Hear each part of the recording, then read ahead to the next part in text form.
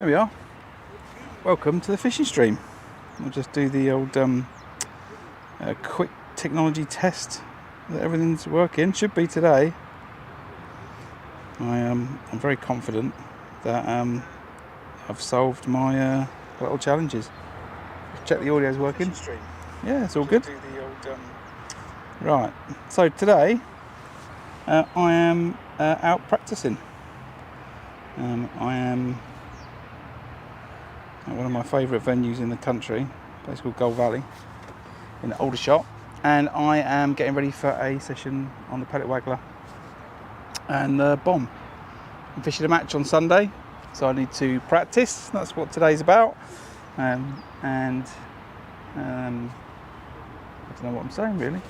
Just want to turn this power supply on, otherwise everything will go wrong earlier than I thought. I should be good for a stream about 5-6 hours, then I think the audio will cut out and everyone will wonder what's going on. So if I look at the time, what is it, 9:30, we should be good to go through to about 3 o'clock this afternoon. Fishing on the Syndicate Lake at Gold Valley. I'm looking to catch carp up in the water and then down on the deck later on. If I just run through stuff pretty quickly, bait today is 8mm pellets, simple as that. I've got two different types in here, not two different types but two different bags of Ringer's 8mm pellets. Some are old, some are new, but that is my pellet of choice for this type of fishing. And then I've got two very simple rigs for the day. I've got a bomb rod, which is a Daiwa tournament. I've had it for a long time now. A simple running bomb to a bead and down to a QM1 size 14 from Guru with a band on it. That's the bomb rig. And then the Pellet Waggler rig is also pretty simple. I've got a float stop set up with a Drennan Shorty crystal float. I like these. To a 3-foot hook length of 019 to a size 12 Pellet Waggler hook from Guru, same again with a pellet band. And I think I'm going to start on the Pellet Waggler. Hopefully I'll catch a few fish today, and hopefully the stream's all going to work and everything should be good. So I've not fed anything at all yet. I'm going to just put that down there.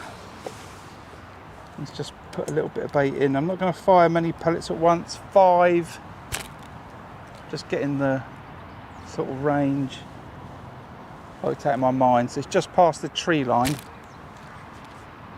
where I'm going to fish today, and then I'm going to go for a very simple feed, cast past, anticipating a bite, reel it in, put it down on the rest, feed again, a little twitch,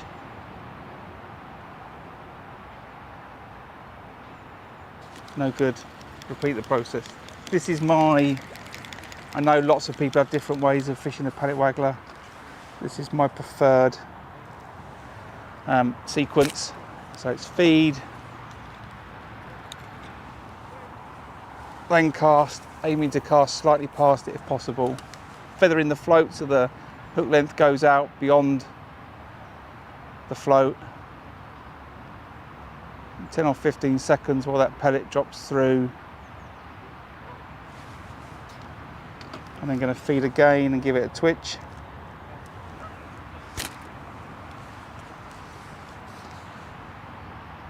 Just bring that bait back up in the water again, let it drop back down again, and then bring it in and get ready to repeat.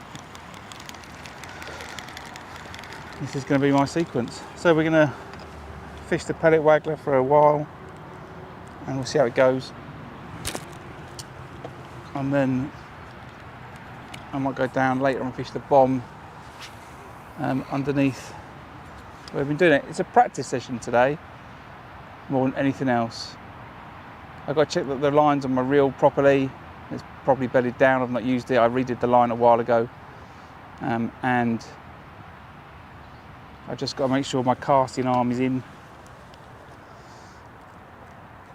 because this can be quite tiring and you need to be accurate with what you're doing. See there, I had a big bow in the line, I shouldn't have that. Things I need to think about. But yeah, this is it for the day. Hopefully the audio and the video is good. So I made a post a couple of days ago, sort of a eureka moment in how to create a more stable internet connection whilst out and about, and I think I've worked it out.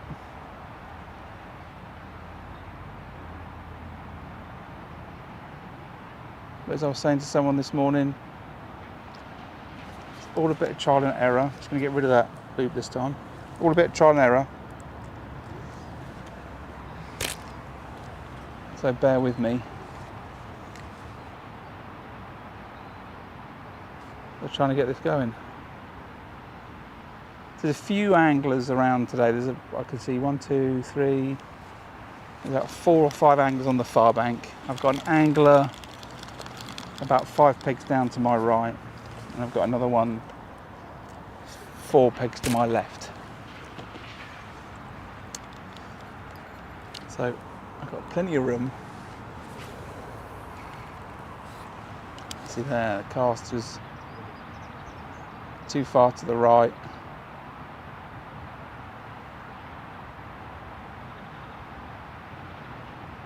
So I'm just going to bring that in. This is sort of accuracy things that I need to improve upon today. If you've got any questions, then let me know. I'll do my best to answer them.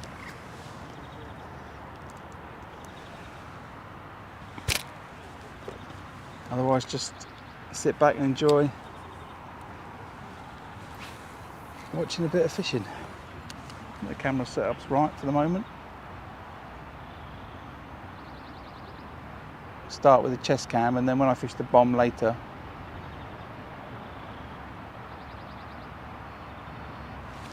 I'll move it down. Just gonna try and get in a rhythm.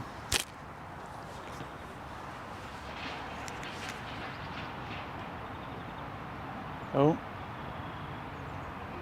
As I wound it in then, I either wound it into a fish or a little bite. The float sort of slightly dragged backwards.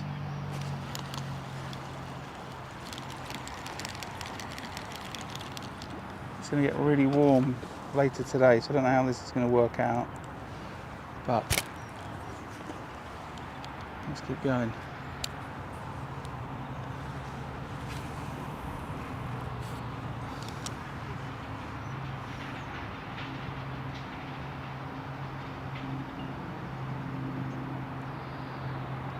I got a selection of wagglers with me today. I might have to change them. Where I was catapulting this bait, or where I am catapulting this bait currently, I can't easily cast past it. And I want to be fishing on the back side of the bait, not the near side. So I'll just keep an eye out. I've got an 8 gram float on currently. I'm fishing with a 8 pound Daiwa ST main line.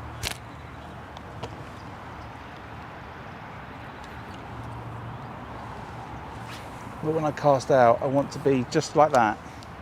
Not that you can see that very easily. But I put my bait in, and then my cast is the other side of my bait, further away from me. And the reason for that is, when I put the second feed in, 2 reasons. One, when I put the second feed in and twitch it, and I've had a fish take it there, see the foul hooked, or it's a proper bite, but there's a fish on.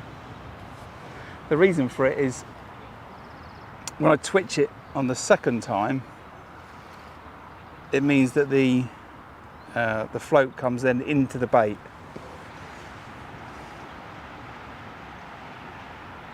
So that's pretty good. How long we've been streaming for? Can't quite see, I'll have to have a look in a minute.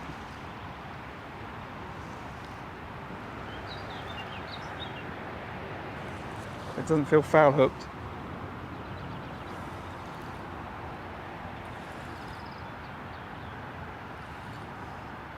Oh, he says, as he pulls out of it. Maybe it was foul hooked. It was just deciding to swim my way.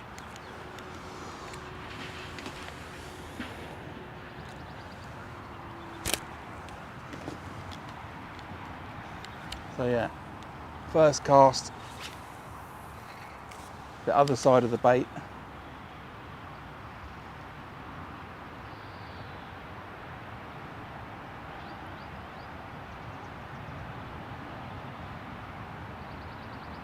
Not waiting too long, 10-15 seconds.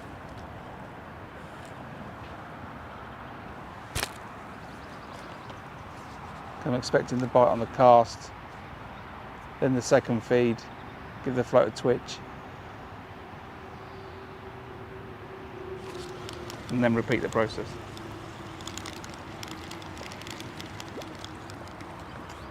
And if you notice, when I put the rod down to do the second feed,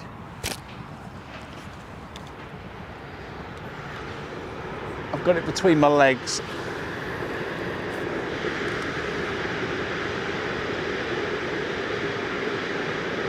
Because it's not entirely uncommon for the fish to grab it.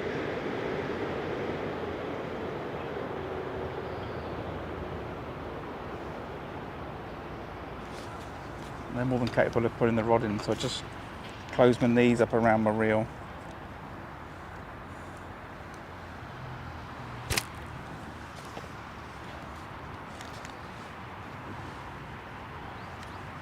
Oh, there again. I think that's fish moving through the peg. It's twice now that's happened. We will carry on with this process. In terms of the technique, or what I'm trying to achieve with what I'm doing, the constant casting of the constant catapulting of the pellets draws the fish's attention.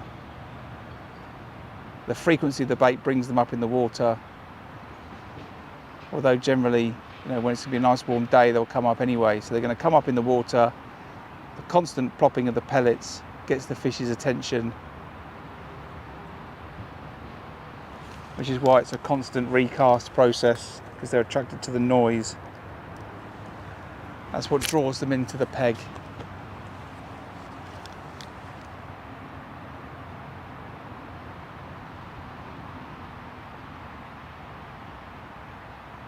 And then they'll hit that bait on the way through. So the bites are generally quite aggressive.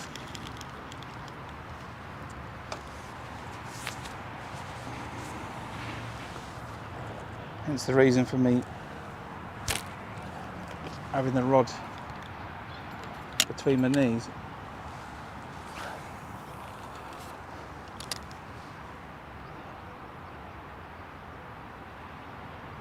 A long time ago, when numbers of carp were first put in these sort of waters, we'd be sitting here with a gallon of maggot, doing something relatively similar, but then the casting was a little bit less, if I remember rightly, and more of my rods would be on the rest, waiting for it to pull the rod round.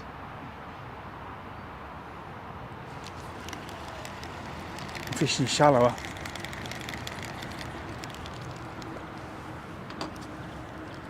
That was a long time ago.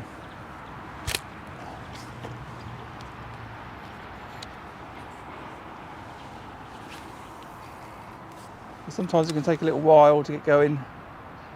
There you see I've put the float right in the middle of the bait, which means when I do twitch it,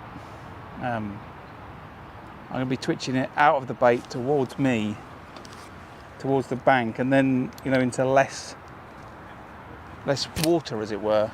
If I fish on the far side, or my float's on the far side, or then to the middle, there's a bite, missed it. Then I'm drawing fish from a wider area.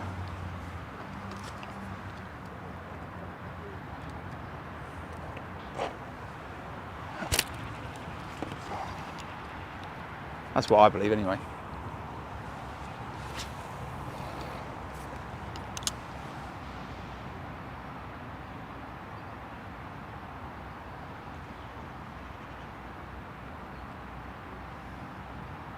Now the wind's got up, I think I might have a little bit of difficulty fish topping in my peg.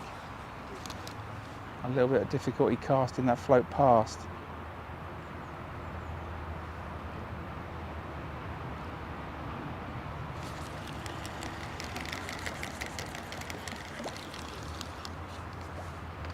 We'll see though.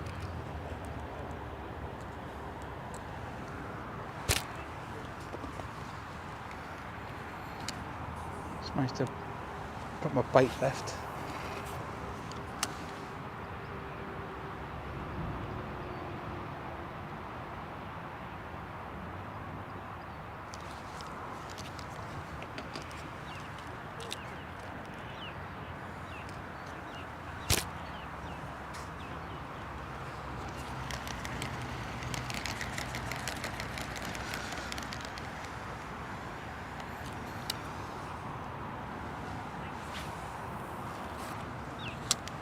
That's fine.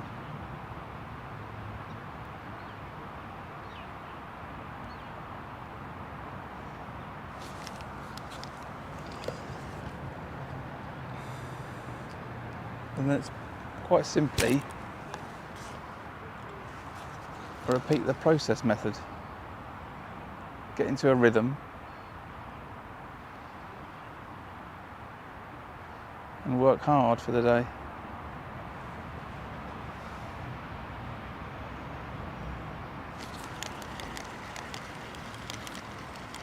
All the time the fish aren't eating those pellets.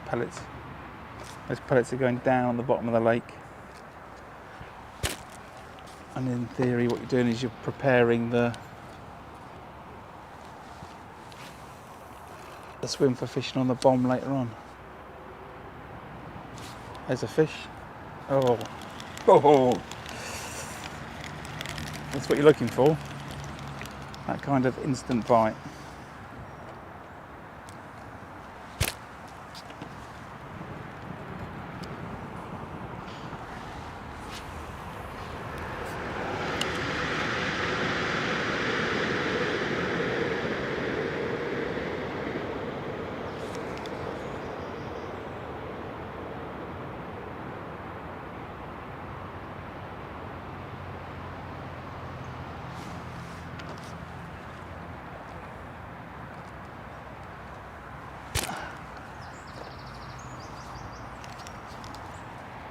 Okay, again there's a bite.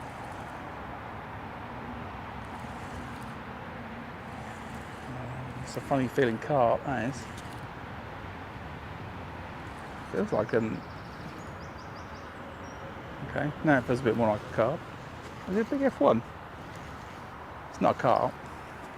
It's a baby carp if it is, little stocky. No, it's a bream. I can't not catch bream currently then.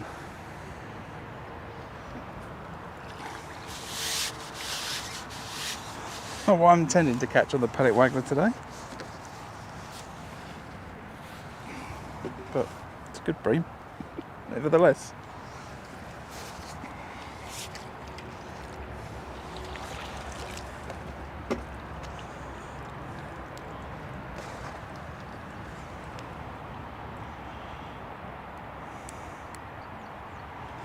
Sometimes that happens, the bream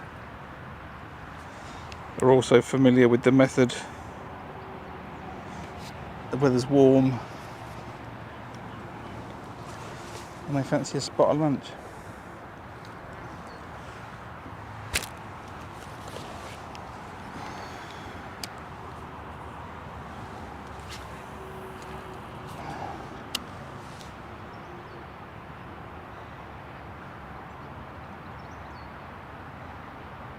There's a plop there as I cast out. I don't know if that was a bird, but now I'm just going to leave it at 10-15 seconds and I'm just going to bring it straight back in to check that my pellet's not come off, which it hasn't.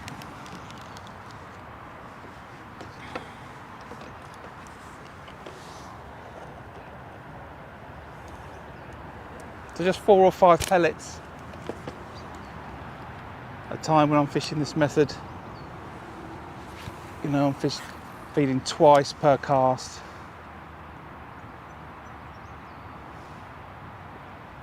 And each rotation of the process, I've not timed it, but cast, there's a bite, there's a bite.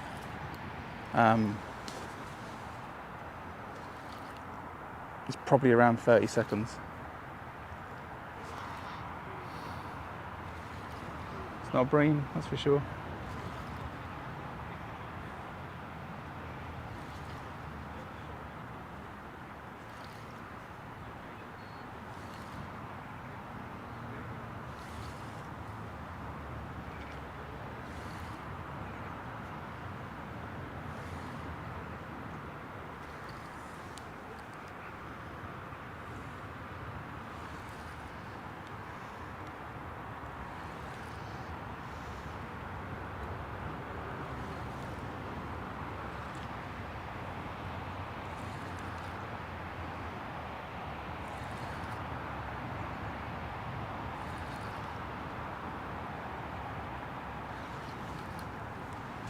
So I wasn't sure about if that was a bream or not then, but it's certainly not.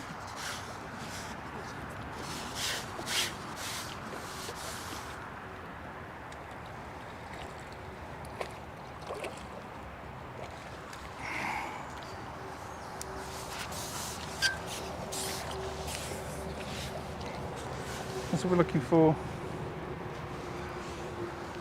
Carp on the Pellet Waggler.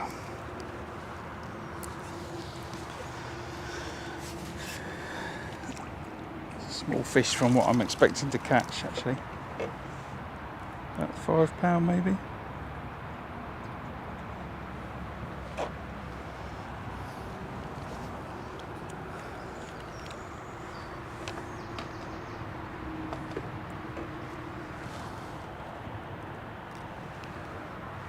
And then repeat the process.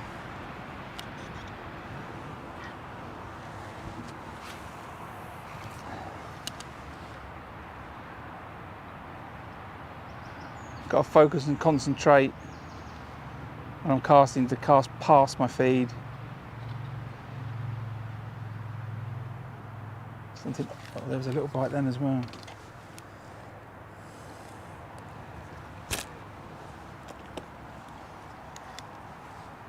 Just give it a little twitch.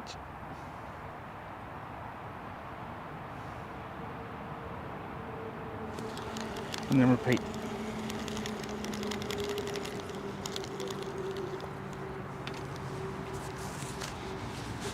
Hopefully that camera's alright. Because it's such an active method.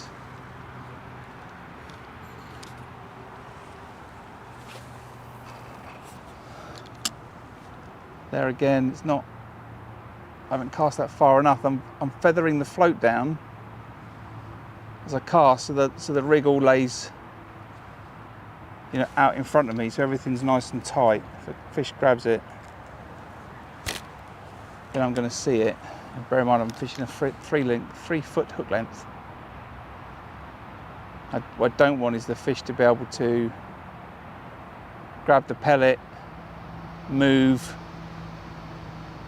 and spit it out without me seeing any sort of indication, and the fish feeling no resistance. This is why I'm come for a practice today. So then when I come back on Sunday, these things are all ironed out.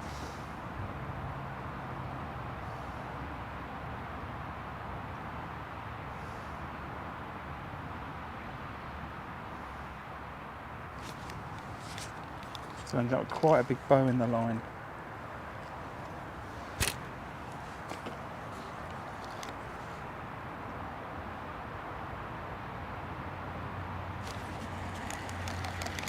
Right, so that's a couple of times now I've had to bite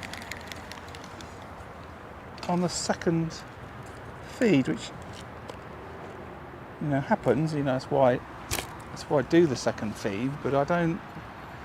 It's happening more than I would expect.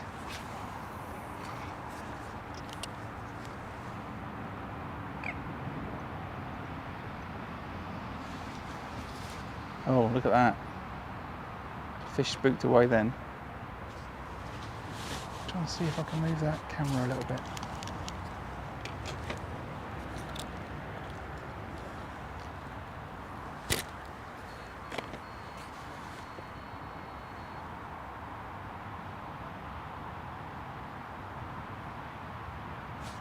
Switch that camera over.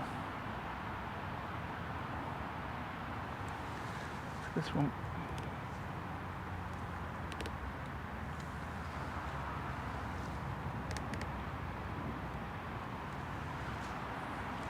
Wonky, isn't it?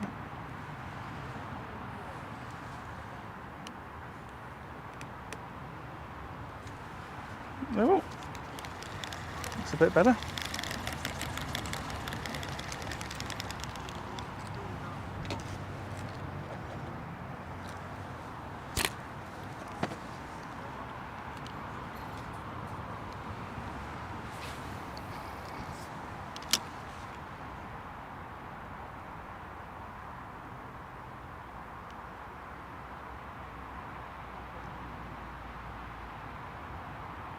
Again, I've cast straight in the middle of that bait,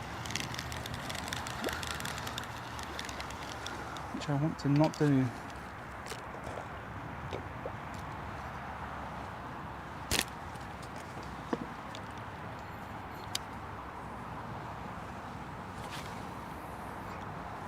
Oh, that's not good at all.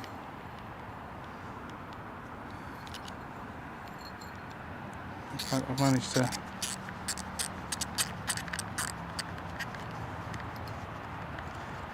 the line caught under the spool, which is not good. One time I'm hoping I don't get a bite.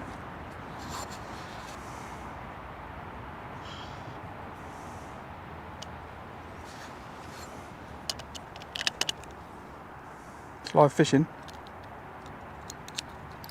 We all make mistakes.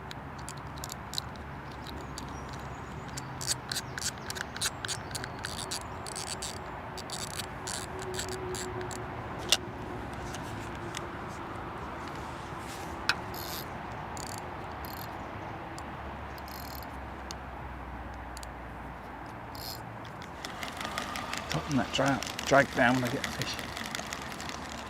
There's certainly fish moving around.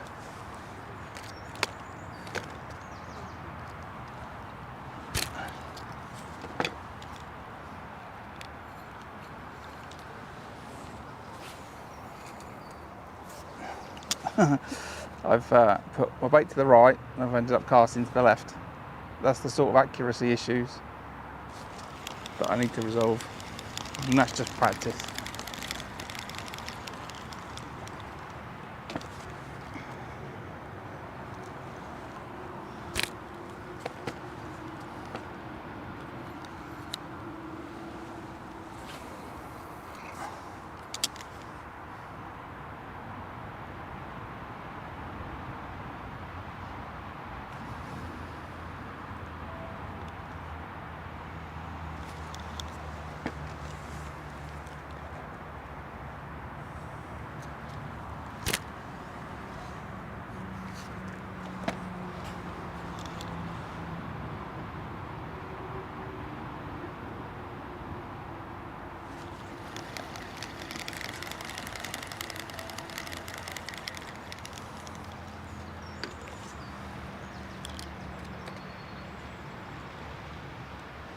I try and remain consistent with the amount of bait I'm firing in.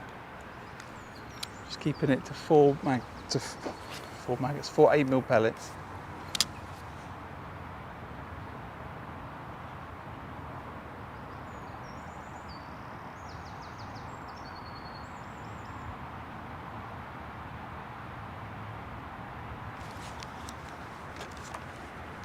Got to cast past. I've got to feather it down, and I've got to try and keep it consistent. If I'm looking at the peg on the far bank, there's a bush either side of it. You know, everything's got to be in that sort of line. Nothing to the left and nothing to the right.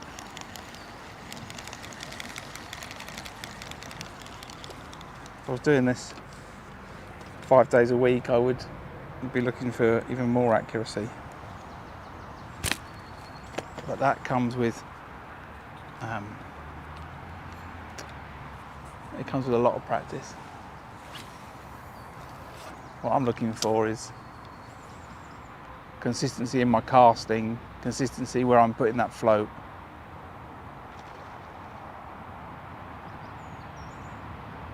And small improvements on this method,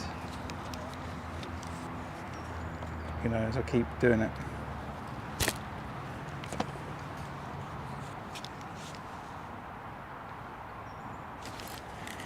A bite then. Again, that's on the twitch.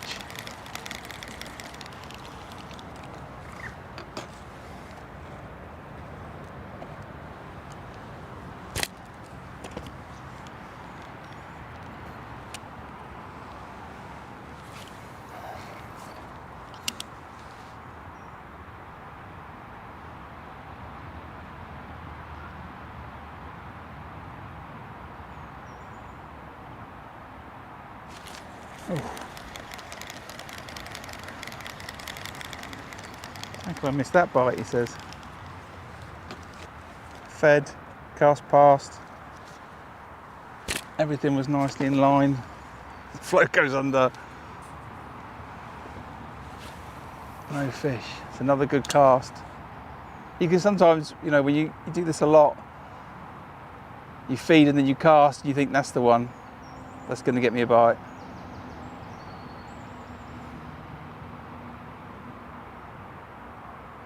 In this instance, not. Maybe if I do it, if I keep saying that every cast, I could probably make an edit, and then I'll get the one where I say it and it actually happens. Twitch.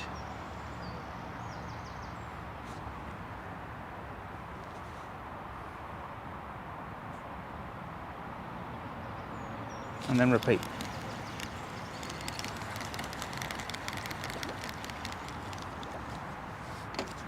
Yeah, I could probably do a nice edit that. 4 pellets.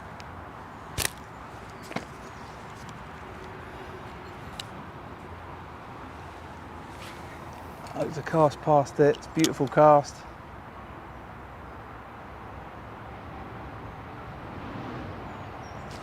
There we go.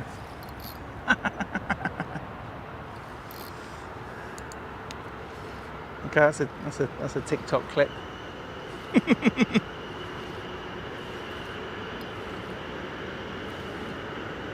And that's what you're looking to do. Joking aside, you're looking to feed, cast just past, and get an instant bite. If there's no bite, you know, 5 to 10 seconds, that's when you're going to feed again. Again, this is coming really quickly. Looks to me, you look like a big F1.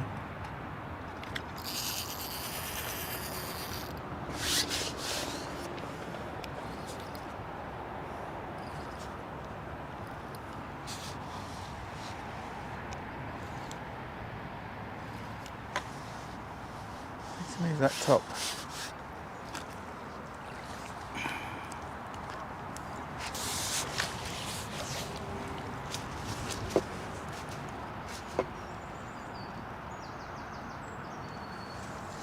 You can see, no, it's not a carp.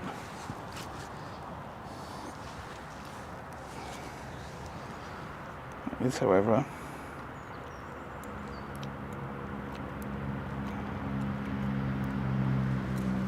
decent F1.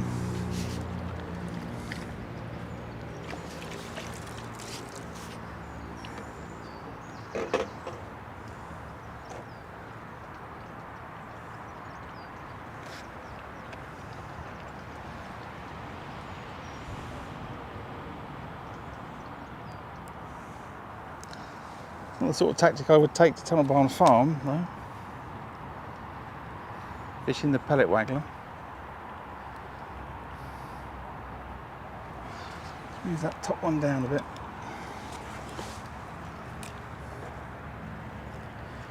So stay consistent, 4 pellets. There's going to be sometimes where my discipline sort of starts to drift. It's all right when I'm fishing the bomb,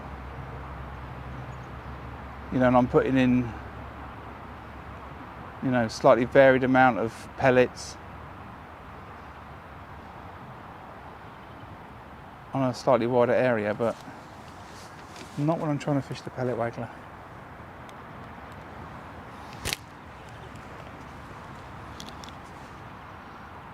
I'm looking to be consistent and accurate.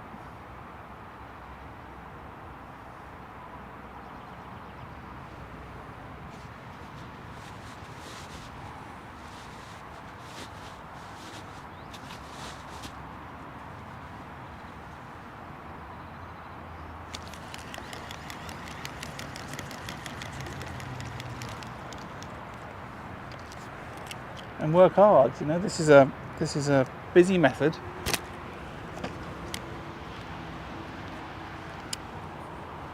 If you don't maintain that noise and that feeding in the peg, the carp will go to someone else.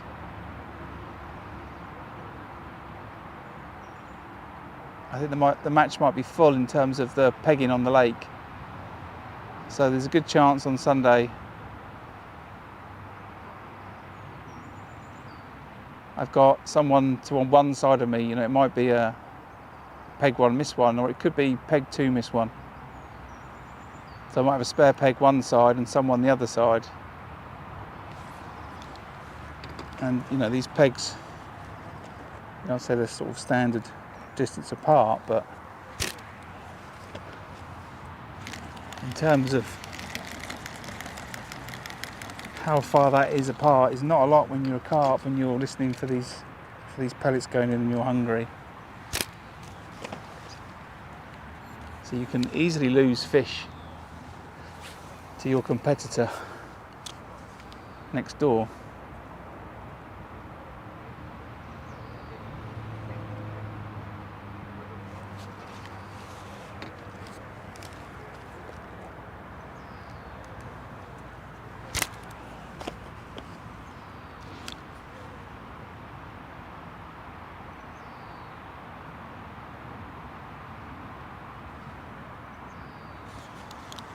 A habit of sitting at just sort of a funny angle.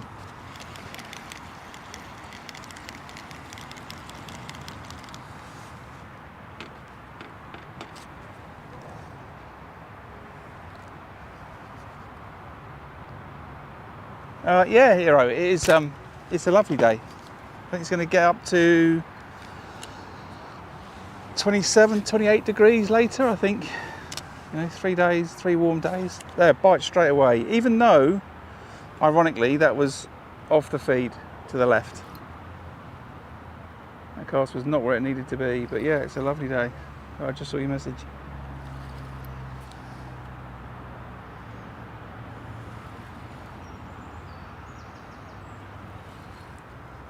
Hopefully the audio and the video is all right. If you let me know, should be good. Should be good. Better.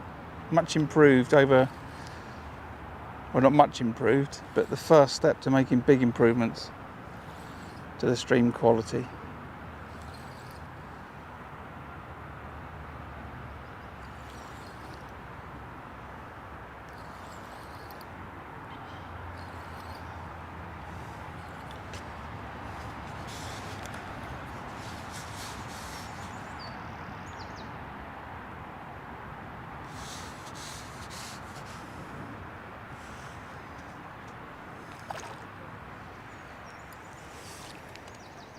Fish we're looking for, that is.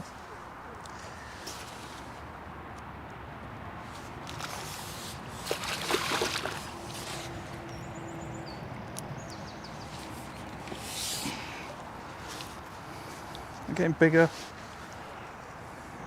So that's about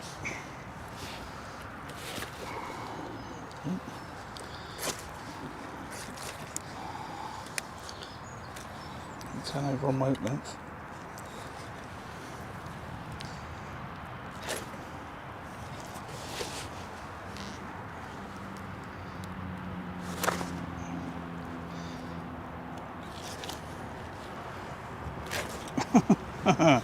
Come on, fish, play the game.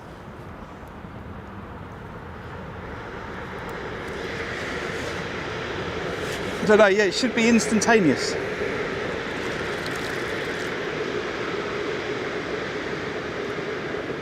Should be instantaneous. Yeah, you need something that could absorb the lunges of the fish. This is a Daiwa match winner rod. I bought this, must be 10 years ago now.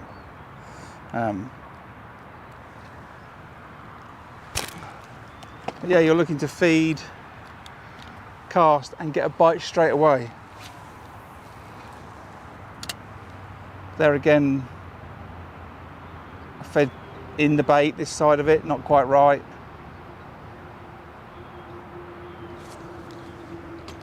But yeah, it's meant to be quick. When you get the fish there, you know, that's how you can build really big weights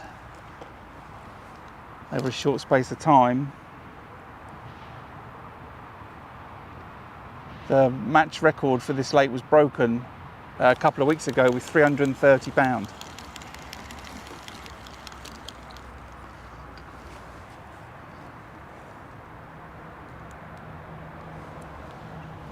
And I haven't spoken to the gentleman that did that, but I suspect, without even asking, that consisted of a good weight of fish on the pellet waggler.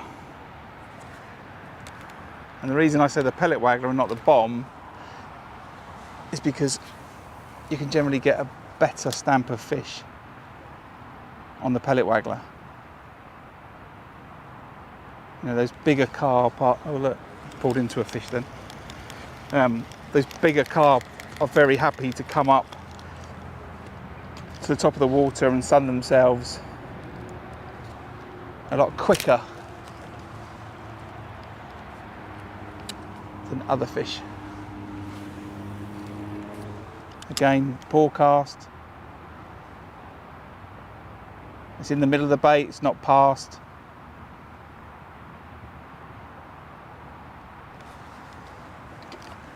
I've got to iron that out.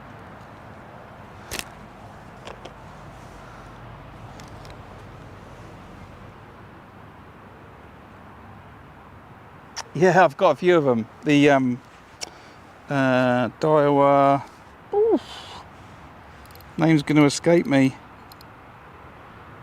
3012A these are, 3000 series. I absolutely love these reels for this sort of work, whether it's method feeder fishing, bomb fishing, waggler fishing. I think these reels are fantastic. They're equally as old. See, that's exactly what I want to do. I've just done it there. I put the 4 pellets, and I've cast my rig past it, I've feathered it down so the pellet goes further. I've not hooked a fish, which is, you know, so it's not quite right. Oh, it's a little bite then, so I'm about to feed. But in terms of what I'm trying to do, that's exactly it. So I can do it with this float. You know, I was thinking about the fish top right next to my float there. I don't think you can see that on camera.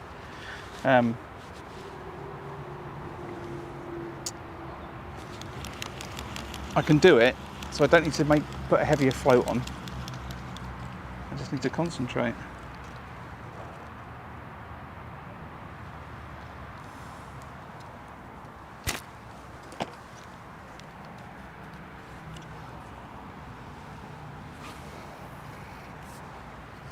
Slightly to the left.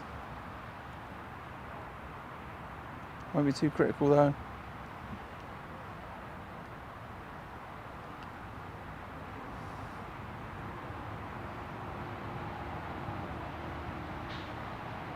That was 15 seconds then before I twitched. Felt like an eternity.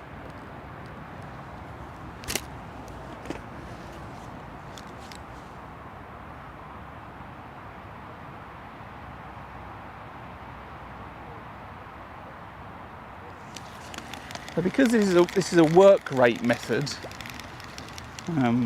in terms of, you know, the fish are attracted to that pellet hitting the water, so how many times is that pellet going to hit the water? I do need to start thinking about just how long do I leave it, right? So that's 1, 2, 3, 4, 5, 6, 7, 8, 9, 10, 11, 12, 13, 14, 15 seconds. 15 seconds is definitely, well, a lot longer than I've been doing it. It doesn't feel right.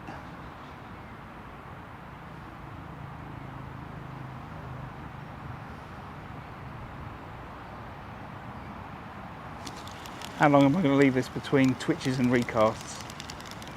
That's one of the things I need to think about today. I think it's more like 5 seconds. So feed, cast, not far enough. 1, 2, 3, 4, 5. Rod down. Oh, fish on. Oh no, no fish on. 5 seconds before I put the rod down. Let's try that again. Feed, cast. 1, 2, 3, 4, 5. Too quick. 6, 7, 8. Now rod down. That felt better at 8 seconds. Second feed, got a bite then, or a liner.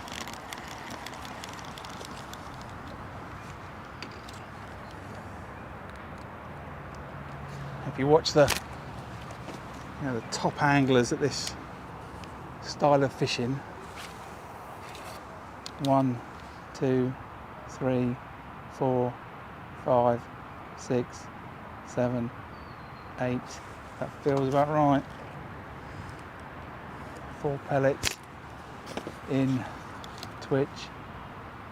1, 2, 3, 4, 5, 6. Repeat. It may be that sort of routine. I'm just going to practice that for a minute.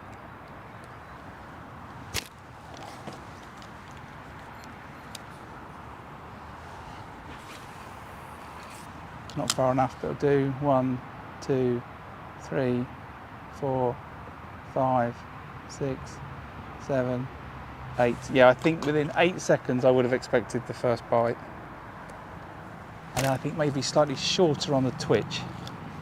1, 2, 3, 4, 5, 6. Oh, it's bobbing around. I think that's maybe fish just swimming into the line. Maybe bites, sorry. Let's try again. This is what practicing is all about, you know.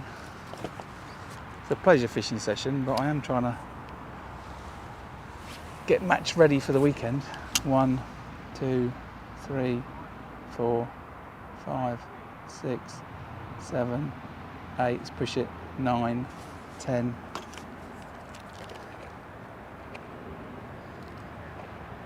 Took too long to feed. Twitch.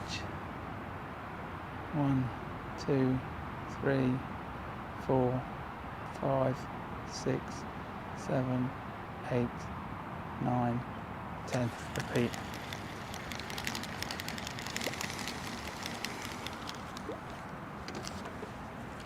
So what's letting me down? The speed of feeding. Let's move the bait a bit closer, which might help with that.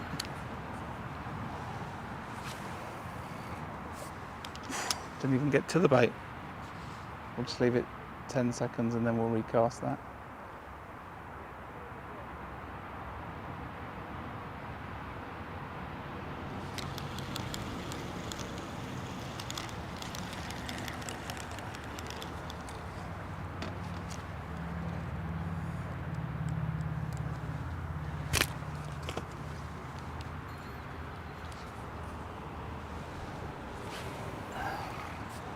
One, 2, 3, 4, 5, 6, 7, 8, bite. Okay.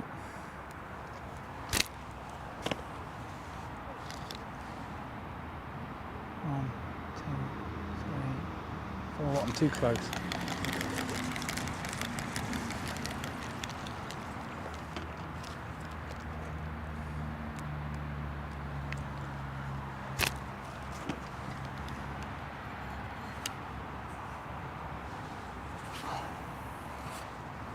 1, 2, 3, 4, 5, 6, 7, 8, 9, 10. Take up the slack, little twitch.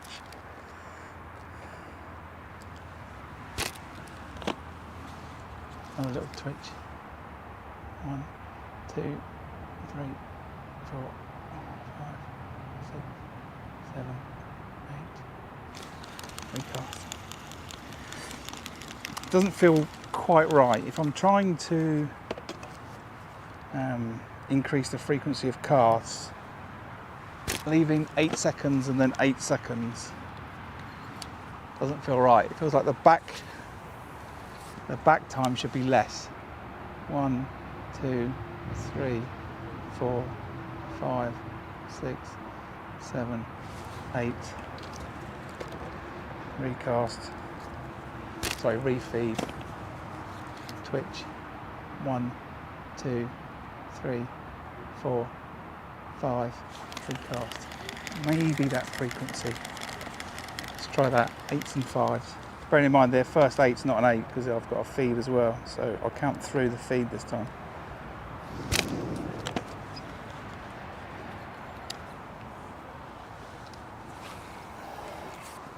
One, 2, 3, 4, 5, 6, 7, 8, no bite, 9, 10, 11, 12, 13, 14, 15, twitch. 1, 2, 3, 4, 5, 6, 7, 8, 9, 10. Repeat. Maybe that's what it actually turns out like. 8, 15, 10, redo. So cast.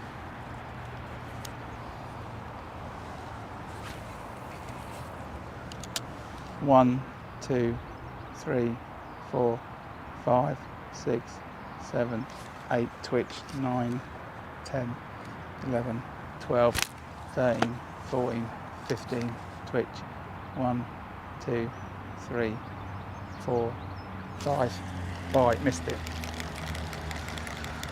Ooh, welcome to the fishing stream counting session. This is what it is today. Okay, let's go again. Feed. 1, 2, 3, fish in front of me. 4, 5, 7, 8, 9, 10, 11, 12, 13, 14, 15. So I've got a fish swimming in front of me, and I'm going to, it's gone down now, I was going to just cast and try and mug that fish then. Okay, let's go again. Feed, it's a bit wonky to the left. 1, 2, 3, 4, 5, 6, 7, 8, down, 9, 10, 11, 12, 13, 14, 15, twitch, 1, 2, 3, 4, 5, 6, 7, 8, repeat. Yeah, you're the one that swam past. Yeah, I've got to try and mug it. I've done well on that, actually, doing that in a match before with a big pellet waggler. Okay, so I think I'm doing feed, cast, 8 seconds, go to refeed. That takes 7 seconds to get me to 15. Then wait another 10 and then retrieve. So it's 15 first cast, 10 seconds after the twitch. think that's maybe a good rhythm to aim for. 1, 2, 3, 4, 5, 6, 7, 8, 9, 10, 11, 12, 13, 14, 15, 16, 17, 18, 19, 20, 21, 22, 23, 24, 25, repeat. I've bumped a fish as I've started to reel it in.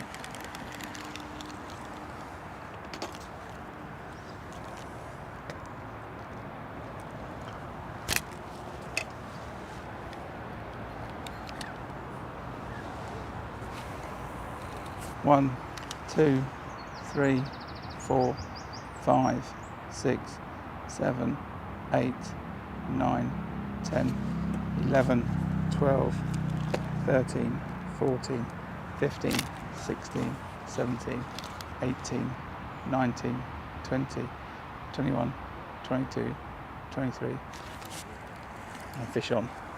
I think my counting's a bit off. I'm counting a bit too quick. But I think it's something like that.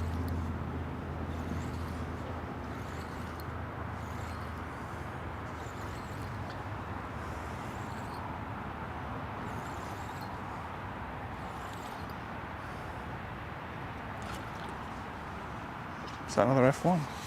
Might explain while I'm getting some of these, you know, bites, but not, you know, what I'd expect carp bites. I've got to be ready for this. It's another F1, sure.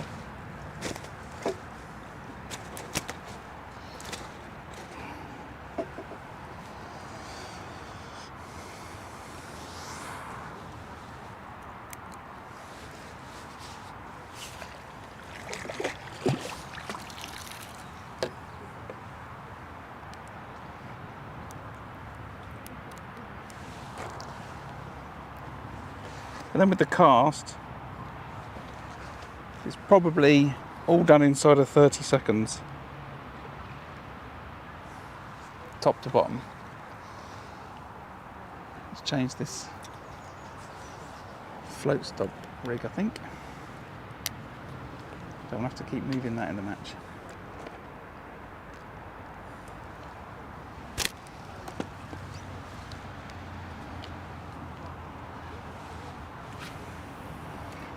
One, 2, 3, 4, 5, 6, 7, 8, 9, 10, 11, 12, 13, 14, 15, 16, 17, 18, 19, 20, 21, 22, 23, 24, 25. Now I had a little indication.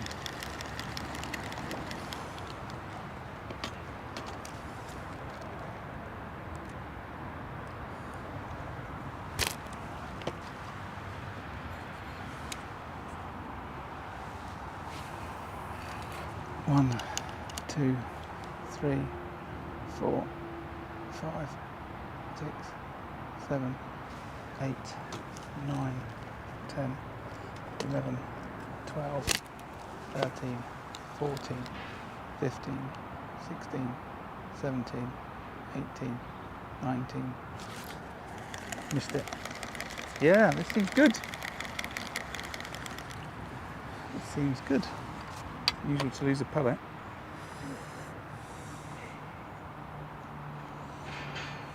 You can watch a lot of videos and people talk about work rate and, you know, maintaining a high level of work when you're fishing the pellet waggler, and if you're not catching, don't worry, keep going, it's important, you're feeding your bomb line. It's all so true in terms of what's the right sequence. So it's the same, you know, as if you're fishing for F1s and you're spinning your rig, you know, 1, 2, 3, fish. Okay, 3 seconds. Maybe it was 2 seconds.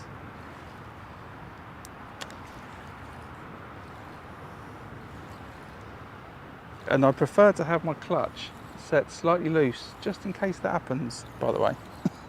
And then I can tighten it up on the as I'm bringing the fish back in, because they can hit it at such a ferocious rate.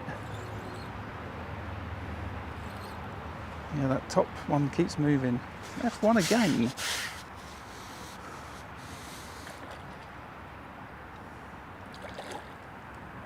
Look at that. A little tiny F1 caused all that fuss.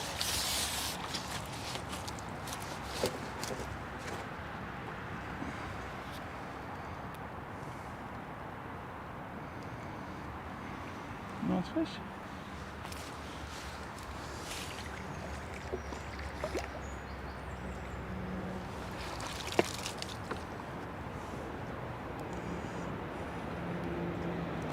Another TikTok clip.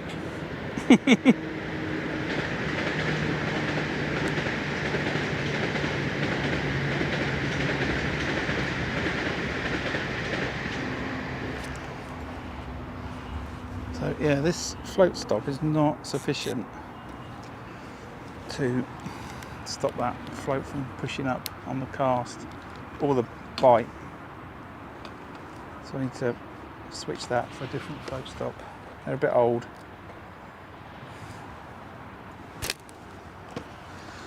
Not quite tight enough.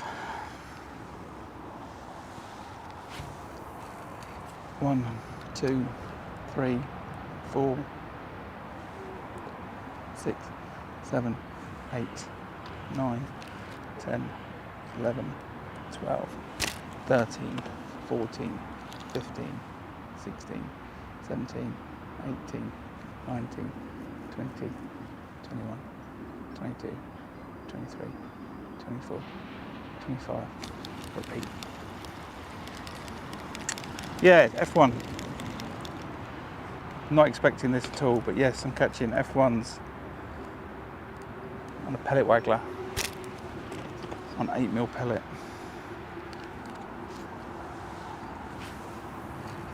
One, 2, 3, 4, 5, 6, 7, 8, 9, 10, 11, 12, 13, 14, 15, 16, 17, 18, 19, 20, 21, 22, 23, 24, 25.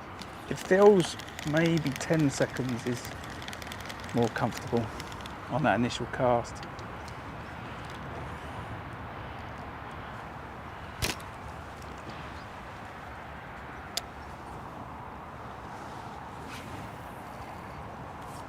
One, 2, 3, 4, 5, 6, 7, 8. Yeah, see, that was a bite on 8. But I don't, you know, I think they're F1s. I don't think they're Carp. I think that's 019. 019 reflow power to a Guru size 12 pellet waggler hook. I think 1, 2, 3 seconds. So if I get a bite straight away, it's within a couple of seconds. So where I'm saying 10 seems better, I'm not sure. And that's a Carp, that's not an F1. I'm not sure that is right, you know. That 10 seconds is enough for that bait to go down, and I think that's where I'm getting the bites on, like 8 and 10 seconds. So if it's a pellet waggler bite, as I would call it, you know, straight on the land of the float, that bite's within 3 seconds. If I get a bite at 8 seconds, that's probably because the rig's extended itself down. You know, it's a 3-foot hook length.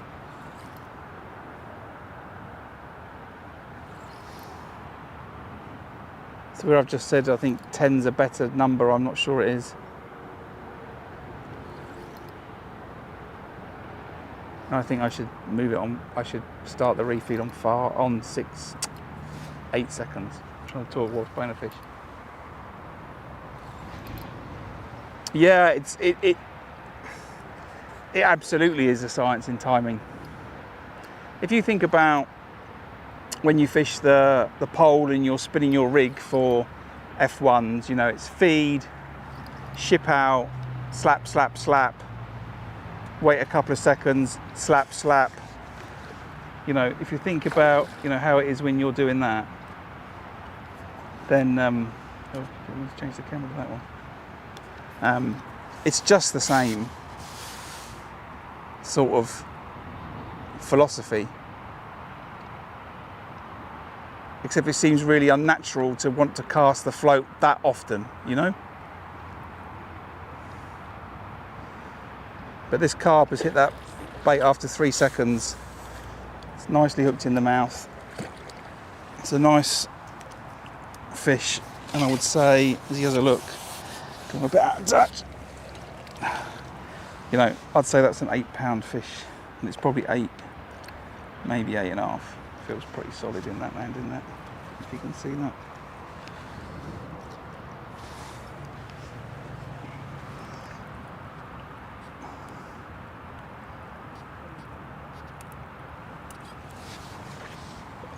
Yeah.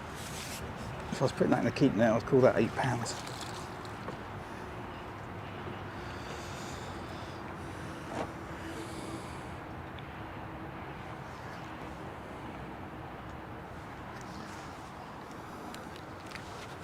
Yeah, it's all about the timing. And I think that's the thing with why it's nice to watch someone fishing live in this sort of way, because, you know, you're seeing it, you know. There's no edits here. 1, 2, 3, 4, 5, 6. See there, 6 seconds. Oh, I've pulled out of it.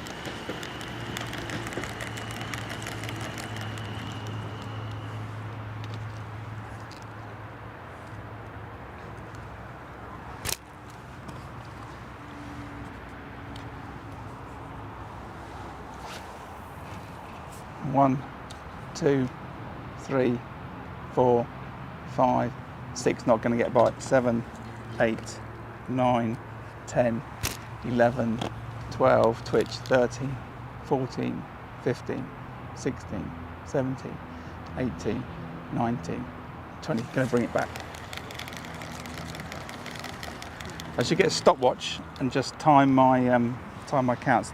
I also need to do something better with this landing net because it's not quite in the right place. I would normally have it across, but because I've got a double side tray going on, I've got it through down the side of my box.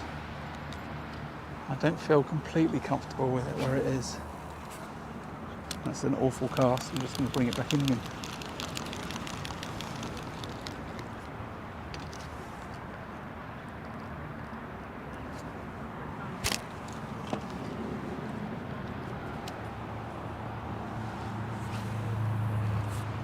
One, 2, 3, 4, 5, 6, 7, 8, 9, 10, 11, 12, 13, 14, 15, 16, 17, 18, 19, 20, 21, 22, 23. Feels like ages. 24, 25. Felt like ages. I think I was good on the feed. Didn't take very long after that 8-second pause. After the 8 seconds. Got to get better at picking up 4 pellets. Now I've got to watch out for Mrs. Duck who's rocked up in the peg. 1, 2, 3, 4, 5, 6, 7, 8. Down. 9, 10, 11, 12, 13, 14, twitch, 15, 16, 17, 18, 19, 20, 21, 22. So I think it's 22 to 25 seconds, depending on how efficiently I grab the next 4 pellets for the second feed.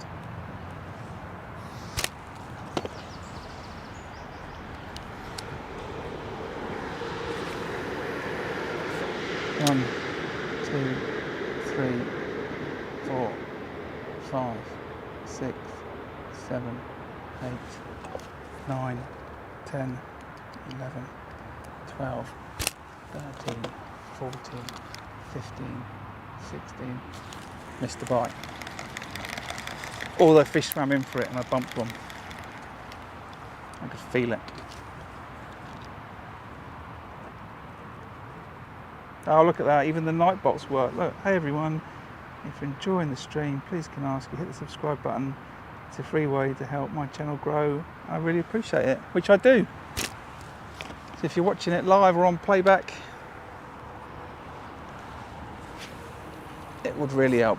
1, 2, 3, 4, 5, 6, 7, 8, down, 9, 10, 11, 12, 13. Float's gone. That's not what I want.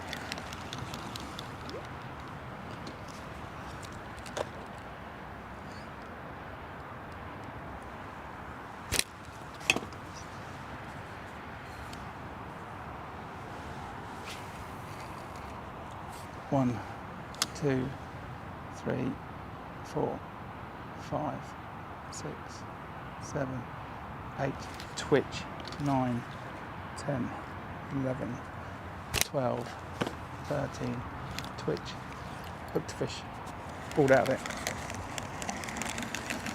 So I need to twitch it on that 8 seconds just to tighten up that slack a little bit.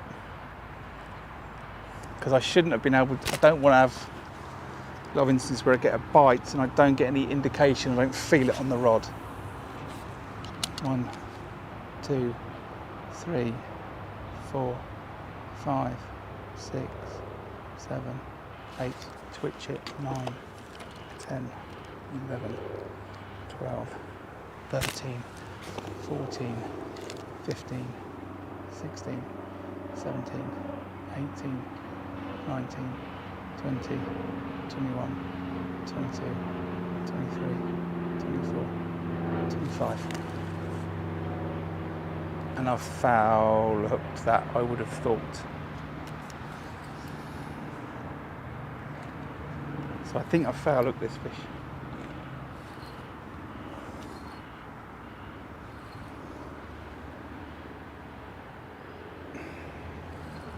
But let's see. I say that because I started to retrieve and then I can feel it.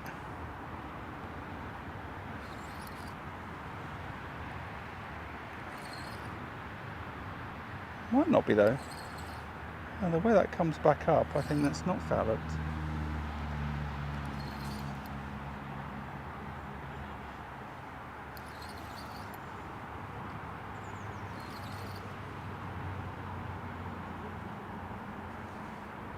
No, it doesn't feel foul hooked at all.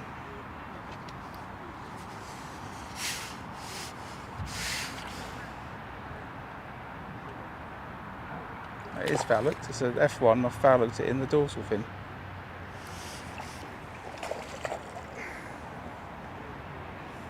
I think that's a pretty good hook hold.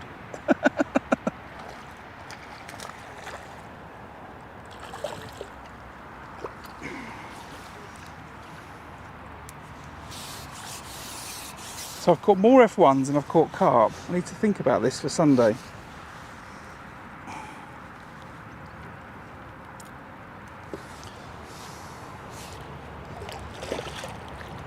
When I say think about it, does that mean I want to put a 6mm pellet on? I don't think I do. I don't. You know, I want to catch carp, and I want to. Probably the right thing is to fish an 8mm pellet for that. I don't want to catch F1s. It's not what I'm doing this for.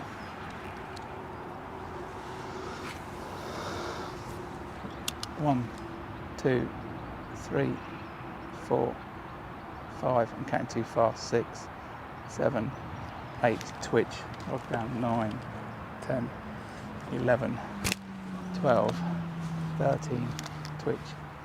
15, 16, 17, 18, 19, 20, recast.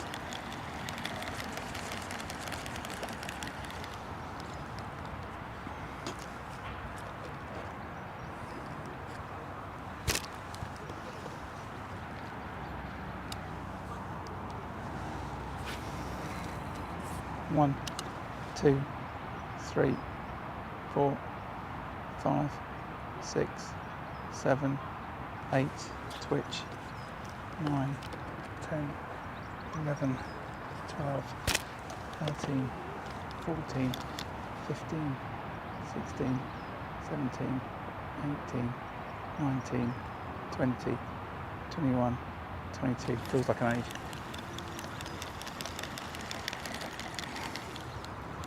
Yeah, there's more F1s in this lake than I'm aware of, clearly. That's what happens when you don't fish it for a while.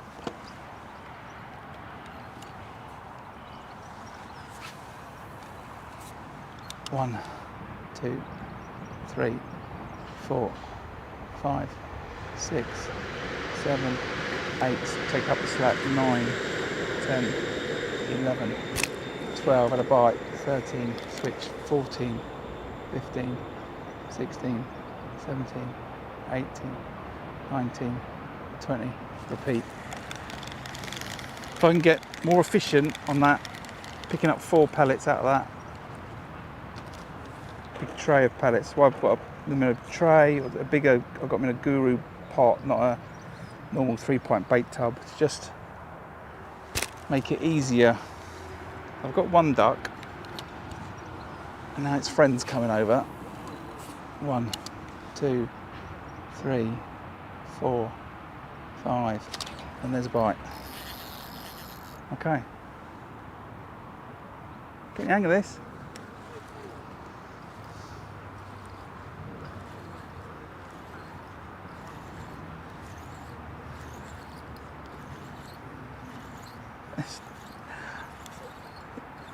It cannot be a carp.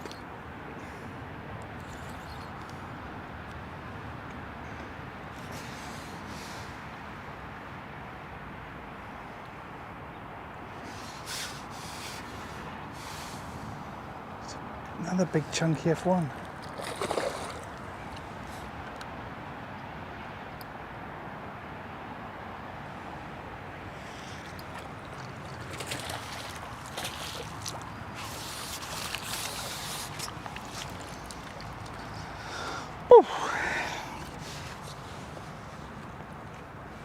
He's a good fish though, look.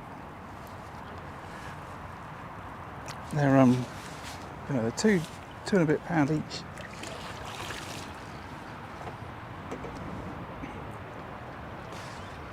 I'll give himself for those. Explains why I've had a few little bites. I'm going to have one more fish and then I'm going to change these float stops to a different type. I'll remake this rig because I'm doing that too often, that float.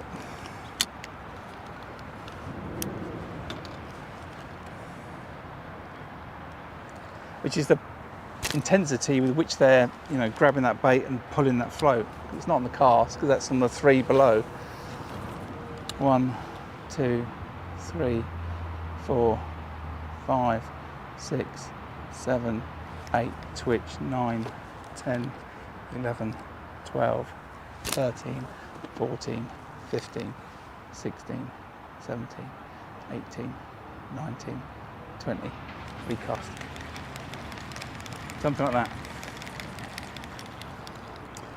As I get more efficient, maybe a little bit quicker, but I think I'll probably keep it at that anyway.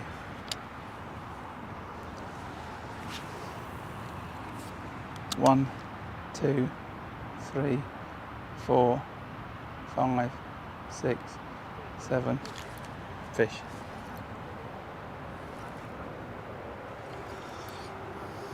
Okay, this is the sequence.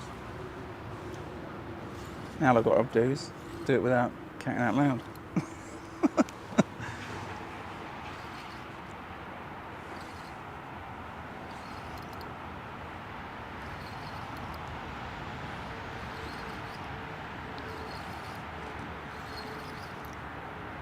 Maybe there was a lot of F1s in that 330 pound weight. Well, I will have to ask Ashley if he's fishing this Sunday.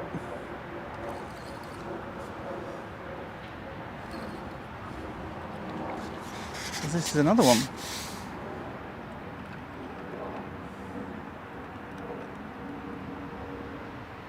It's a very fat F1.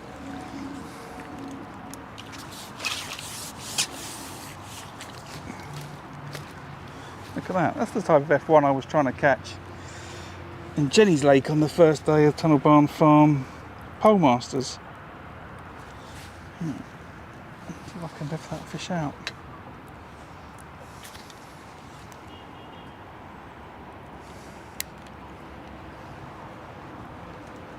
Over there.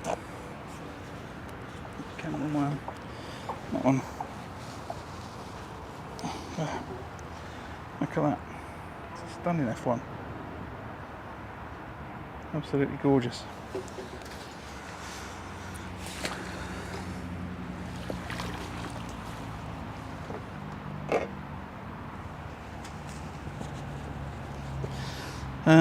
Right, I'm going to have to remake that rig.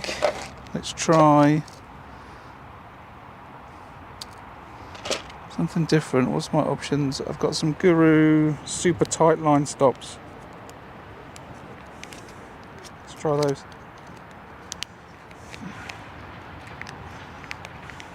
I like the fact that they're marketed as super tight line stops instead of completely useless line stops.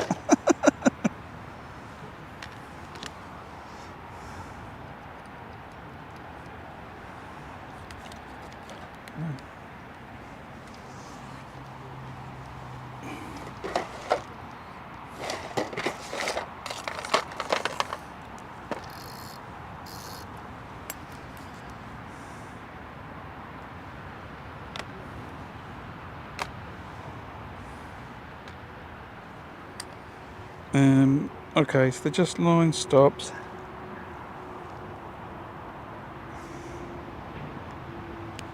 Okay. How tight is that? Okay, tightish.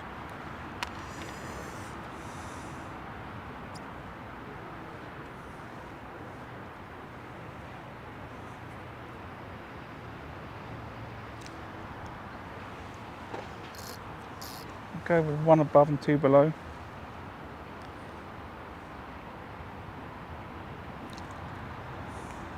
I say that. I don't really need two below because I fish it straight against the loop.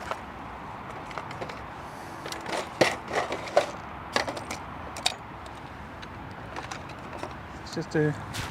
Ooh.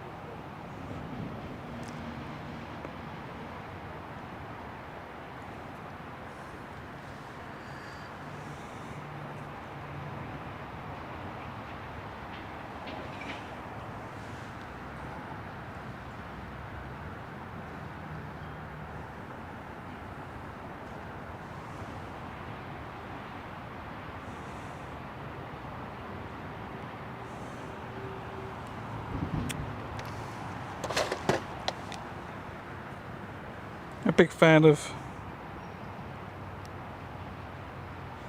durability when I'm fishing like this. That's why I'm fishing 8-pound main line.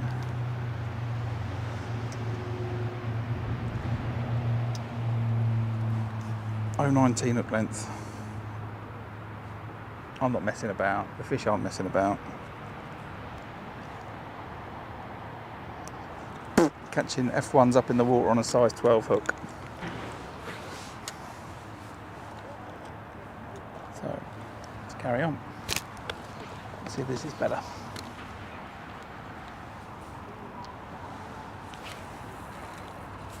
1, 2 spooks of fish, 3, 4, 5, 6, 7, 8 twitch, 9, 10, 11, 12, 13, 14 twitch, 15, 16, 17, 18, 19, 20. It's not quite as tidy as it could be. I want to cast a little bit further forward. Twitch should bring it into the bait. It's bringing it this side of the bait, I think. It's not bad though.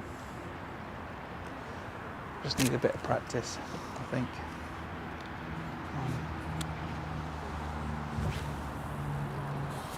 1, 2, 3, 4, 5, 6, 7, 8 twitch, 9, 10, 11, 12, 13, 14, 15, 16. Seems well out of the area.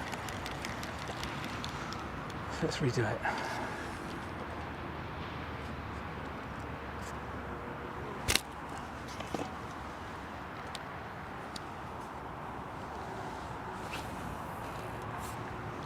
One, 2, 3, 4, 5, 6, 7, 8, 9, 10, 11, 12, 13, 14, 15, 16, 17, 18, leaving at 19, got a bite, 20, 21, 22.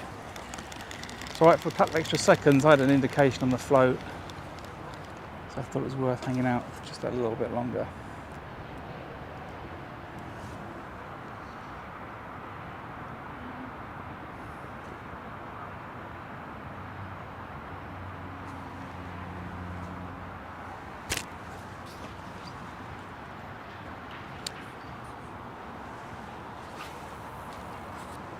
One, 2, 3, 4, 5, 6, 7, 8 twitch, 9, 10, 11, 12, 13, 14, 15, 16, 17, 18, 19, 20, maybe longer, 21, 22, 23, 24, 25, 26, 27, longer, 28, 29, 30, 31, 32, nothing. Just leaving it to sea. Sometimes the fish can sit down lower, the wind's just got up a little bit, just having a quick look.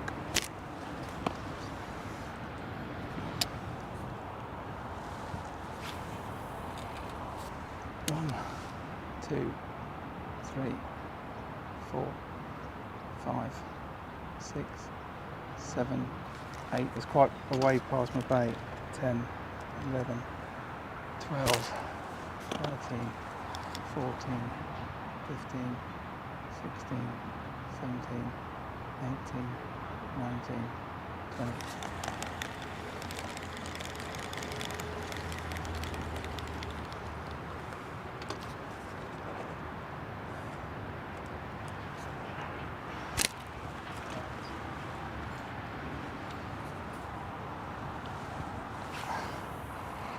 One, 2, 3, 4, 5, 6, 7, 8, 9, 10, 11, 12, 14, 15, 16, 17, 18, 19, 20, 21, left it, 22, bite. Had a bite on 20 and then left it and had a bite on 22 and pulled out of it.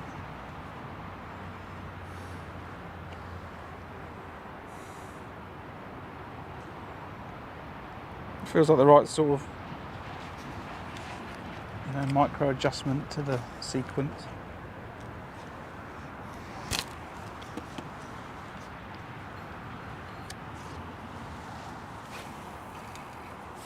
One, two, straight away. Fish on 2 seconds. Not even 2. I think that was a bit quick for 2. Interesting there, I think I'm just sort of firing that bait a little bit closer because I'm consistently putting that float past it. And again, I think it's another F1. It's not a carp, that's for sure, he says. Some 20-pound lump suddenly comes up from the depth. There's a carp. Yeah, there's a carp. Little mirror. Little stocky mirror. Ooh, hello. Hello. Not on my laptop, please, fish.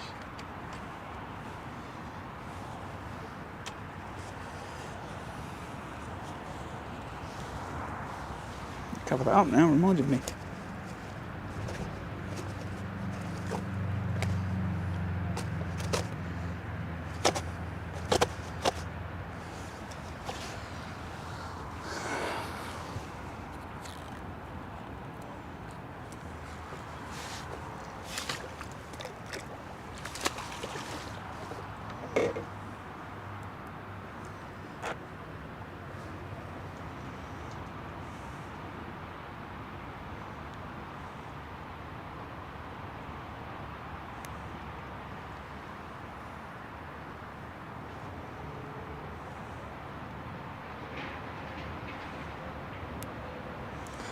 I'm very happy that I got my sequence worked out. It's the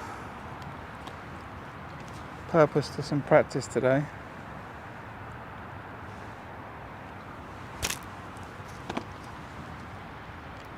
Try and be consistent and get in a good rhythm.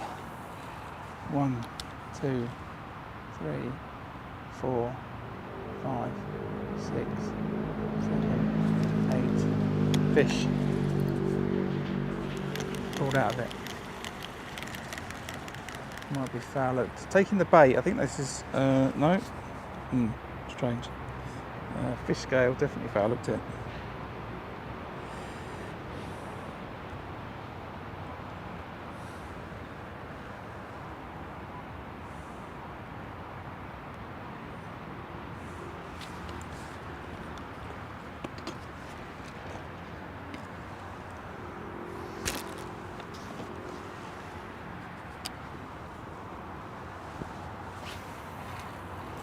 One, 2, 3, 4, 5, 6, 7, 8, twitch it, 9, 10, 11, 12, 13, 14, 15, 16, 17, 18, 19, 20, big cast.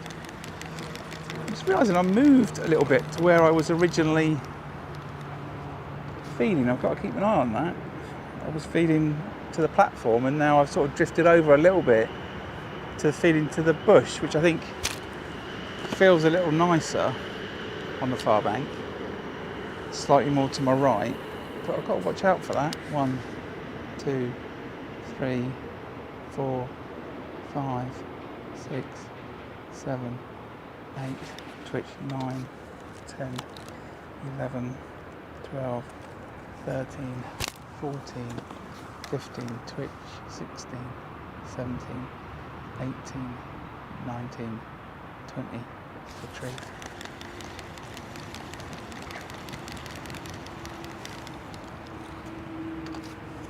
I think my counting's still a little bit too quick.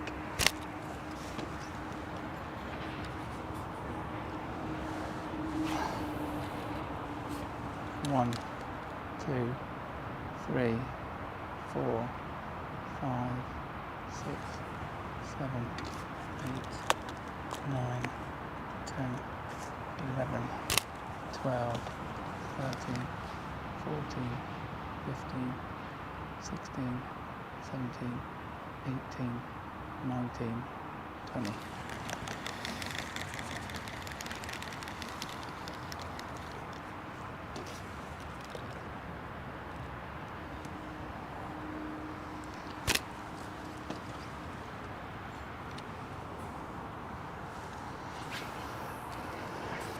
1, 2, 3, 4, 5, 6, 7, 8, 9, 10, 11, 12, 13, 14, 15, 16, 17, 18, 19, had a bite, 20, leave it at 21, 22, twitch, 23, 24, 25, 26, sucking it off.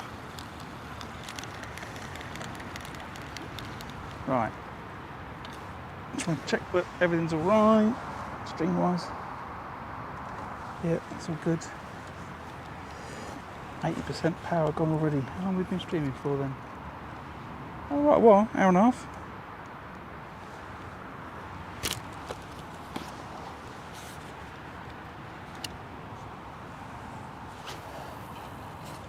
One, 2, 3, 4, 5, 6, 7, 7 and a bite. I wonder. Hour and a half and there's no one here. And I've had some fish, but not a lot of fish. And I've had a few F1s and not enough carp.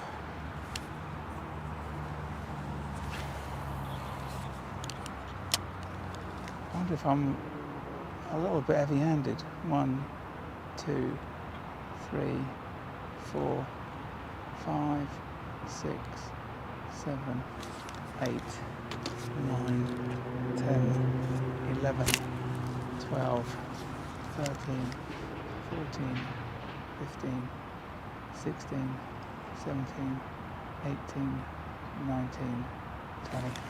I wonder if I'm a bit heavy-handed. Maybe, I need to think about, is the float making a bit too much of a splash? Is it a bit too heavy? I know people are talking a lot about the new Daiwa balsa floats. That's just gone in like a rocket. That drilling crystal. 1, 2, 3, 4, 5, 6, 7, 8, twitch, 9, 10, 11, 12, 13, 14, where's the float? 15, fish on, 16. I like that. 13, 14, where's the float? Fish on.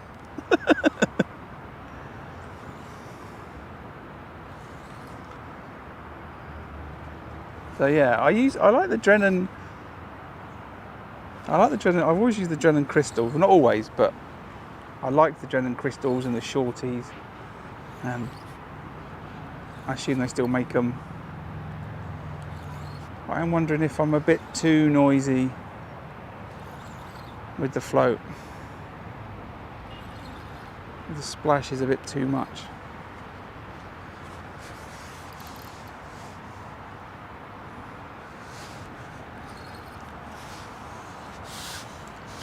Another foul at F1. Interesting.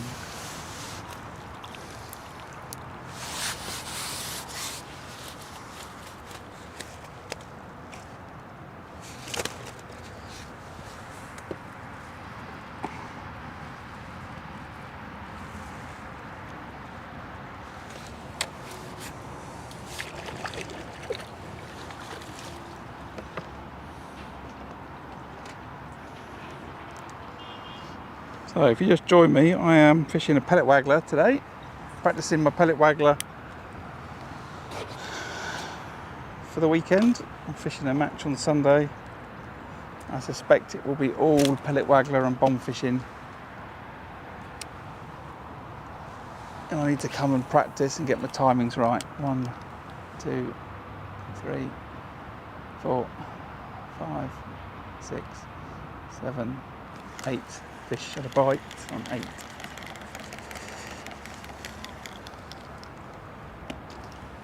So I'm on a bit of a practice. Catching a few fish, got a few carp, more F1s. Which makes me wonder what the big weights have been made up of. 1, 2, 3, 4, 5, 6, 7, 8, twitch 9, 10, 11, 12, 13, 14, twitch 15, 16, 17, 18, 19, 20, repeat.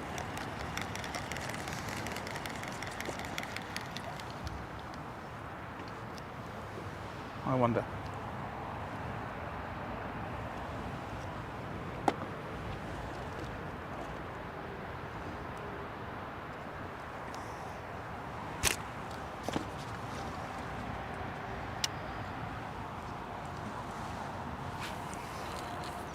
One, 2, 3, 4, 5, 6, 7, 8, twitch 9, 10, 11, 12, 13, 14, twitch 16, 17, 18, 19, 20, and a fish and a bite. So I think that's F1s sitting in the peg. More than I've got carp. Well, what do I think's going on? I've got a load of F1s sitting in the peg. That's a fact. 1, 2, 3, 4, 5, 6, 7, 8, 9, 10, 11, 12, 13, 14, 15, 16. Bite, missed it. So I've got a load of F1s sitting in the peg. I'm catching some shallow. I'm catching some when that bait's getting down the 3 foot, which is the length of the hook length. I've had some carp, one good carp, that's all in an hour and a half, which is not a lot considering there's not a lot of people here.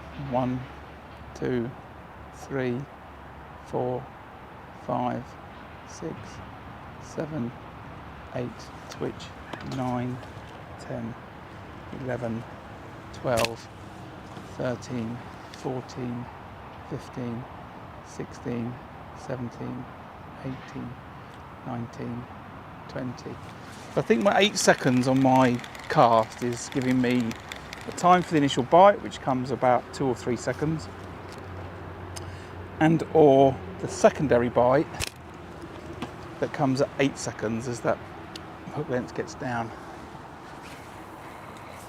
It's not far enough for casts. 1, 2.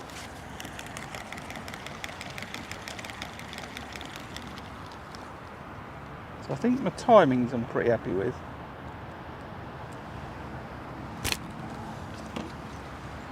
I've now got to go back to fixing my accuracy. Oh no, no, no, no, no. I'll leave that. 1, 2, 3, 4, 5. Bring that in. And I've got to fix my accuracy. It's not good enough.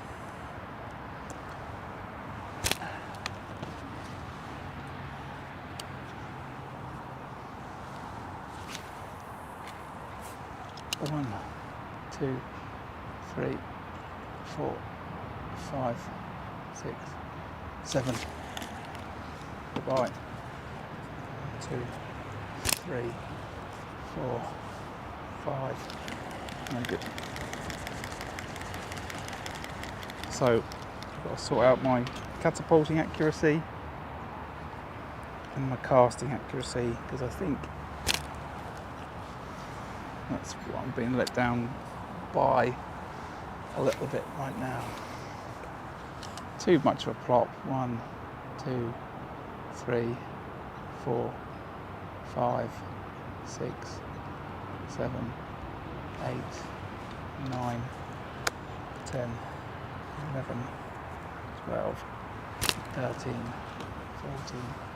15, 16, 17, 18, 19, 20.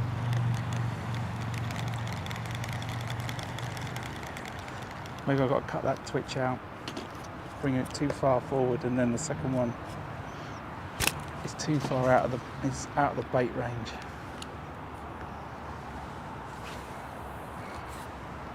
One, 2, 3, 4, 5, 6, 7, 8, 9, 10, 11, 12, 13, 14, 15, 16, 17, 18, 19, 20. I'm just going to try a heavier waggler for a minute. So what's this? This is an 8 gram, I think. What's this? 6. So have a look in the old box of delights. So we've got 6, 8.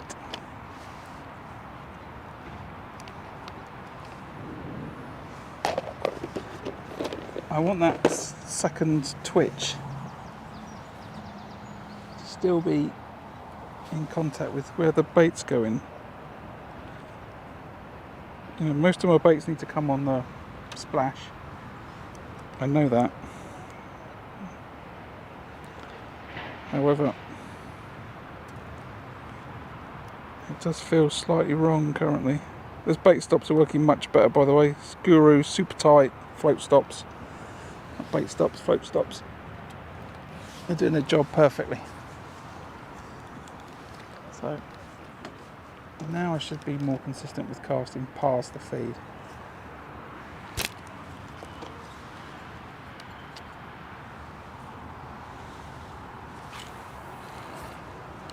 One, 2, 3, 4, 5, 6, 7, 8, 9, 10, 11, 12, 13, 14, 15, 16, 17, 18, 19, 20.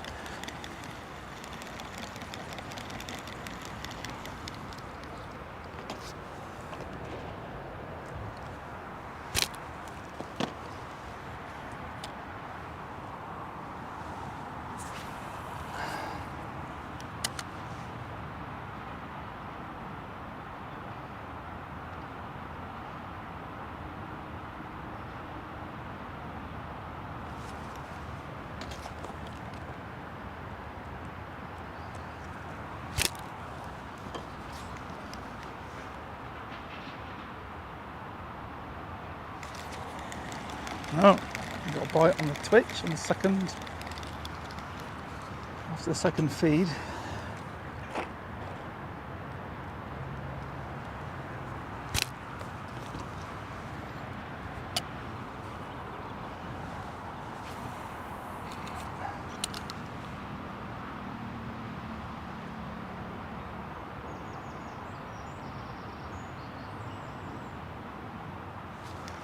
If anything, I feel like I'm casting like a little bit too far. How ironic.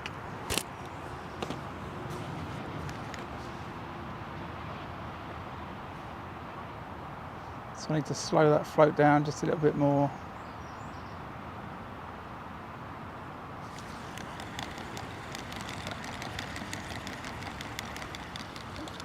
And a cast.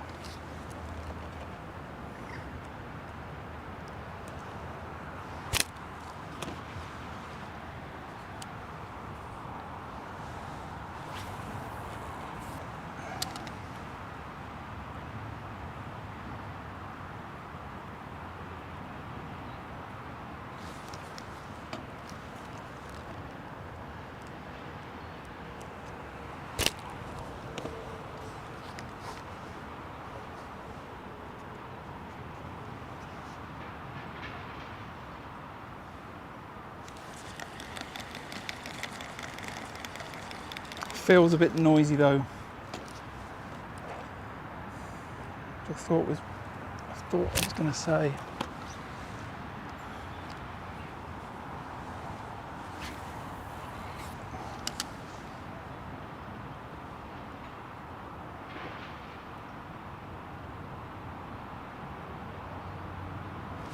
Certainly better for the wind.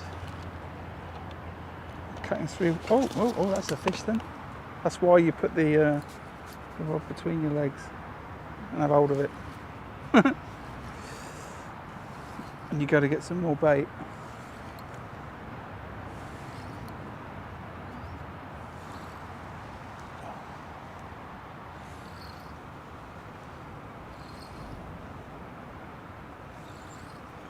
Another TikTok clip.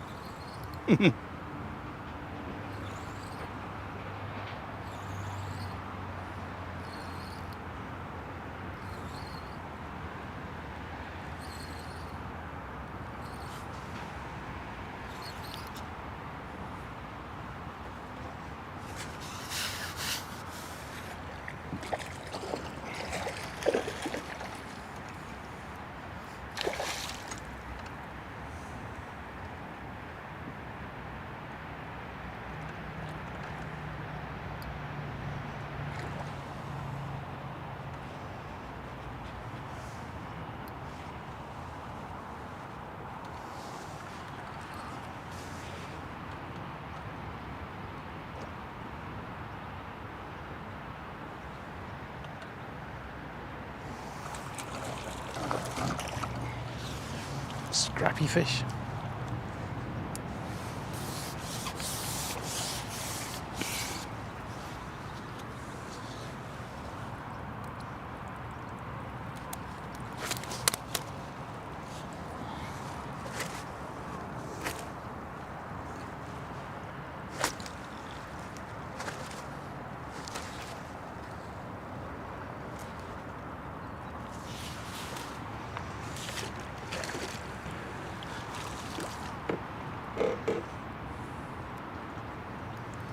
It's nice of a casting.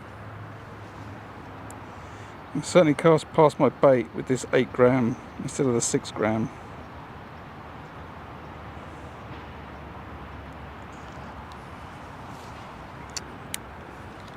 It's better for that, from that respect.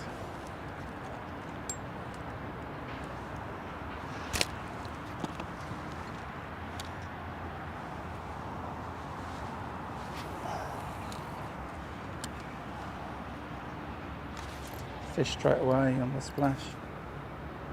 Perfect.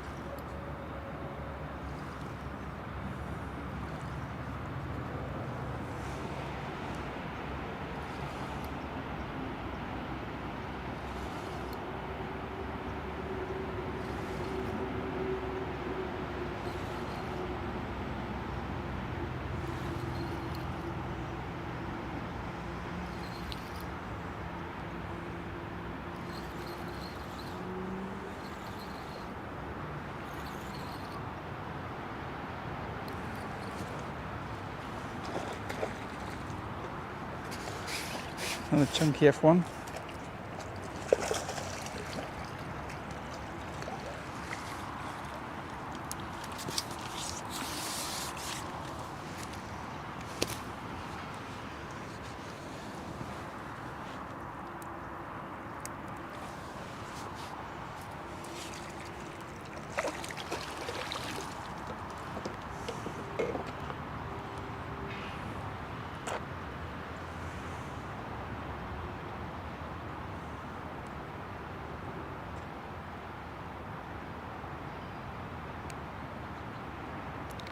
Just noticing that band's about to break.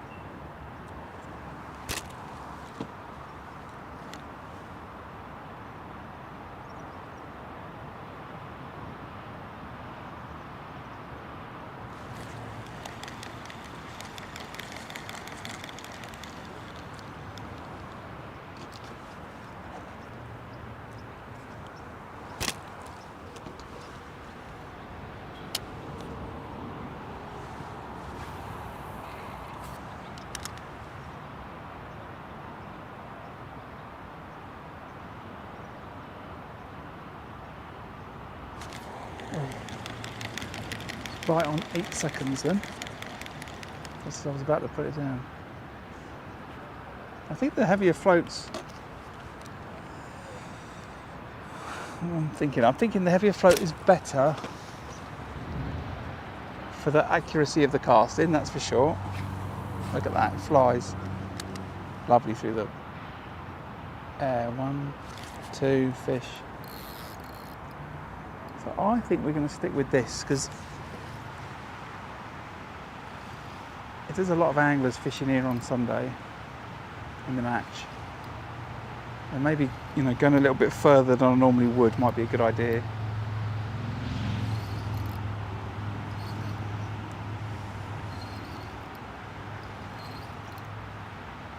It allows me to feather it in a little bit more and keep that line a little bit tighter.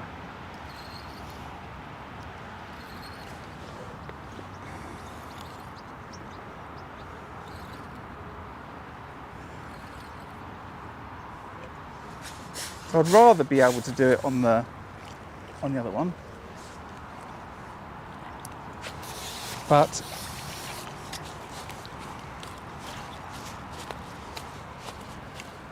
just come out of the net.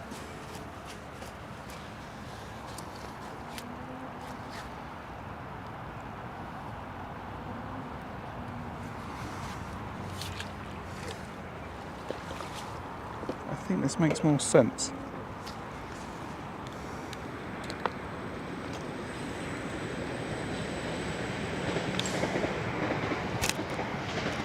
And it allowed me to get the bite on the twitch, which is what I'm looking for as well, where possible. If I don't get a bite on the splash,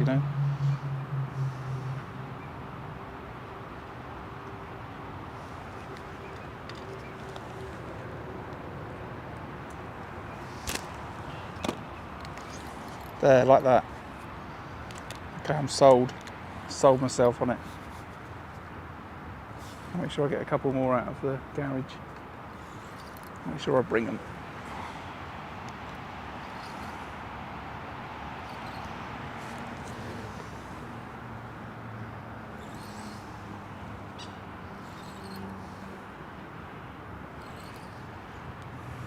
So I'll just go through the gear.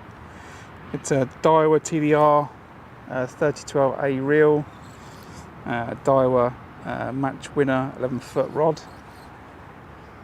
I've got 8-pound Daiwa ST line on the reel, Drennan 8-gram crystal pellet waggler float with a 019 reflow power hook length to a size 12 pellet waggler hook from Guru, and a Drennan small bait band, fish with a knotless knot. Very simple rig, very simple setup.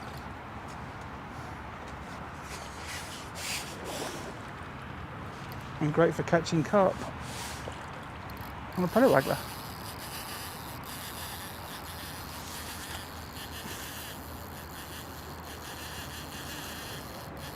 Okay, I'll maybe tighten that up just a little bit.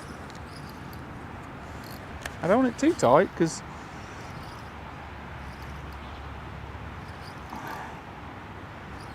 you have to be wary about breaks on the bite where they hit it so fast.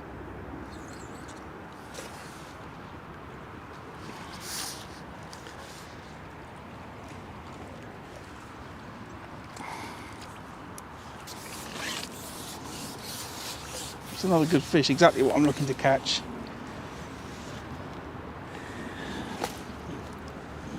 Yeah, 8 to 10 pound carp, the order of the day, to build the weight that I want, and that'll be another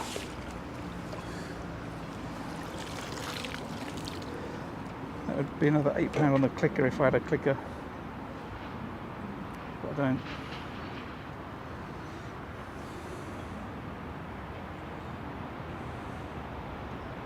So it's good. What are we just 2 hours into the stream?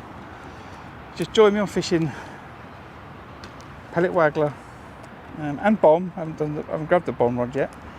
at Gold Valley Lakes in Aldershot, fishing on the Syndicate Lake, and I am practicing for an open match on Sunday.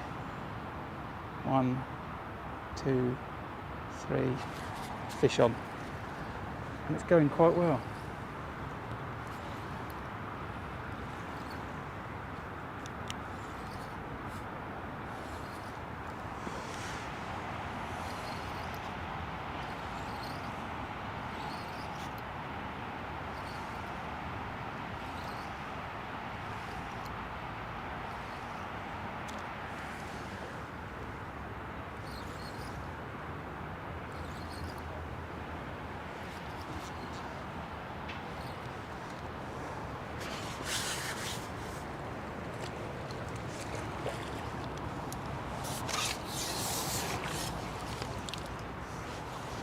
More big F1s.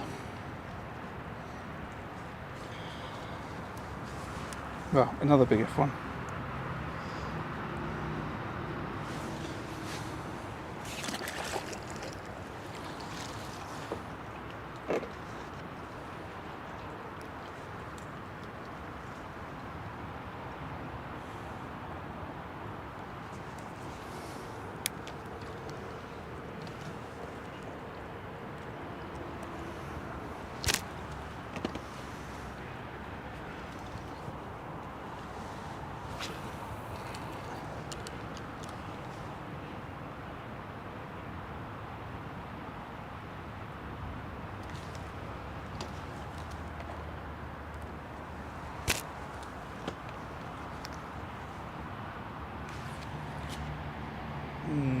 Might have grabbed it, might have foul hooked it on the twitch. Foul hooked it.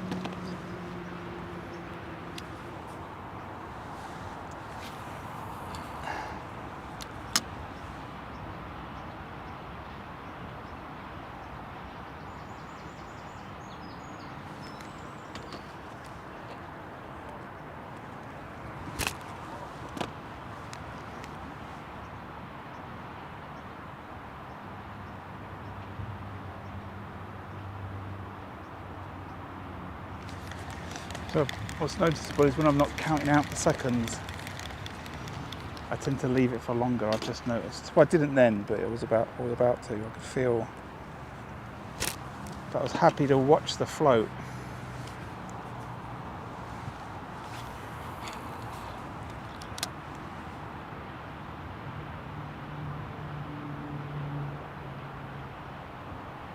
But remember that I get that first bite within 3-ish seconds if it's going to hit on the splash. Watching it is not needed. The duck's just... Well, there's a fish on there. I don't know how there's a fish on there, or what's going on. The duck had swum into the line, but I have got a fish on it as well. Is that foul looks? No.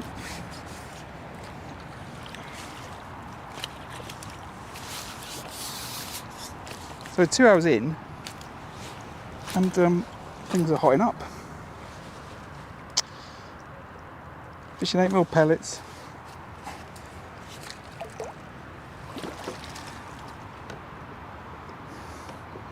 I seem to have got myself into a good casting, feeding, recasting pattern, which if you watch the first 2 hours, you can see me sort of try and get comfortable with it.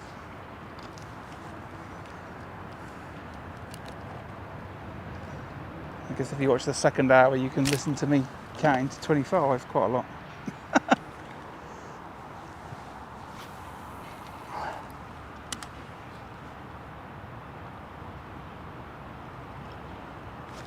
Oh, I missed the bite then. I just wish it was a little bit more of a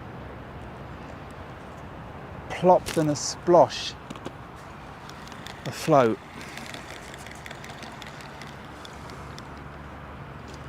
Let's see if I can feather it a little bit more to slow it down in the air at the last minute.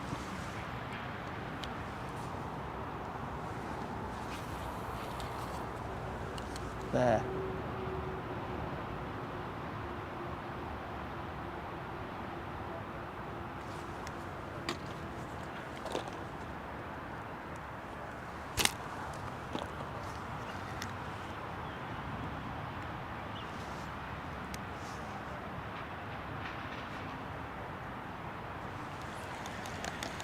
So I can concentrate on that for a little bit.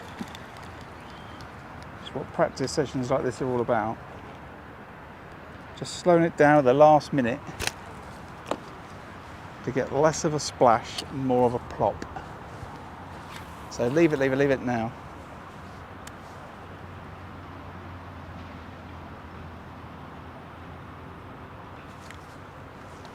Okay, let's let it bite then. It's got to be not too early so it doesn't make the float just fall down, because then that hook length won't be out nicely at the back. But it does need to be at the last minute, with enough time for that to straighten that rig and still try and make a plop sound, not a splash sound.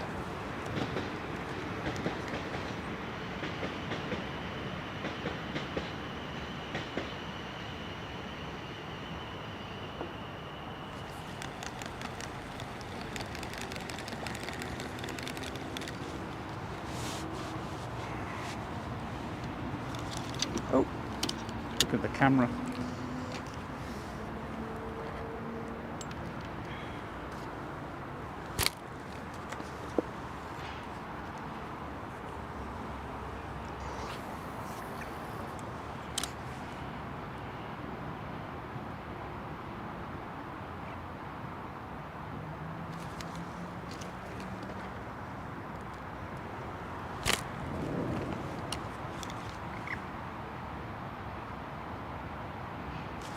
There's a bite.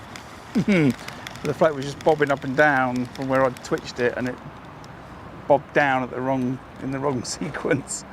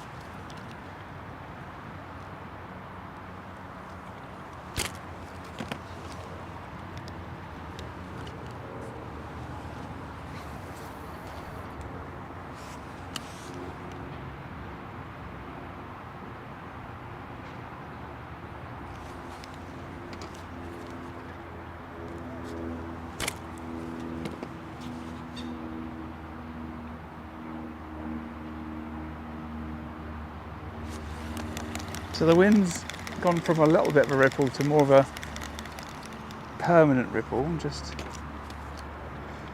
trying to decide if it's time for a quick look on the bomb. I think the presentation's still alright for the Pellet Waggler. Says he gets a bite on the splash. I'm still able to present the bait and not drag it, so it will still fall naturally through the water.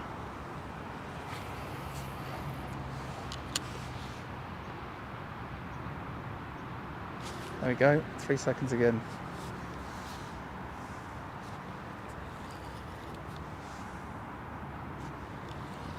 Really enjoyable fishing.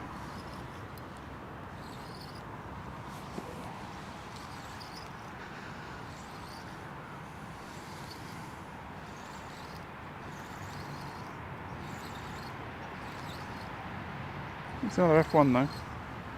Well, that's a bad thing. They weigh £2 each and they come in pretty quick.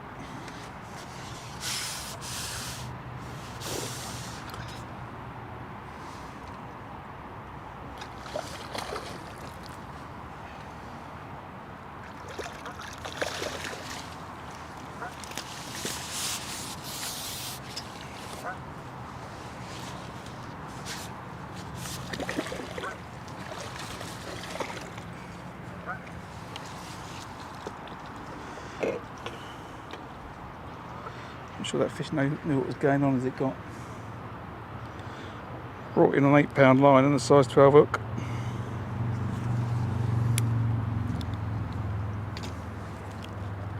But definitely a better float, I think.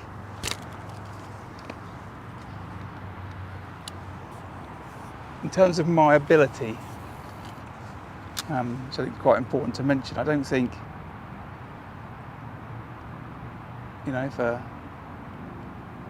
an angler that's really good at this type of fishing, excels at this or does it often, you know, I don't think they're going to pick fish. You know, I don't think they're going to pick this float today, but as I don't do it that often, as I don't do anything that often, it's helping compensate for some of my shortfalls. You know, the slightly heavier float is helping with the accuracy of my casting. It's also helping me cast beyond the bait. My natural desire for the catapult is to, you know, catapult the bait to come off, catapult the bait to that distance, and that means I haven't been able to consistently cast on the far side of the bait. Now with the heavier float, I am. It also gives me a bit of a chance to feather the float down a little bit more and try and create less of a splash and more of a plop. But I'm sure a better angler will be doing this with a 6-gram float or a 5-gram float and achieving the same distance with the same presentation. But if I was to do that, you know, I've got no doubt, you know, I wouldn't be achieving that. So just your strength and all that, and try and compensate for the weaknesses.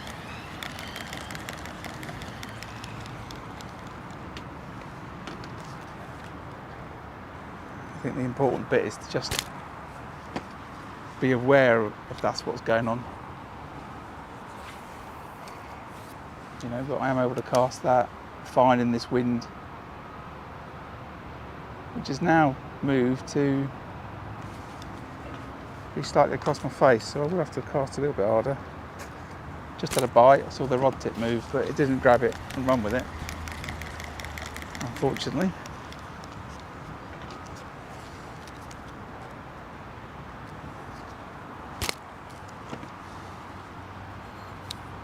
Just need to change the angle of that bait going in a little bit, compensate for this wind.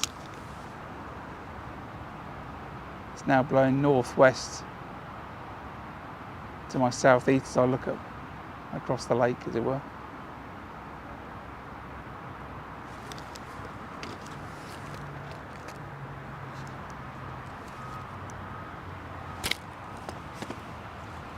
Took a bit too long there, just recast.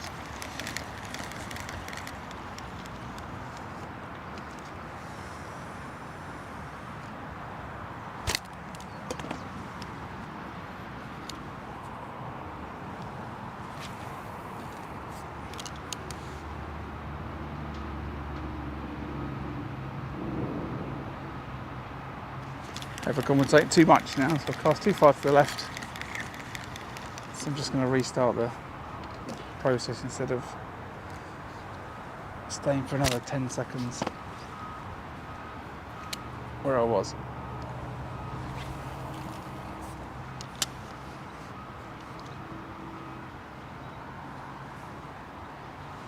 What's that knot? It's appeared.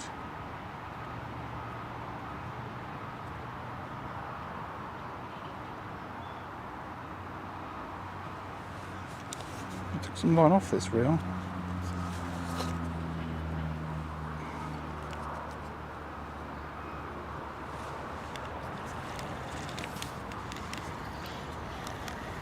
Fish here, look.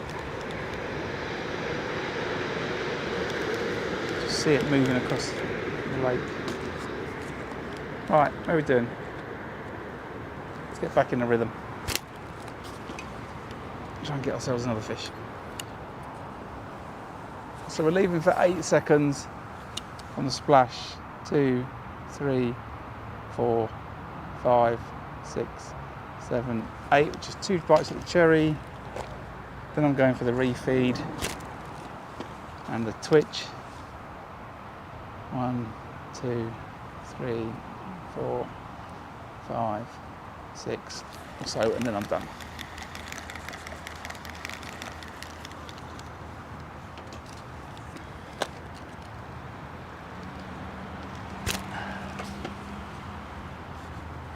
This wind is getting windier.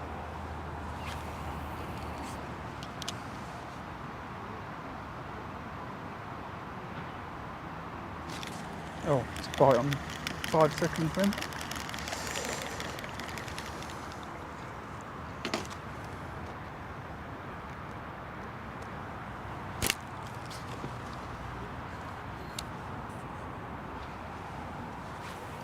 Get back in the rhythm.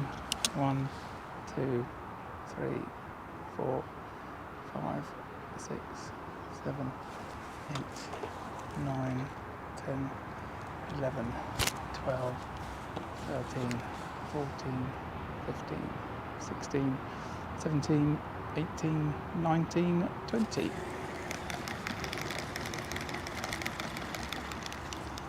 And repeat.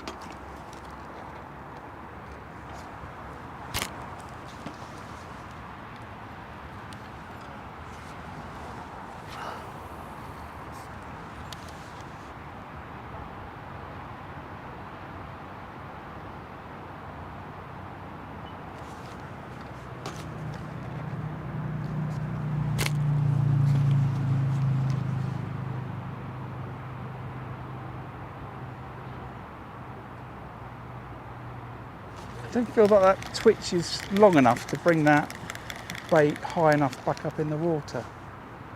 1, 2, 3, 4, 5, 6, 7, 8, and then I'm twitching it there.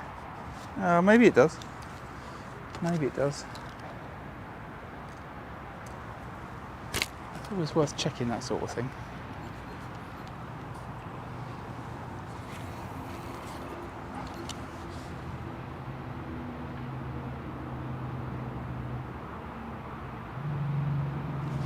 Just conscious that duck is having a bit of a dive every now and then.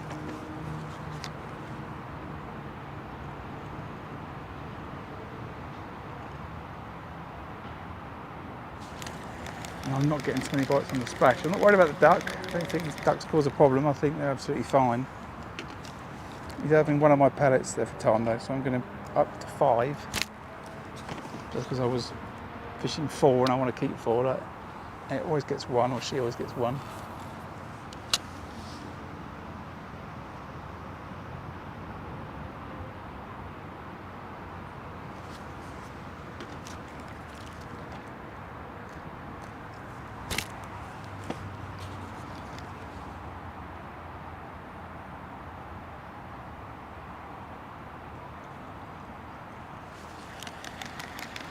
Just caught her legs on the line.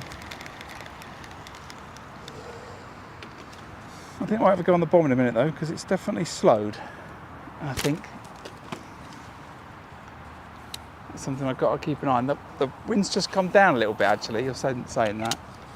My thoughts are thinking more than my eyes, but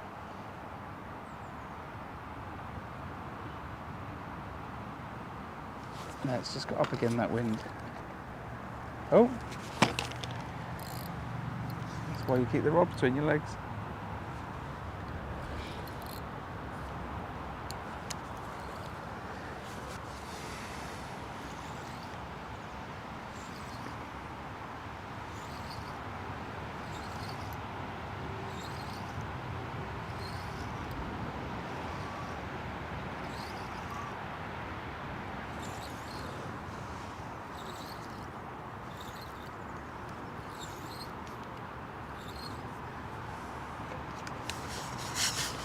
More big F1, another big F1.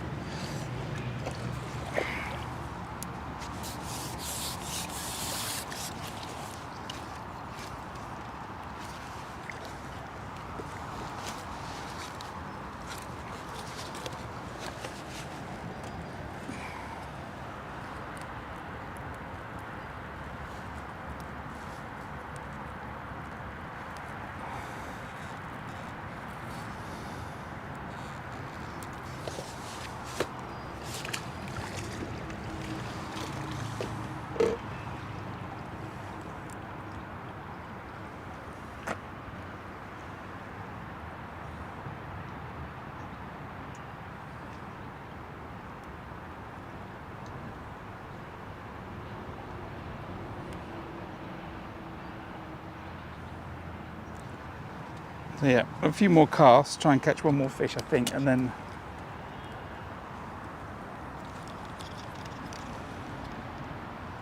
just caught any of that rod.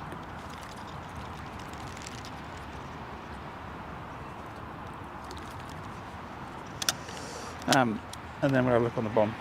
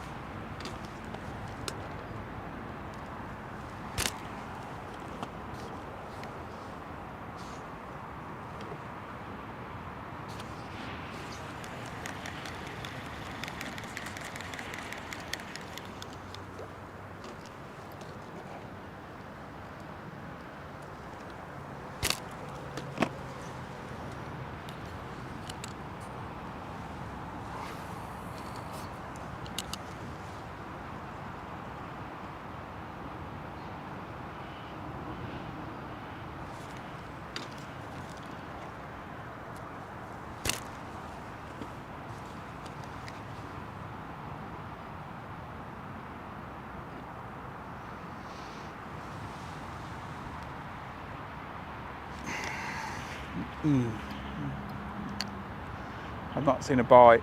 I think maybe it's foul hooked. It might not be. It's a 3 foot hook length. There's plenty of scope for the fish to have grabbed that. Before I saw would have seen the bite.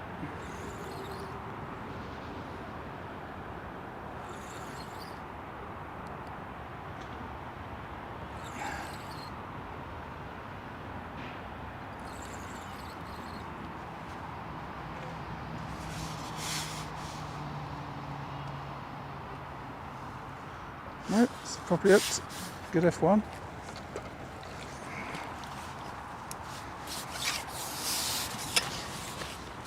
Very good F1 actually.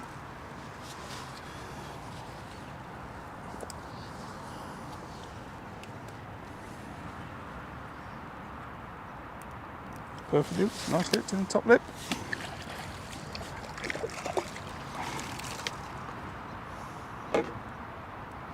Very happy with that. Good afternoon everybody, if you're just joining me. I am having a practice at fishing the Pellet Waggler and the Bomb, although I've not fished the Bomb yet. I've been on the Pellet Waggler for 2.5 hours now. Catching quite well carp and F1s, more F1s than carp, which has surprised me. And I've had a little play with the float and got my timing sorted out. And I feel I'd certainly a lot more practiced, ready for Sunday than I did a couple of hours ago, fishing the open here on Sunday.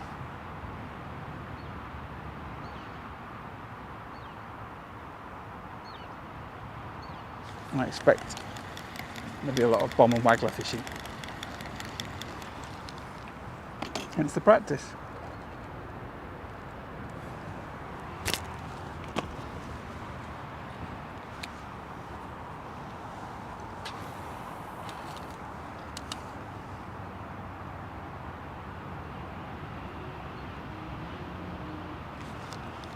The bites on the splash come generally 2 or 3 seconds, and then I have another bite of the cherry at about 8 seconds,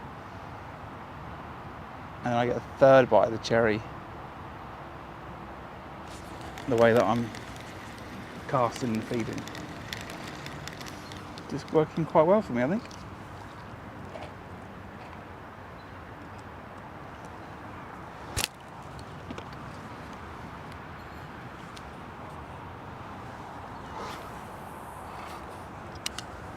Too much of a splash.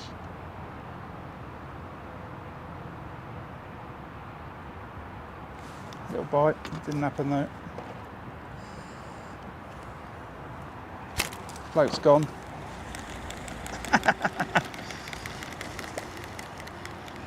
Like that, I just look up before I do the cast of the catapult and I'm like, float's gone.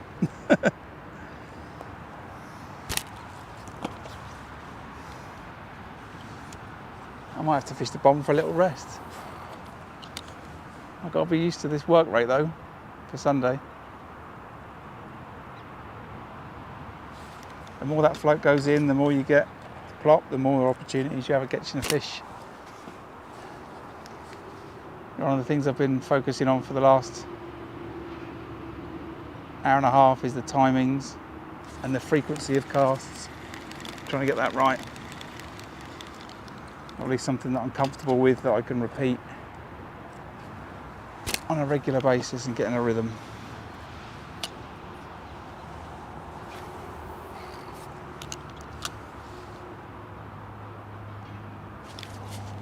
There we go. Fish off the cast, off the splash. 3 seconds.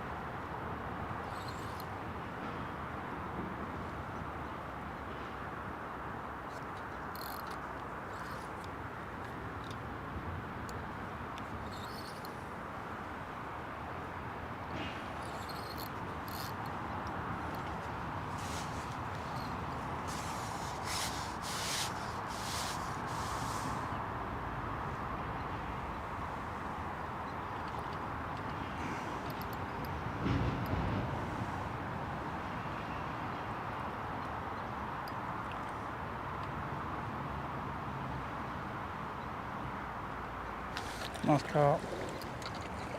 Lovely fish.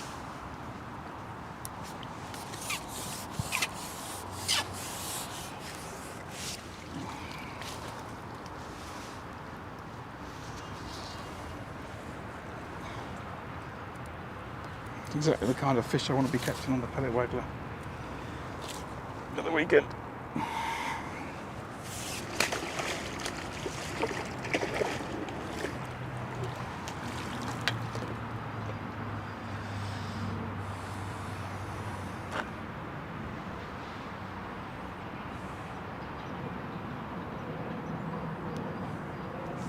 It's like that, I can't stop myself going, right, let's go straight back out again.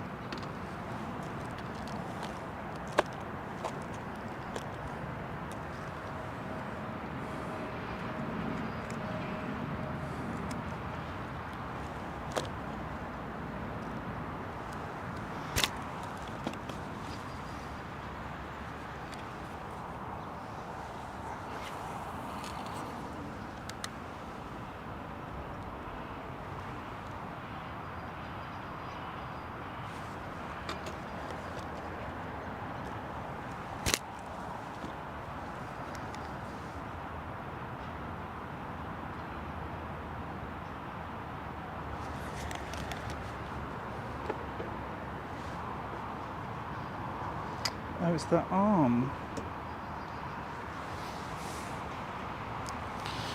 Right. Just need to make a little adjustment to my setup here.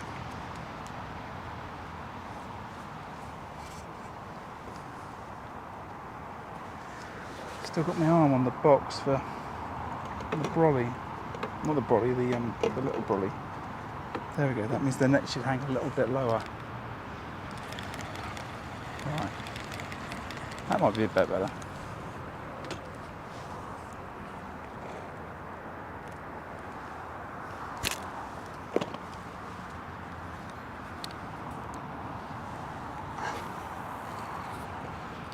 One, two, three.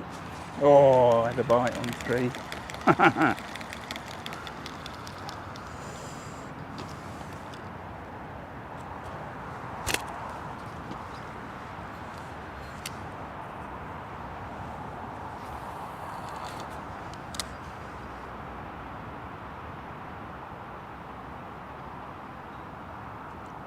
It's not really far enough. Just see this fish swimming through my peg.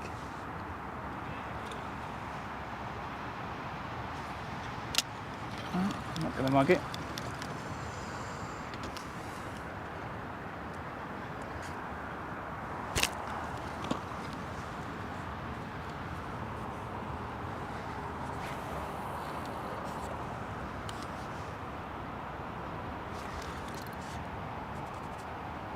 I wonder if I'd hook the duck then, but I haven't.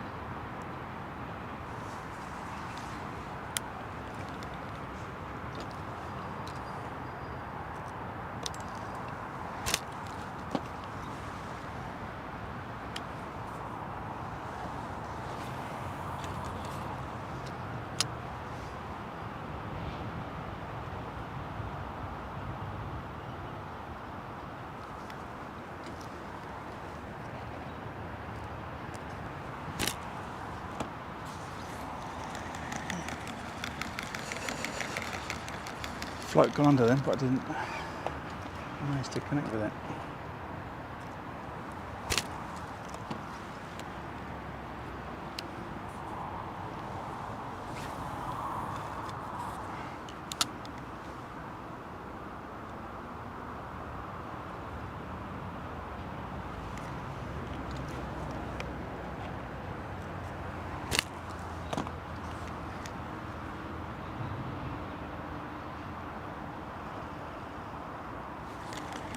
I think the duck had two of the pellets that I cast, catapulted in then.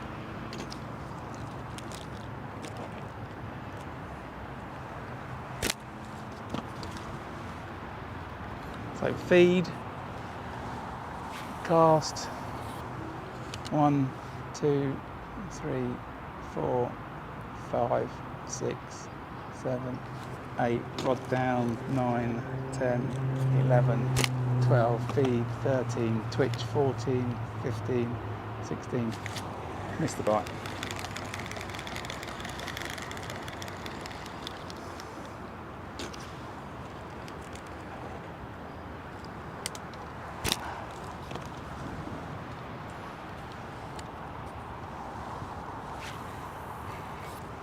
One, 2, 3, 4, 5, 6, 7, 8, twitch, 9, 10, 11, 12, 13, feed, 15, twitch, 16, 17, 18, 19, 20, 21, 22, restart. I'm trying to get my rhythm sorted out. I think I've pretty much decided upon it, what I'm going to use for Sunday. It's working for me quite well. I'm quite happy with the number of pellets I'm feeding.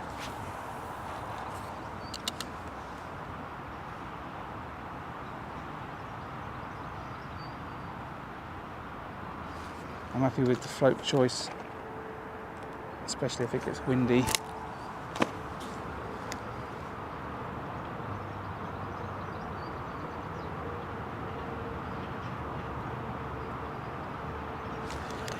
So yeah, very good. Just joining me, welcome. I am fishing on the Syndicate Lake at Gold Valley today. I am practicing for open match this Sunday, which will be 11 till 4 fish UK time. So be sure to tune in for that. And I'm just practicing the Pellet Waggler. And then I'm going to fish the bomb a little bit in a minute. Just make sure that everything's all right with the bomb rod and the line's all right, because I've redid the line.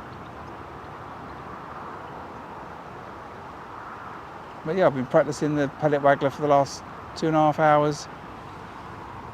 2.5 hours? Yeah, 2.5 hours. Had plenty of fish. More F1s than I would have thought. But they're good F1s.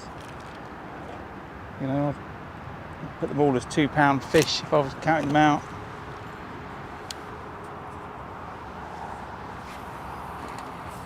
And I've just been practicing my sequence of casting and feeding, getting into a rhythm that I like. I think I just had a bite as I put the rod down then. And getting ready for the weekend.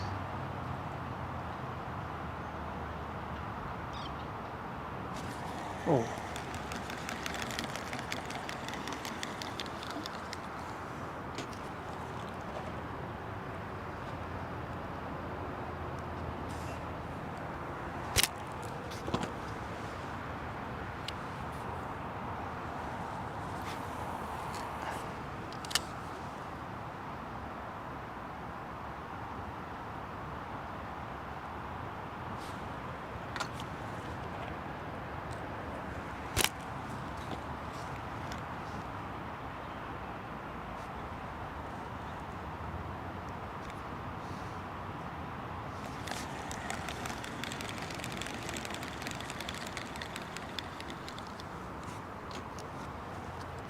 As you always say, it's all about work rate, this style of fishing. You've got to keep it up, it's got to be high.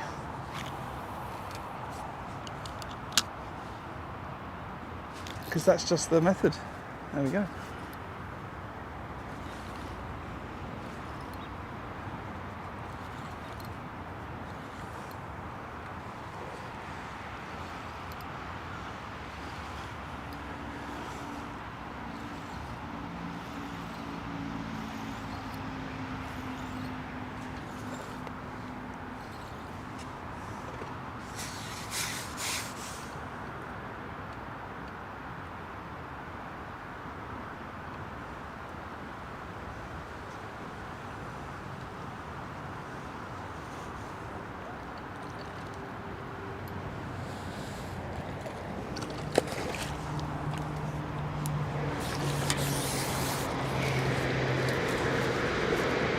I'm going to have to name this video F1s and Carp on the Pellet Waggler. I don't know. I'll make a little video out of this.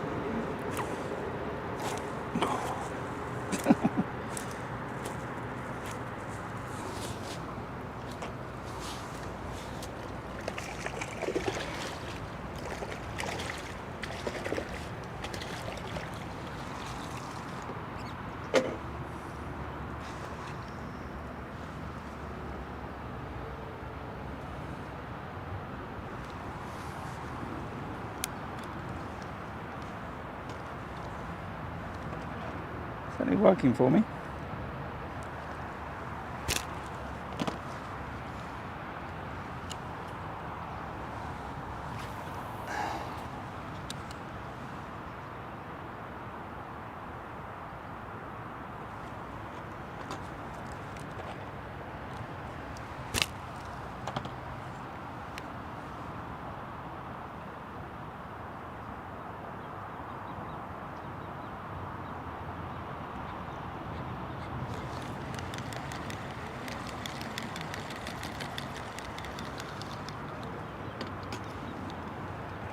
So I could do without there's a grebe swimming around.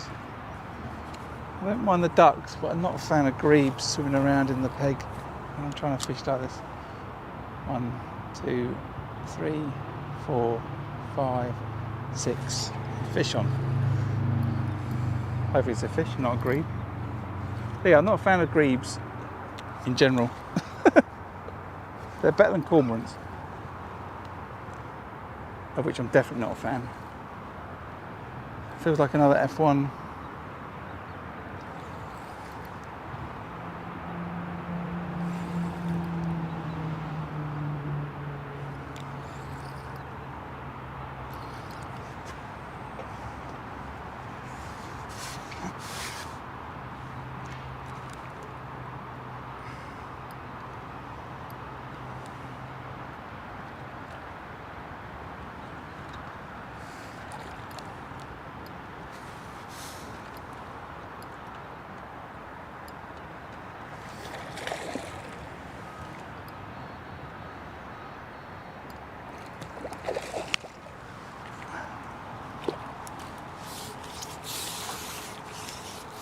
If you got any questions or anything, just let me know. I'll do my best to answer. I've gone over the rig a couple of times in the video, and I'll go back through it and timestamp everything so you can find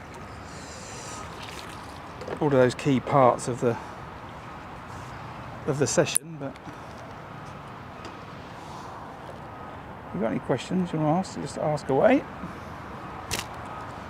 I'll pop them in the chat later and I'll do my best to answer them later on.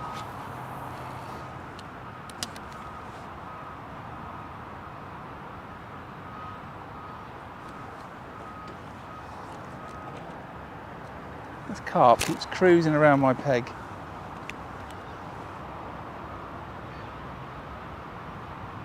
And now there's 2 of them.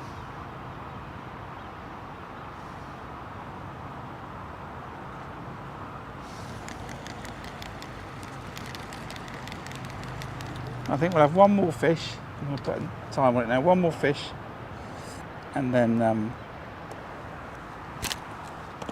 I'll take a quick break, eat a cat, and go on the bomb.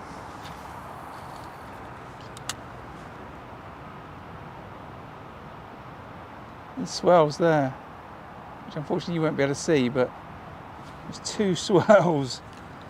I'm surprised I didn't get a bite. Right where I cast in.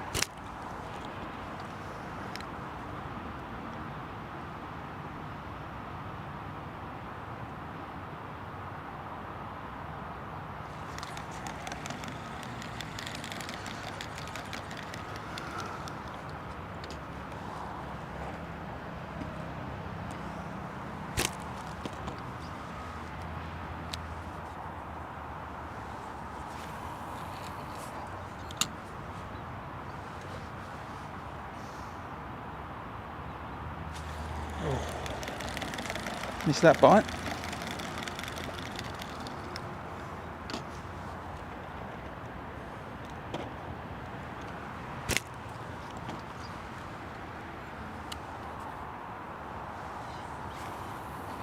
So what I want to do is I want to see if there's bigger carp hiding underneath these F1s. There's clearly a lot of F1s up in the water. There's no debate about that. I've caught loads of them. They're nice fish. They're good, £2 a piece, maybe a bit more.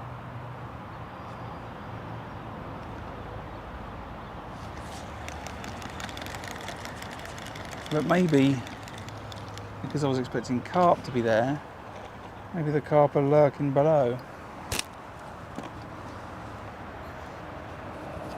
If there's any bait getting through. There's a good chance that that's not happening.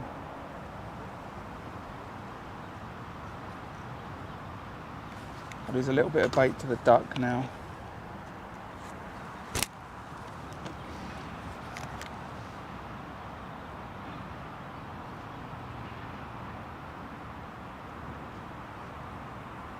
So when I start fishing the bomb, I'll actually feed twice. And then I'll cast over the top of it. Try the pellet waggler. Yeah, absolutely devastating method, the pellet waggler. Glad you had a good time with it.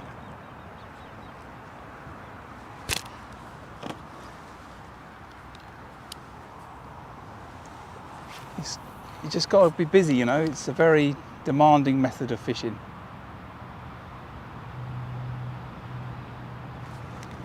You know, on that respect, I think it can put a lot of people off, and also think if people don't get instant results, they get deterred a little bit. But you know, that's about, you know, that's when watercraft comes in. You know, the knowledge that it's a warm day and it's the summer, and those carp and those F1s will come up in the water. It's not a debate. You know, it's not an if. So if you don't catch, you just got to persevere with it. Certainly, if there's other people around doing the same thing, you definitely have to persevere with it, because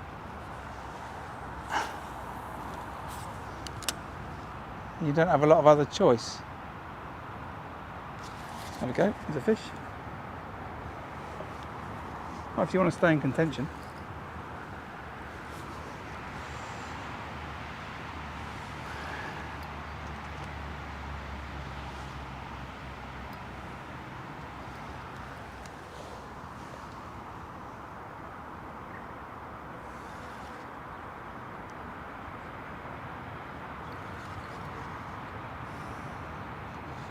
First fish I had was a bream. You know, don't lose heart.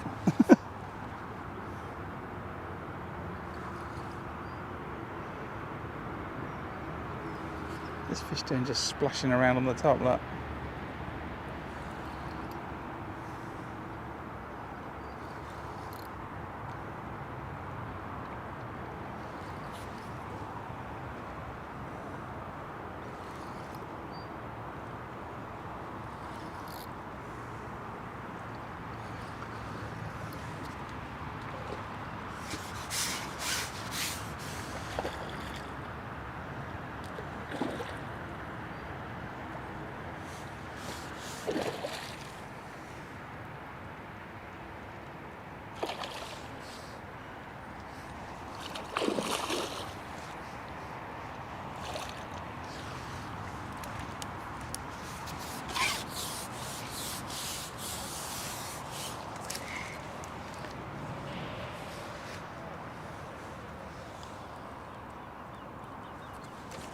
Oh, carp, loads of these today.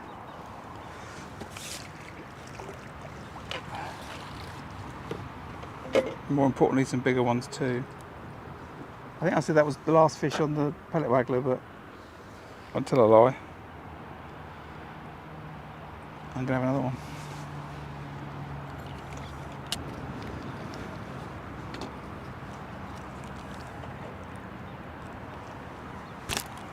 So I'm settled on my sequence, 4 pellets, cast, count to 8, 1, 2, 3, 4, 5, 6, 7, 8, now refeed, which is taking too long, twitch, fish on. Oh no, foul hooked it. It's swum into the line. So the sequence I've settled on is 4 pellets, cast, white will come within 3 if it's on the splash, then a second opportunity at 8 seconds. At 8 seconds I'll refeed, which will take me to about 12 seconds, then a twitch, then I'll leave it till 20 and then I'm out and restart. Trying to read your comments.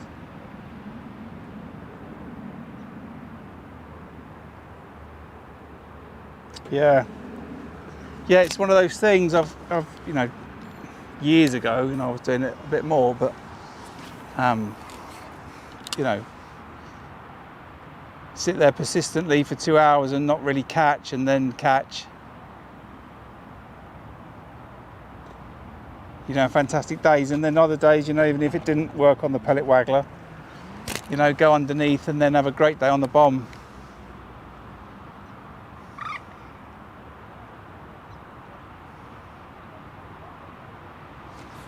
got to keep that work rate up. It's so easy to relax, I guess, into it and just stare at the float.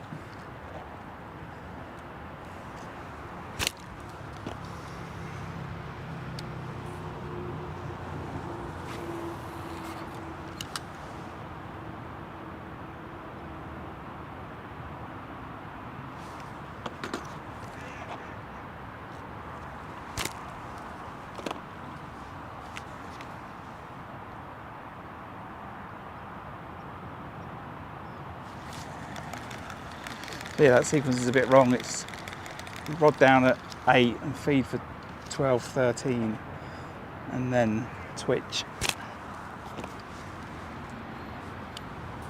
and stay for 20 and then repeat.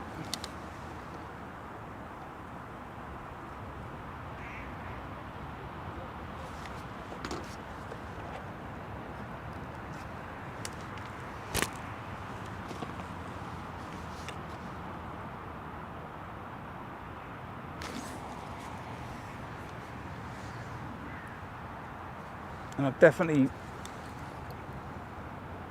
achieved better results once I changed to a heavier waggler, where I was able to consistently cast the other side of my bait, meaning that when I did the twitch, I've had more opportunities and been more successful twitching into my bait on the second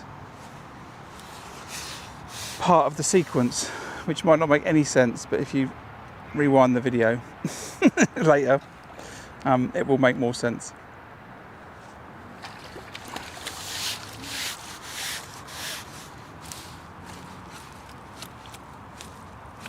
Yeah, really got to be busy. It's a very busy method. You know, rewards those that put the effort in. Especially because you know, a lot of the time, you know, if you were fishing this on the pole and you're fishing, you know, peg one, miss one, you've sort of got your own little ecosystem of water to play at. When you're fishing the pellet waggler, this is how I see it, you're competing against the guy in next door but one. And if you're not busy with it, and he is busy with it, or she, then you know, you'll lose fish, you know. I've always felt that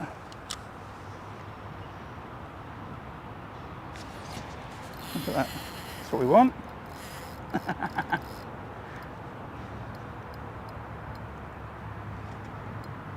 I've always felt that if you're working really hard at this method, that you have the opportunity to take fish from your neighbours. If you're putting in the effort and you're working harder than they are. You know, and if you ask a lot of top anglers, you know, ones that know this venue really well, that do this type of fishing and they're good at it.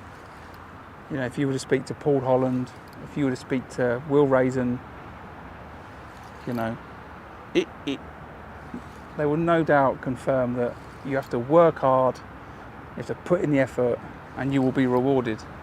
And I think that's some of it, you know. You've got opportunity to take fish from your neighbours and improve your overall weight in a competition. Whereas if you're fishing the pole, you know, 11 metres, 12 metres, I've never felt that's the same.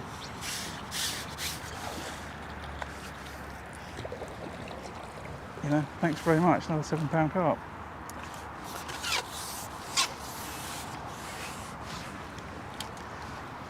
£8 carp, just decided. No, maybe 7, might be 6.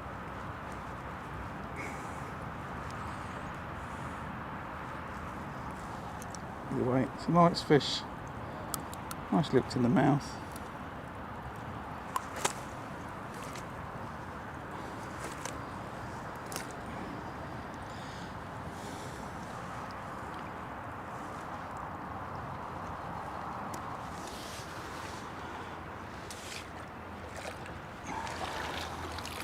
Happy days.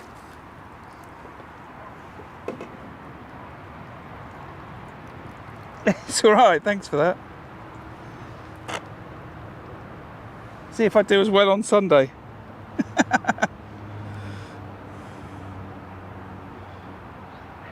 I am out of practice though. I am out of practice.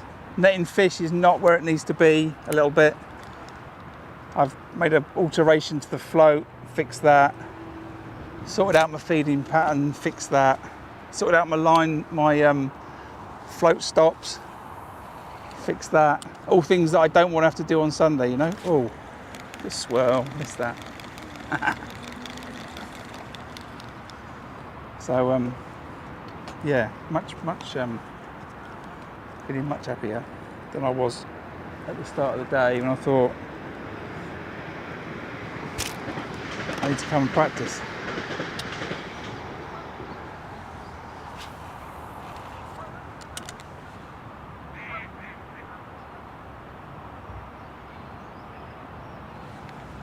I'm a little bit nervous because that goose is very young and it will, that's it, keep going, family of geese.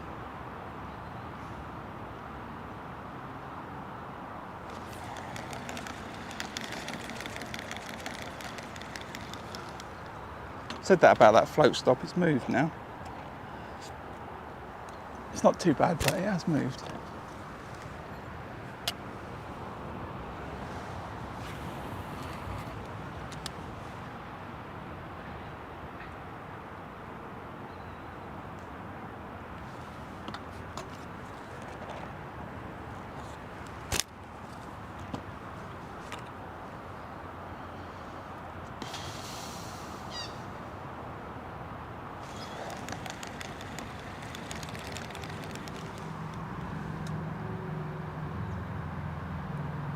Yeah, fingers crossed. Yeah, I'll be back here on Sunday for the Open. And now I feel like I'm ready to compete.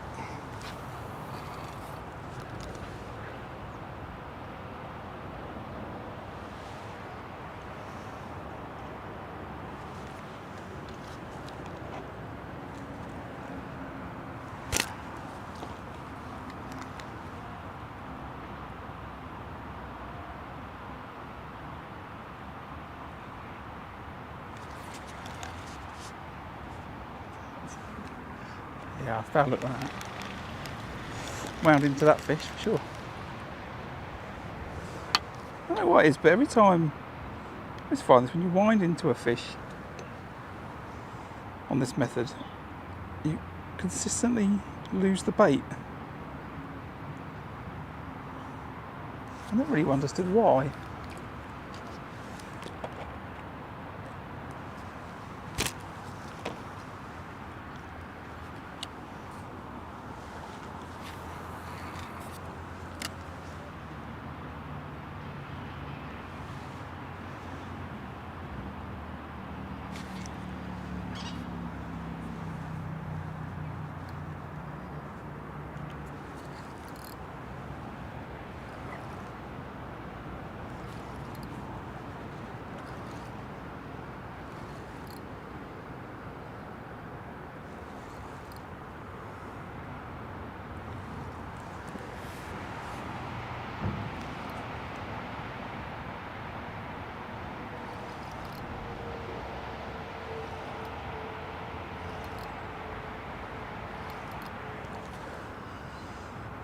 Whew, I feel like I need a break.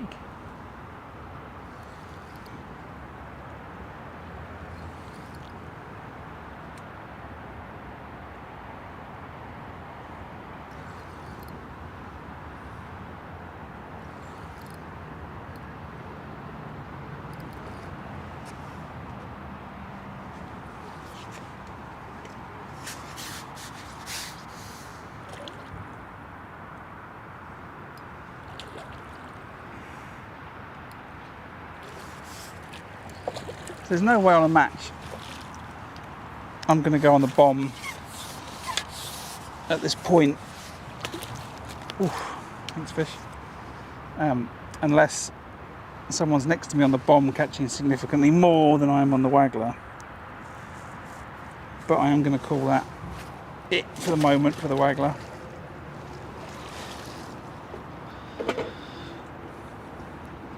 I'm going to see if I can catch a couple of fish on the bomb.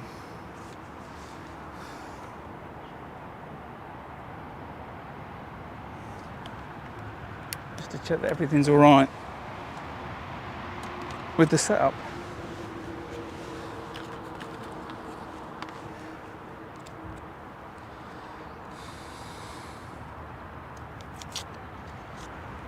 Getting splashed by fish is not appreciated for a glasses wearer like myself.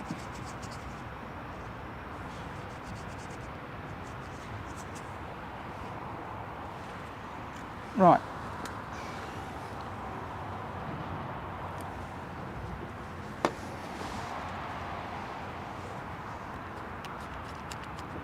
We'll go and grab a Kit Kat. Won't be a minute.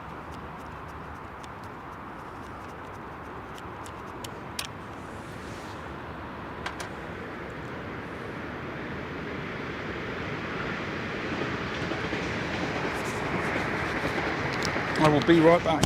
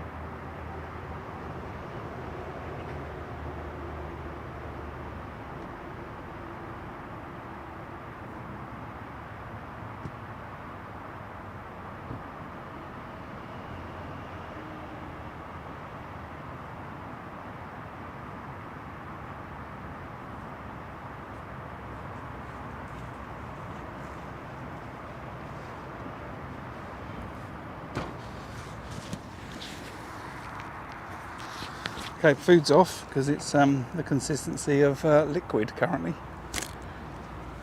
So we'll forget that for a minute. And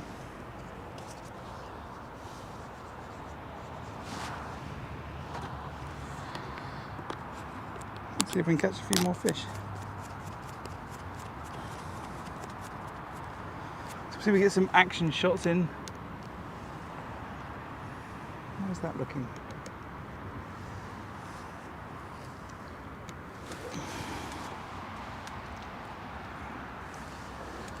I suspect this tip is going to go round.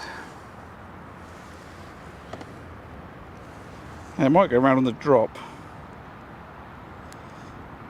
which I would fully expect. Yeah, which would normally be the trigger to go and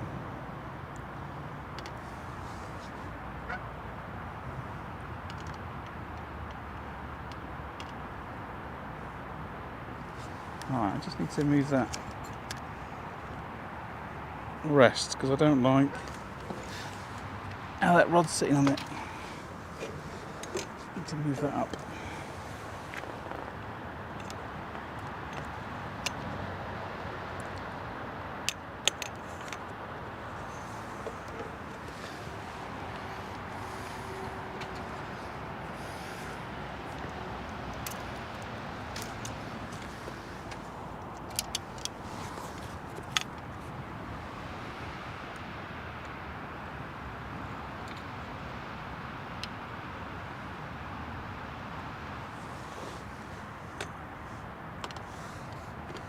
Yeah, that's going to be better, I think.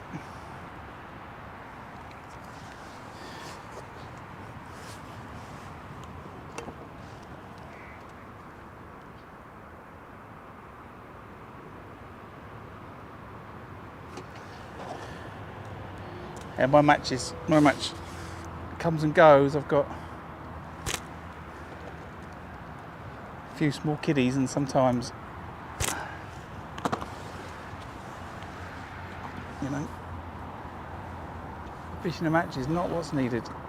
Do not eat that, please, duck, despite having a look at it as you did.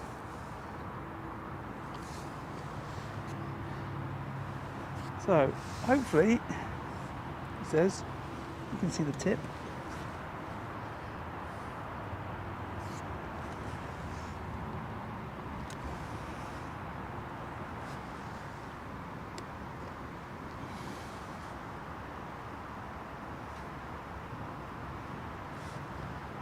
Now I need to just check the power in a minute off that.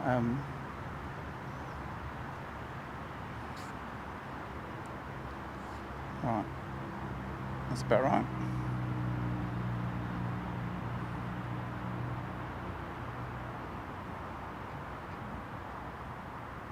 Let's move this out of the way.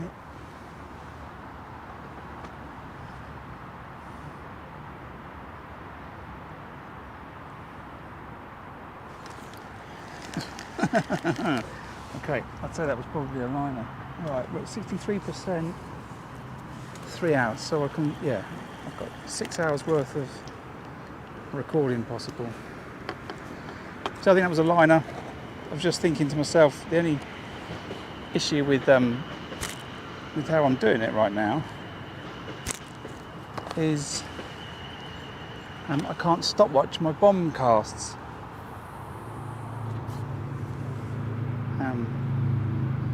When I'm fishing the bomb,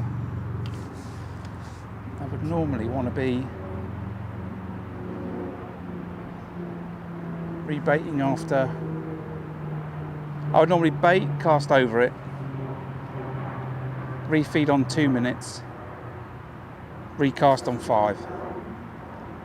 That's my normal bomb sequence, and I would expect to, hopefully never get to 5 if I'm catching.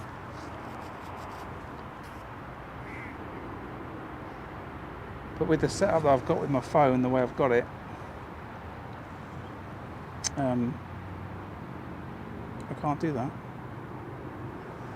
Not on read chat.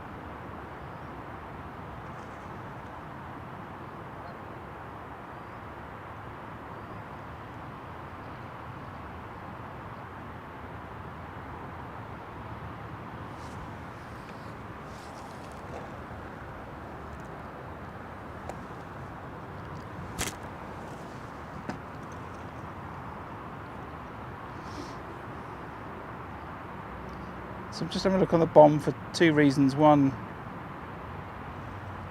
where I've been catching some F1s up in the water, I want to see if there's any carp on the bottom. However, I don't expect that much bait's got to the bottom. And number 2, I would just like to catch carp to make sure that the line's lying nice on the reel.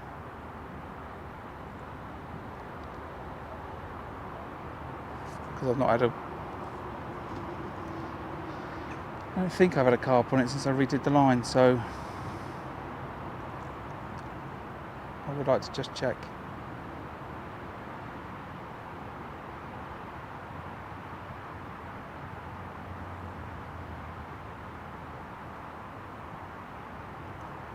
Right now, this is suggesting to me that the answer to that is no.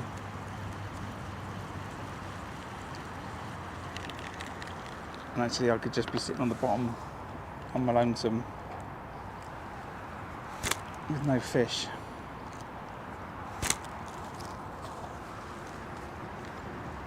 But as I said, I do want to check.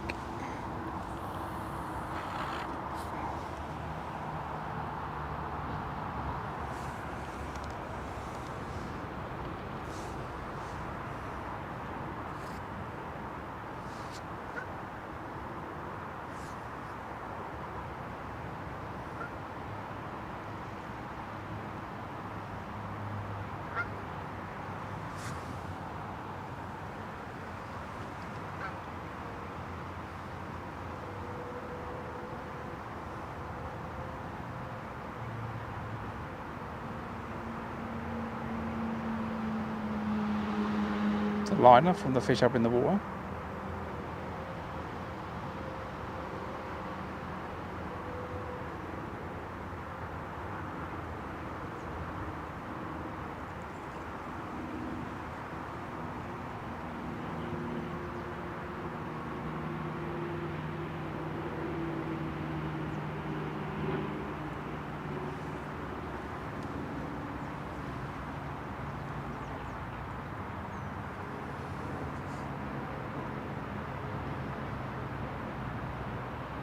More liners.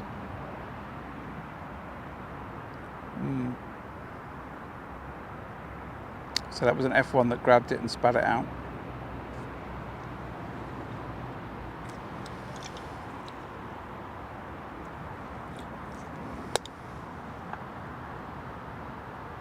So there might be a few fish.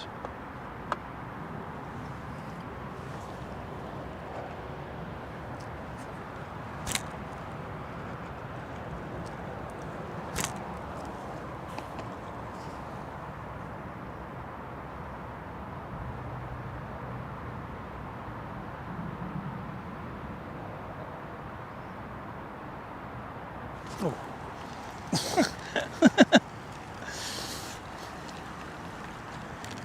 I don't know what was. I don't know. It was more delayed.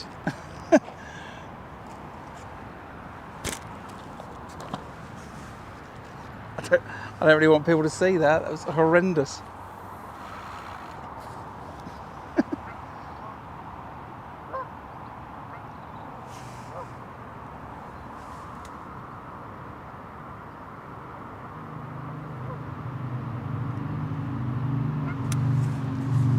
Got ya. Yeah, I think things go round in cycles. I was fishing last Sunday, catching a load of big bream, 6-7 pound plus fish. That's a bite. It's come off. And I was using a little old pellet feeder.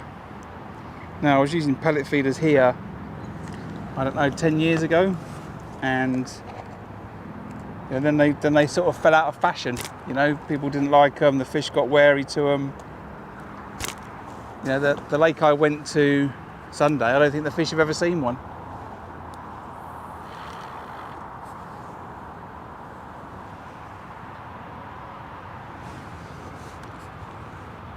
I kind of like pellet feeders.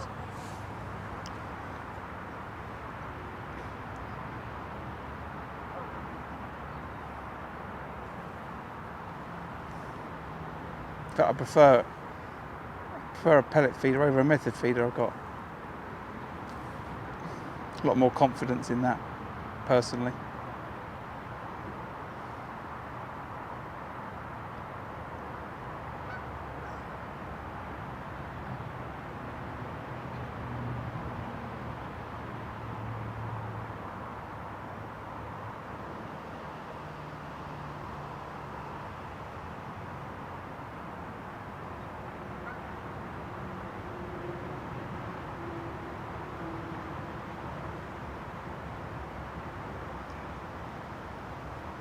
So I think the answer to the question of is there a bunch of carp, big carp sitting on the bottom down below, is no.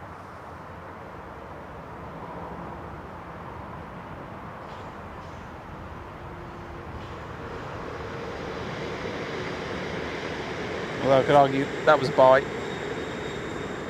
and I was quite happy to just watch that. So I think I'll give it another minute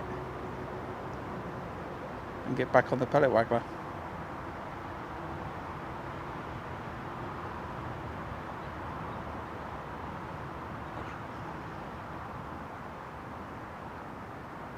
And then when I make a thumbnail for the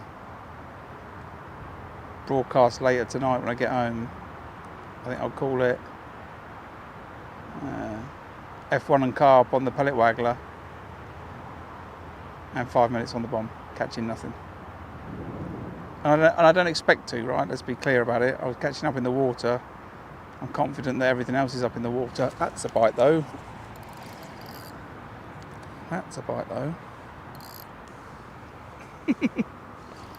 Now we've got to work this out, because that wasn't in for long, and it's not an F1, and it feels like a reasonable lump of a carp.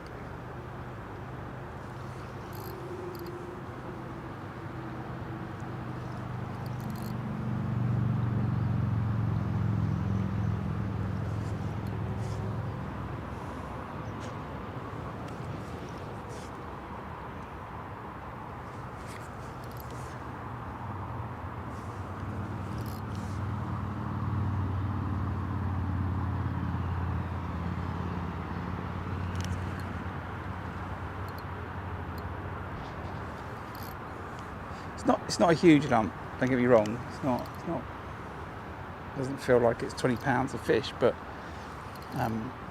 it wasn't. I didn't have to wait that long for it, you know. And it is it's not a 20 pounds fish, but it's the biggest fish of the day.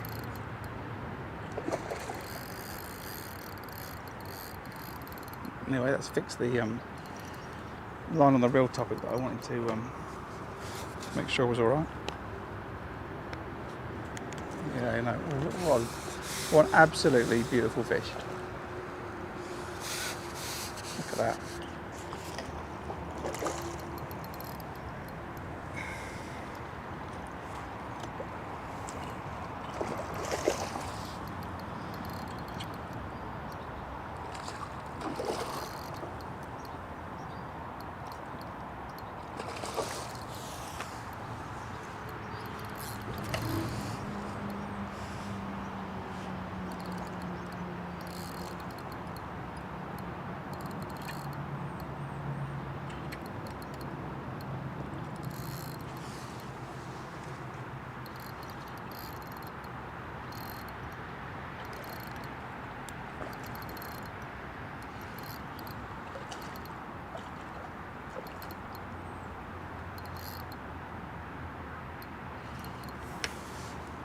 Look at that.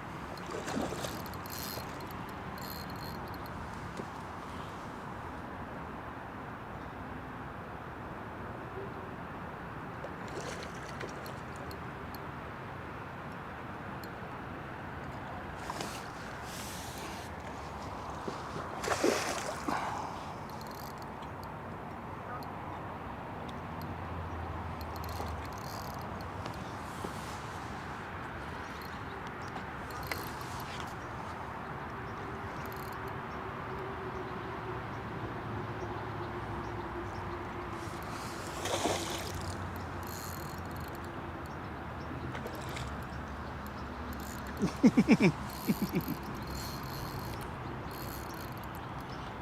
at me going. It's not an absolutely monster of a fish. It's definitely the biggest fish of the day.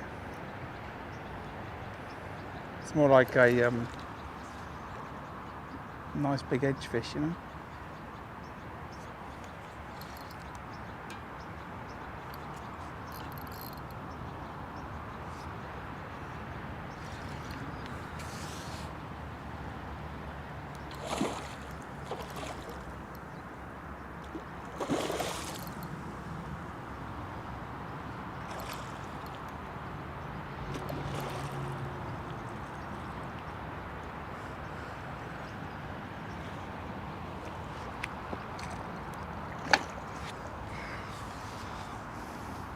That's one of those. What's the next size up landing net fish?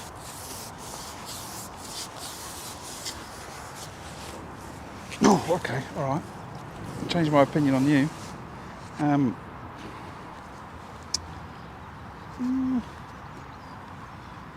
You are a good. Oh, how big are you? You're 15 odd pound, I would say, if I was putting you in, and you've got someone else's rig in your mouth, which I will get out before my own. Get someone else's pellet band out. That'll be my one out. I'm not going to try and hold that fish up. They're too big. That's a beautiful carp. So, okay, you're worth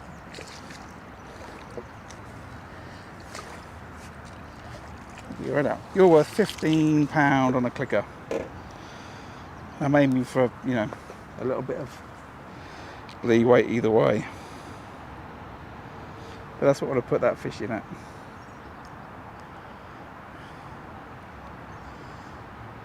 So now I've got to see if I have another one. Because catching well on the Waggler I was, but I was catching more F1s than anticipated.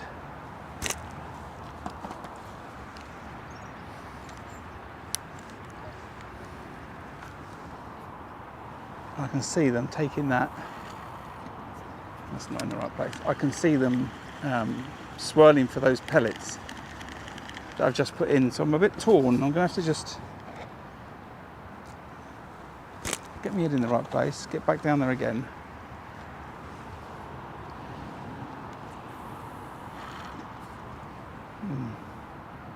That's an okay place. I'll just see if there's another big fish down there. Because now I'm wondering,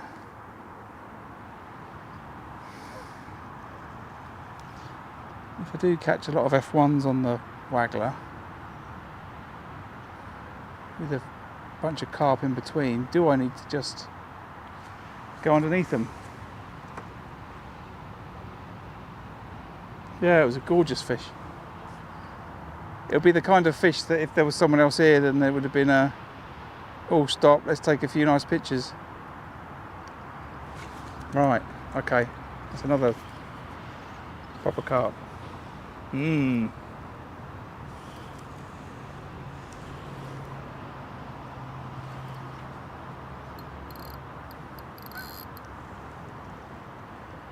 Now I'm really not sure about Sunday.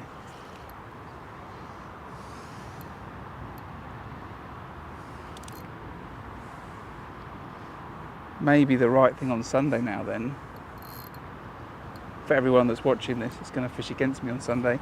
Maybe I need to start on the bomb. Oh, I don't know.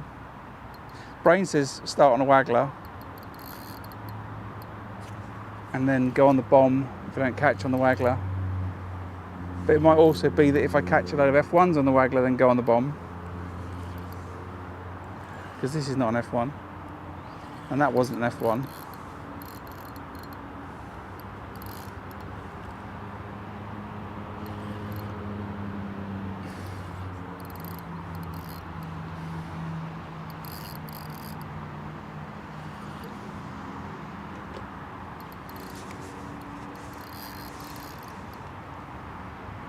I don't think it is.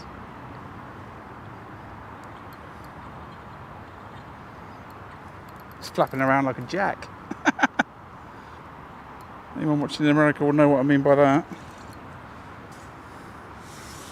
Okay. It's got a deformity, it's got a bend in it.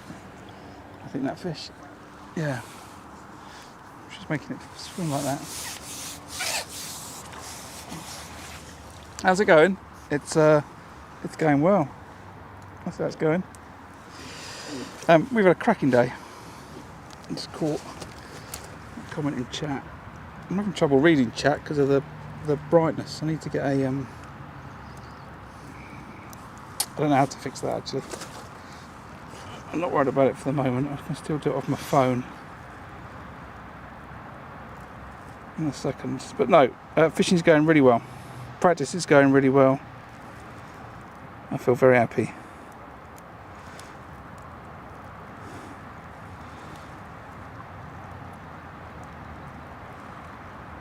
I feel happy if I get that hook out of the fish.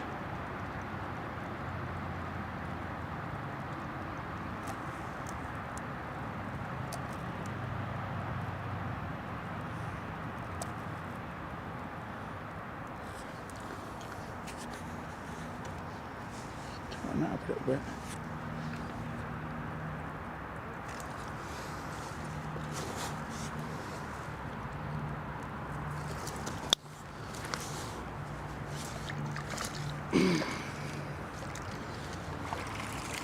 That's 20 odd pound of fish and 2 chucks. How's it going? Yeah, Hero, it's going great. It's going great. We caught well on the Pellet Waggler. A few more F1s than I would have expected.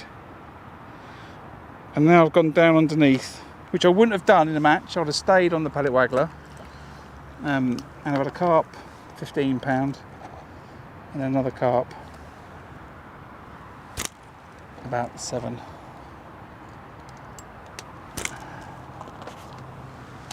And I'm starting to wonder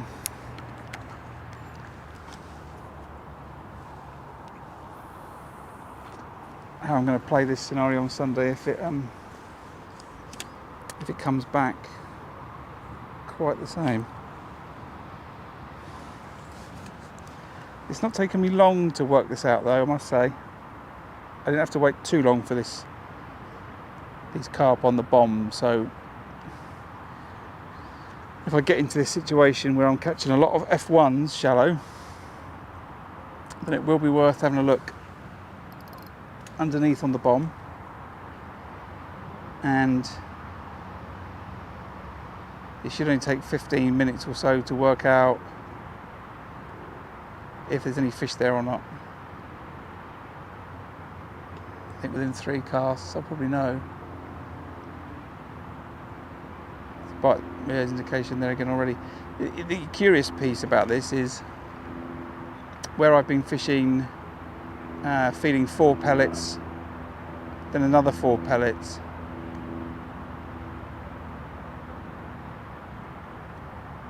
I honestly wasn't expecting any pellets to really make it to the bottom.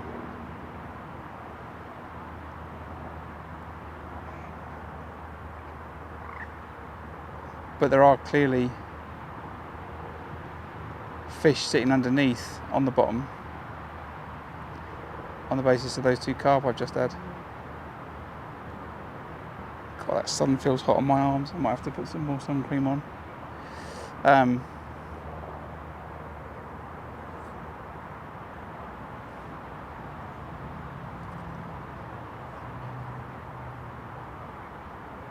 Or it could be that they've gone down. There's another fish there. It's another carp.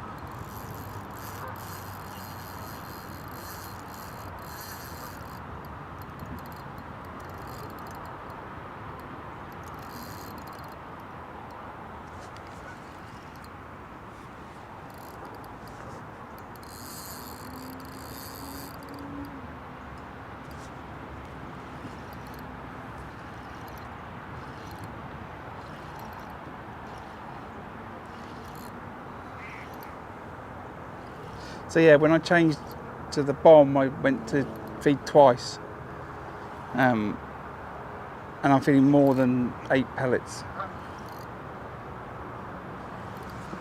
So whether that's made a few fish go down, I'm not sure, or whether they're just sitting under there anyway.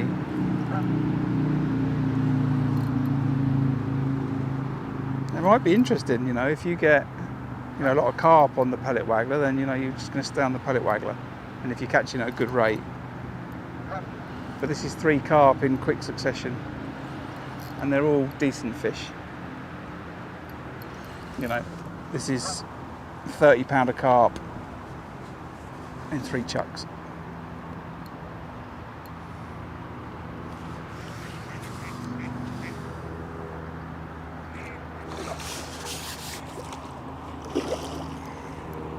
Or close to it anyway.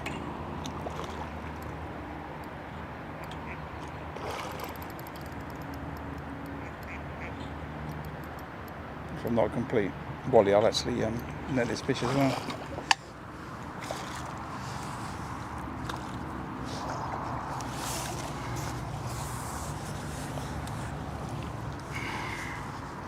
Seeing fish like that, it's grey in colour and it's got a golden the scales on the bottom side of it. They've got all colour on them. Have you seen fish like that?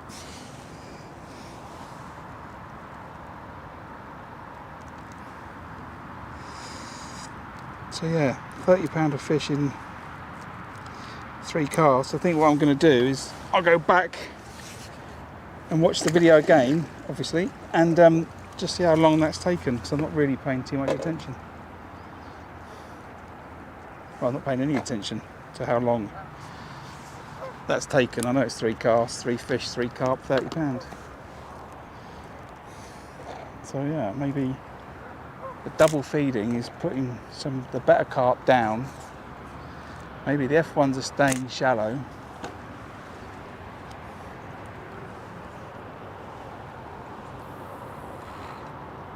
And I haven't looked at that duck.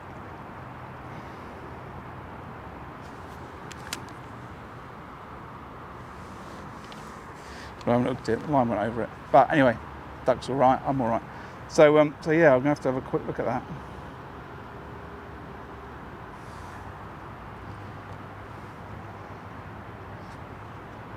So now it is carp on the Pellet Waggler and Bomb. Carp and F1s on the Pellet Waggler. I've not had an F1 on the Bomb.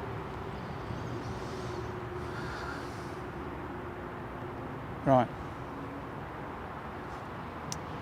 Let's get that tip. Back on the tip. Right.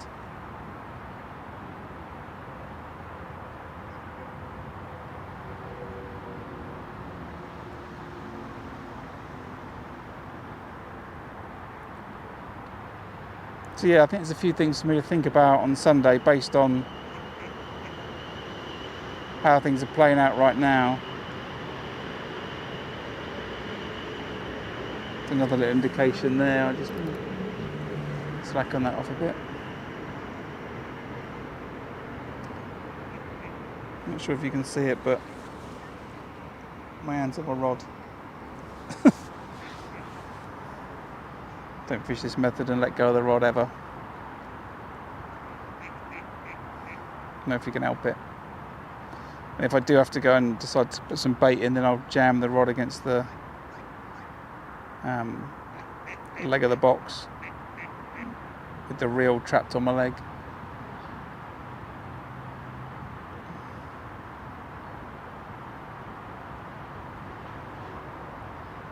So 3 bites, 3 fish, 3 carp, £30.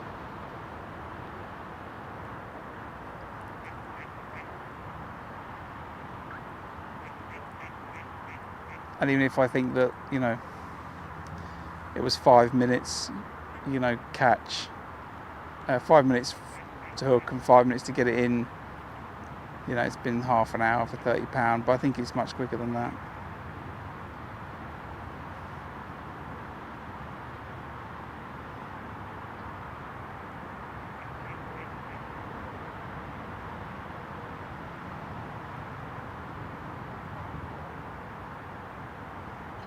And things haven't played out as I would expect. You know, I would expect to catch bigger fish up on the Pellet Waggler, up in the water. If I'm catching on the Pellet Waggler, and that's not been the case. I've caught smaller carp on the Pellet Waggler, along with F1s and a bream, as it happened. And the better quality carp have all been on the Bomb.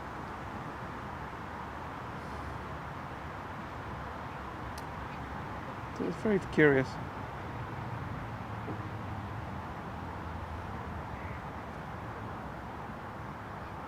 This setup on the Bomb is pretty simple. It's a Daiwa tournament.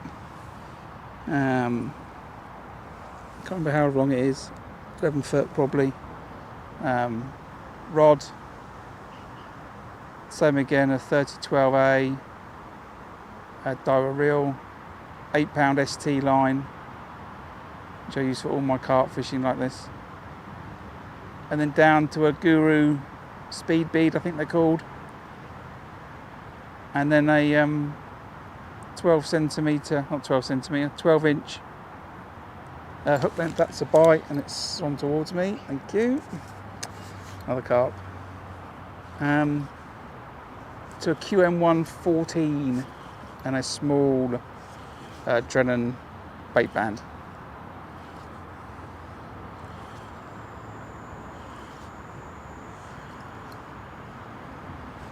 Fish had grabbed that and then swam back to me, which is why the rod went straight instead of going round.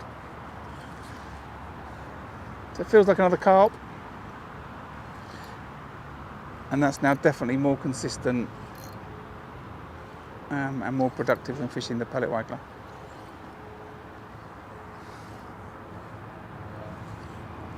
another carp.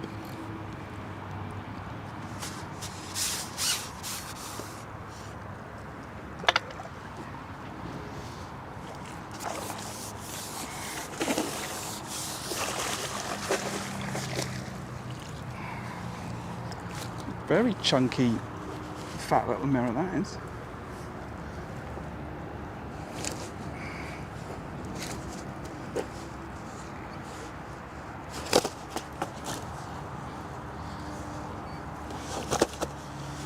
That fish is coming far too easy for the size of it.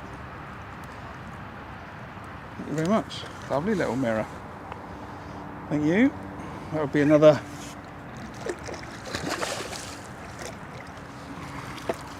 £7 if I was putting on a clicker.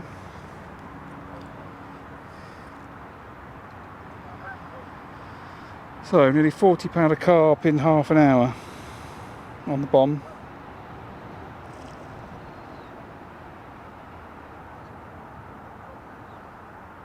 Somehow I've managed to nearly, which will become definitely, but not in this hook length, which I do not wish to do.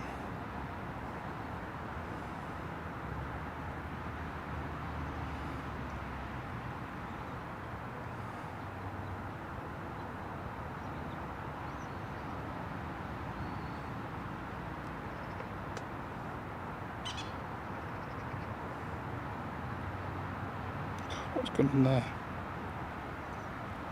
Good. So 4 carp, 4 chucks for £35 to £38.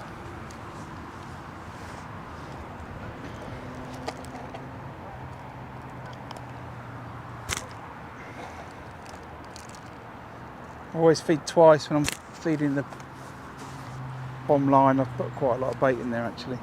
I see the swells on the top, and that's a bit short.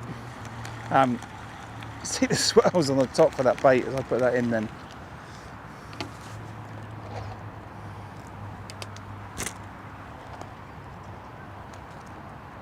So I'll repeat the process even though I've just fed. I'm feeding double again. I'm not worried.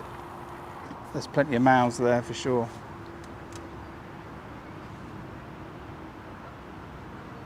No, just fishing the bomb.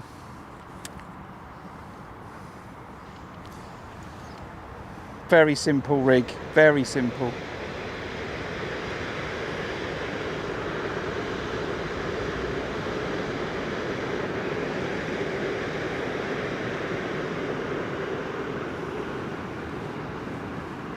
I've probably, you know, this will be the method that's won me the most matches in this venue over the years. Just fishing a bomb.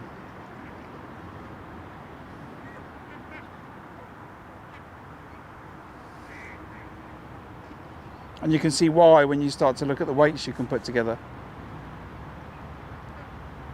You know, £35 in half an hour.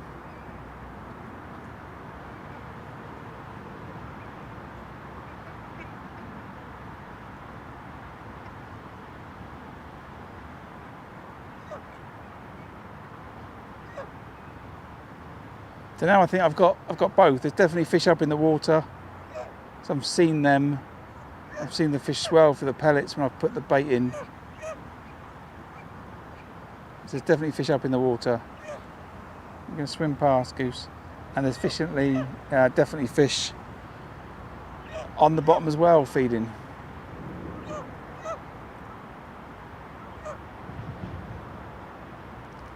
And right now fishing the bomb is the most effective way to catch them.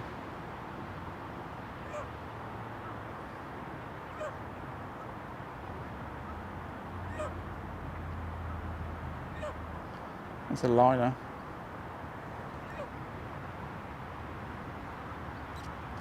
And I was just looking somewhere else and I felt a shudder, so I might have had a bite then.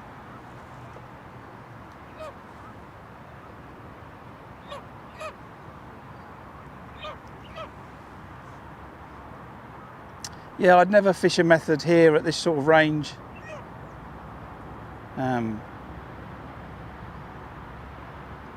if anything, if there's, you know, plenty of fish and, you know, they want more, then I'll just up the feed on the pellets. Like I said, I normally would feed after 2 minutes if it's good fishing on the bomb. So I'd feed on the cast and I'd feed after 2 minutes. And I'd recast after 5. However, I've missed that, are getting bites before 5 minutes. And I've gone up from feeding 4 pellets to feeding more like 8 pellets twice.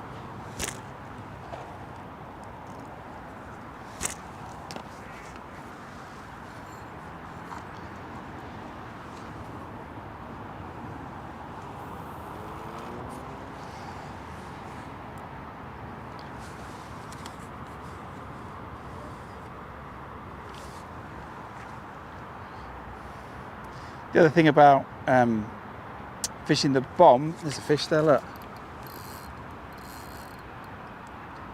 Now that was on the bottom, but it's another good indication of when the fish are up in the water, because you can get bites as soon as it hits the water. That was on the bottom though.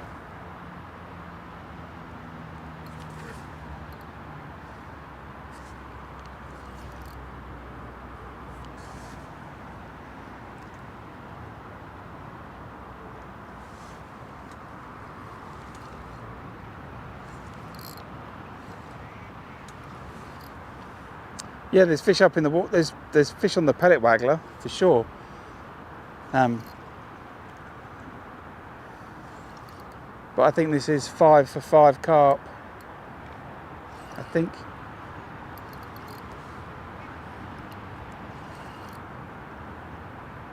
Yeah. And those F1s are nice. You know, but it's up on the pellet waggler. I'll have to go back and watch the video again.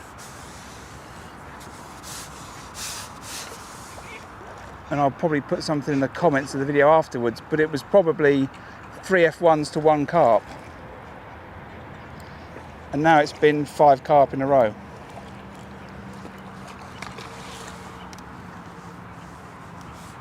And I'm catching them quicker than I was catching them on the pellet waggler.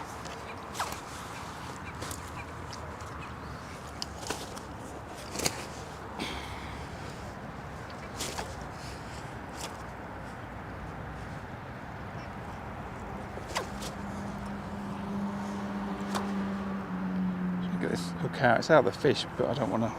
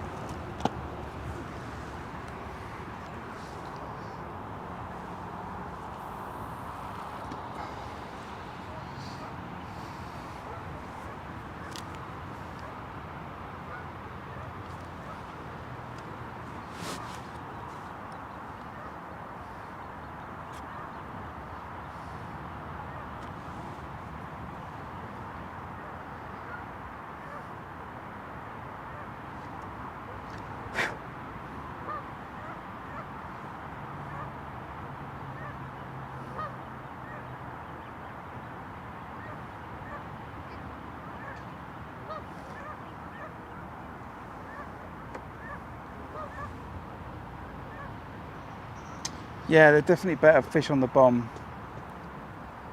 I'm just conscious that my phone's going to overheat. That'll be a fish then.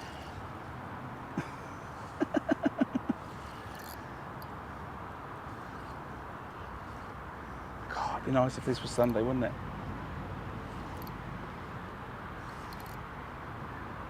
Carp, carp, carp, carp. You got to think how many fish are down there, or how many fish are going down to that spot when you can catch this quick.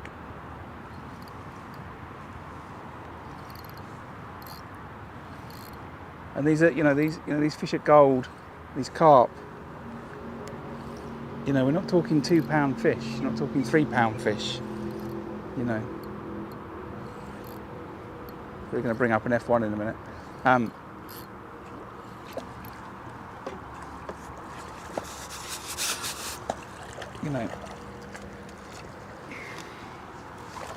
These are all good carp.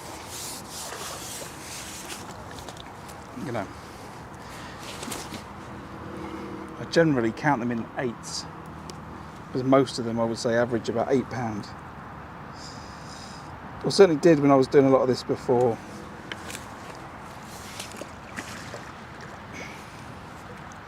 But in terms of weight in a keep net and stuff,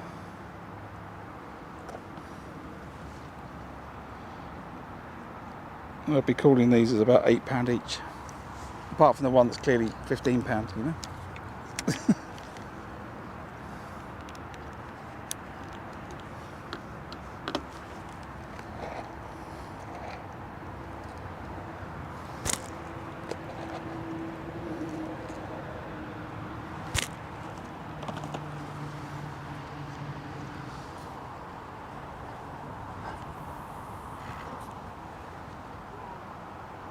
That duck might have dived on that.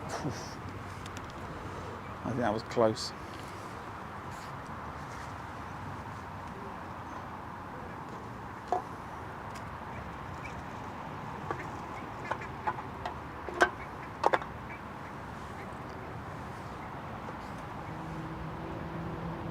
Where am I? I am on the far bank of the Syndicate Lake at a place called Gold Valley Lakes in Aldershot in the UK, and I am on peg about 125.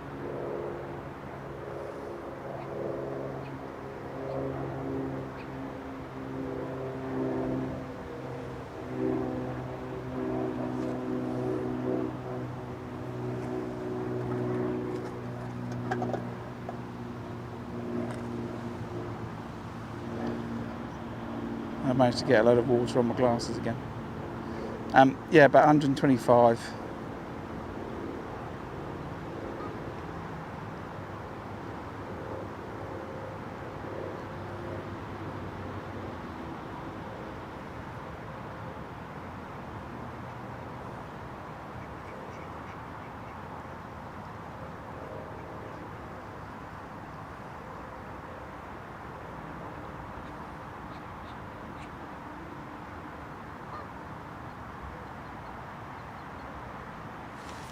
Another fish.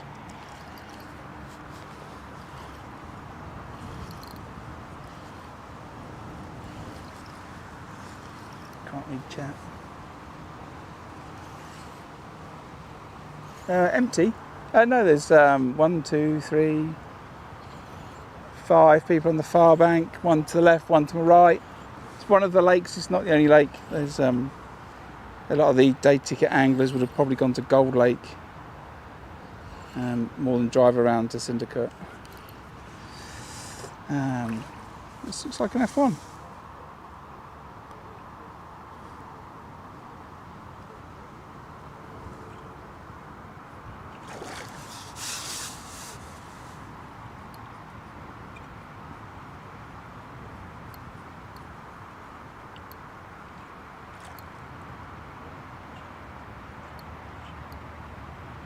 Oof. Maybe I gave that a little bit too much pressure.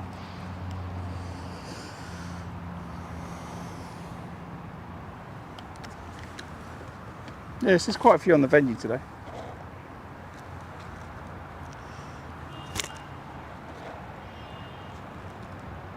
So, I am going to have... Oh, wait. What have I got that snagged on? Right, I'm going to have one more fish on the bomb, and then I'm going to go back on the Pellet Waggler and just see if it's still F1s on the Pellet Waggler, or if Actually, what's happened is carp have come into the peg. And it's not the fact that I've gone down on the bomb. It's the fact that carp have come into the peg. It just happens to be when I went down on the bomb. That's the liner there, I think.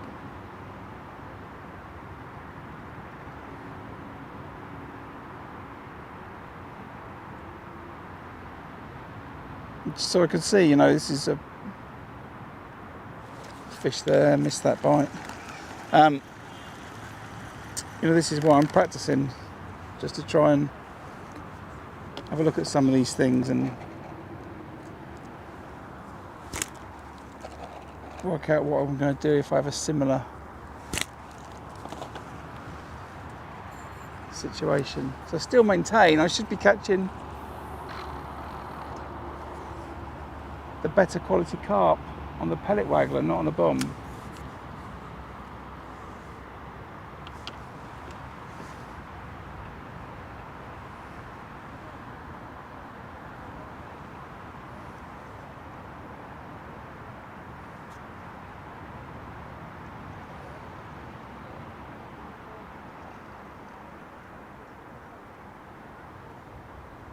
And now, now I'm catching, you know, it's a good time to, you know, check that out.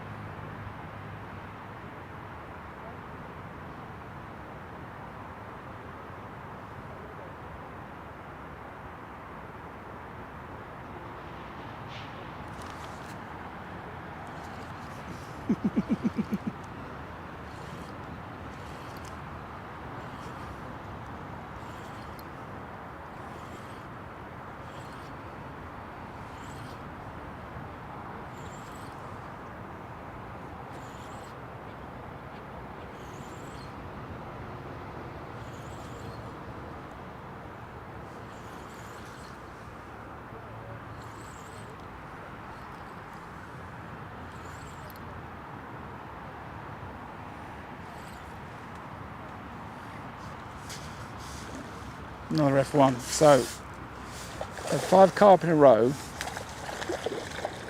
and now I've had 2 F1s. I'm going to get on that pellet waggler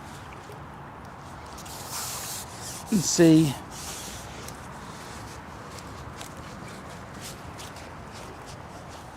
if there's carp on the pellet waggler.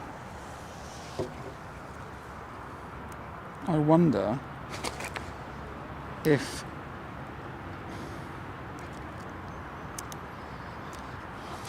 the carp are staying away from the F1s a little bit, you know?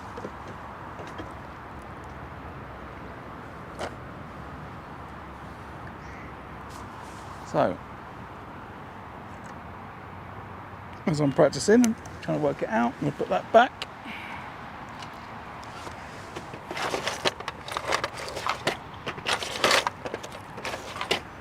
I'm going to clean the glasses off.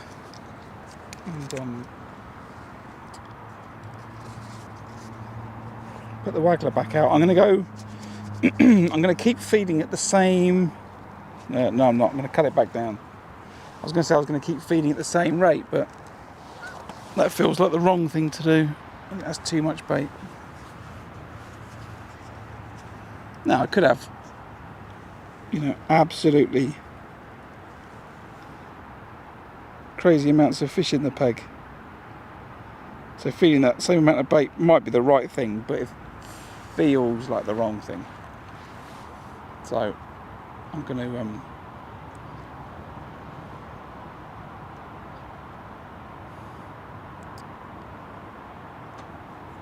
to scale it back down to 4 pellets again.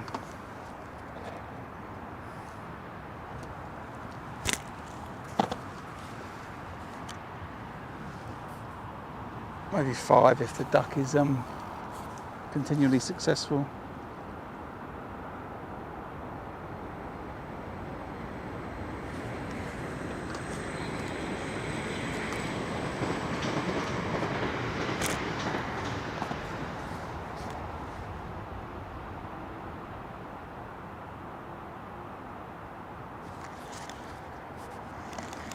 Reeled into a fish there.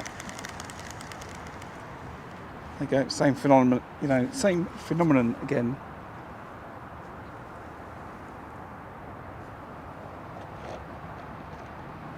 Yeah, I think Will's doing a coaching day. Cut the pegs up.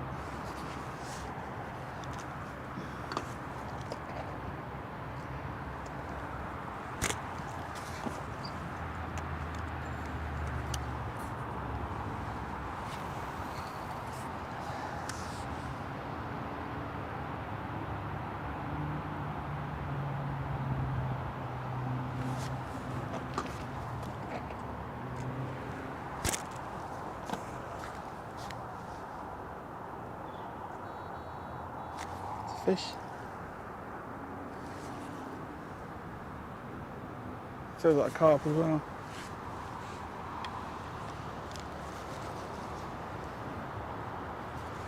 I think that was quicker than the bomb. Maybe my peg's just full of carp now. Although interestingly, I said let's go back on the Waggler to see if there's carp there and not F1s. Is it carp or is it an F1? F1.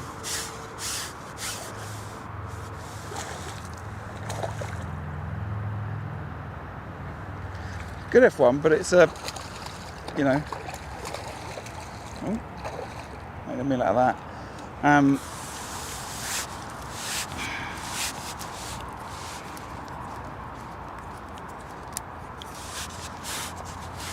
What is that weighing?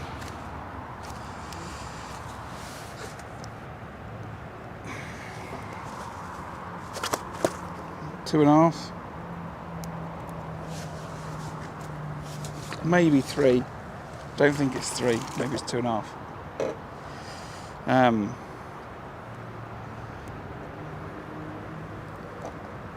It's not 7-8 pounds. So let's have another look.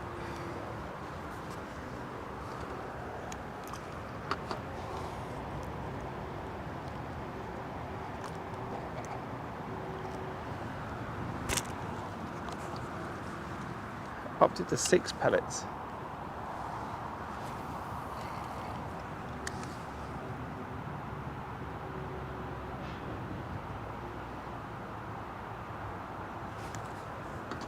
Now bite on the splash.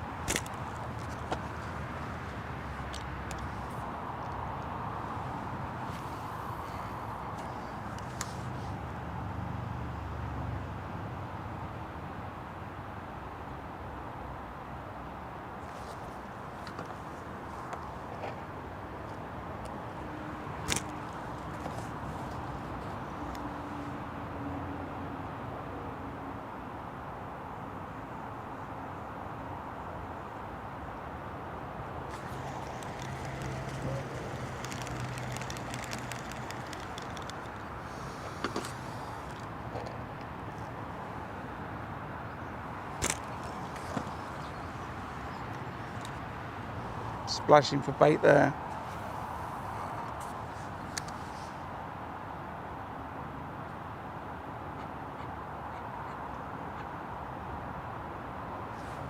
Splashing for bait, they came up and broke the surface of the water. There's a bite.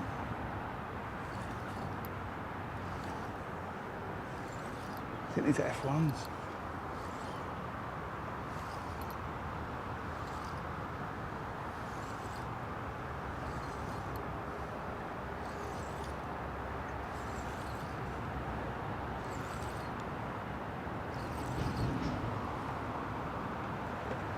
Yeah, more F1s.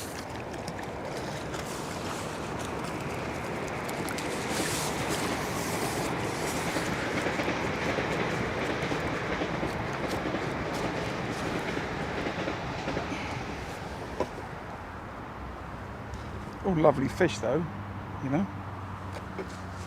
But they're not as big as the carp.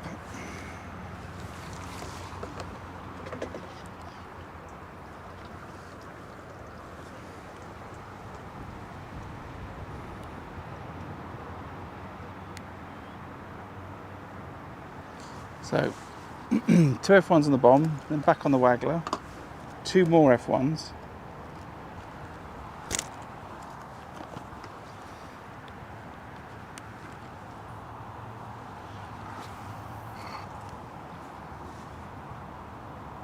It's not a very good cast.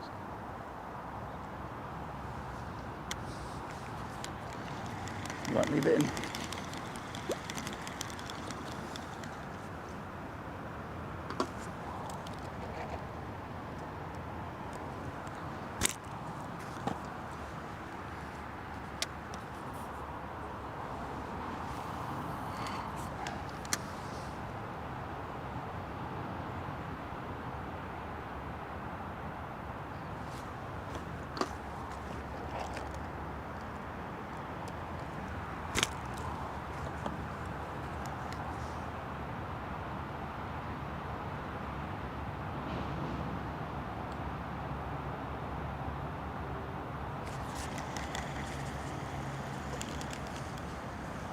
Yeah, I want one more fish. I think if you type try the bomb. Yeah, one more. Let's see.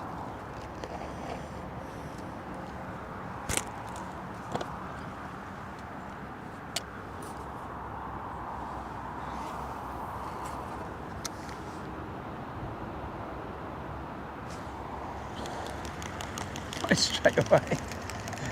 It is fun fishing a pellet waggler. It is a lot of fun.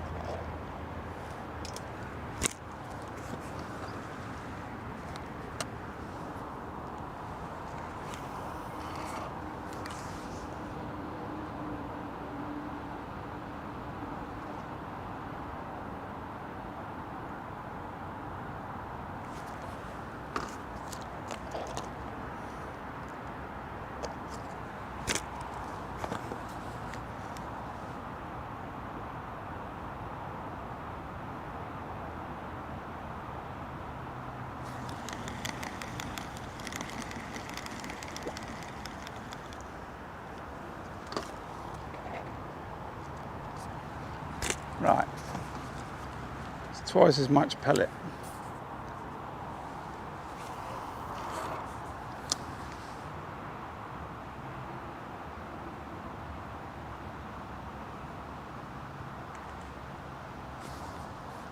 No bite.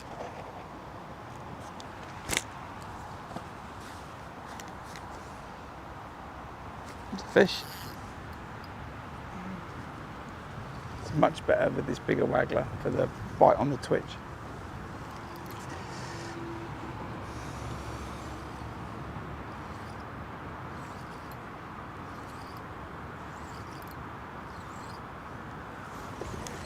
I think it's of the F1 variety.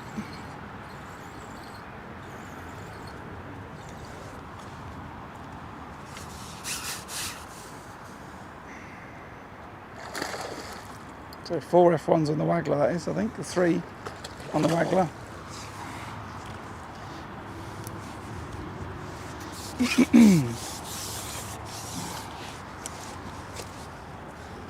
So we'll get down the bomb.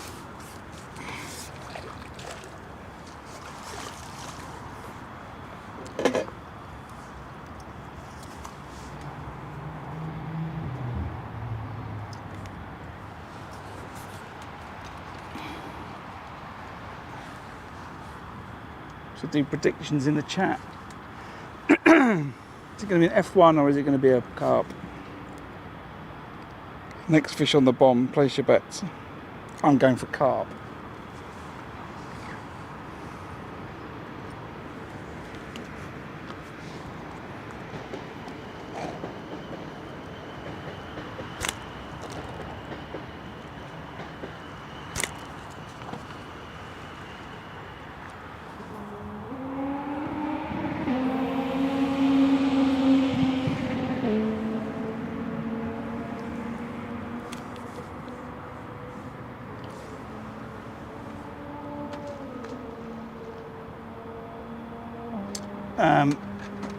Bomb is 3/4 of a gram, 3/4 of an ounce. Guru square one, I'll show you in a bit. And the float is more than this. So the float is 8 gram. I started off on the 6. I should have bought it then. I started off on the 6 gram, and I wanted to consistently cast past my bait, and quite often I was casting in my bait. So when I was twitching this side of my bait, which is not what I wanted to do. I want the twitch to still be in the bait. So cast to the far side, and then when I feed again and I twitch, I put it into the bait. Here I was landing in the bait and pulling it out the bait with a 6 gram. Now I could have adjusted how far I was catapulting the bait, but that's not as natural as to just stick a heavier float on. I've got to be careful of the splash, but it works better for me. The heavier float, easier to cast past, and I've definitely caught more since I've changed that waggler.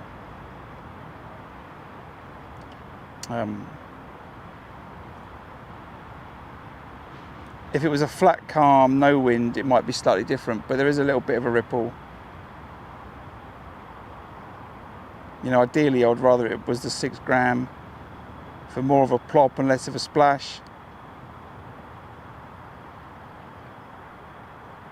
It's a liner, but I don't think I've been that negatively impacted by it. I need to just practice feathering it a little bit harder just before it hits, because I'm feathering the line so the rig goes forward, so the pellet's landing the other side of the float. So it's all nice and tight. And I don't think that's a bite, that's a liner, which is why I'm not striking.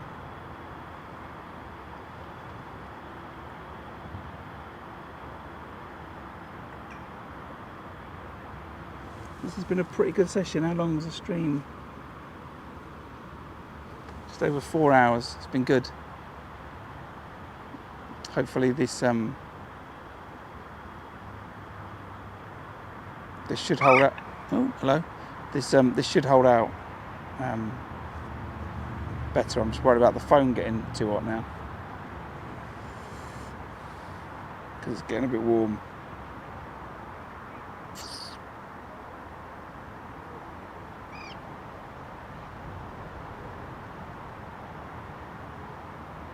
It's taken a while for this bomb fish to come along.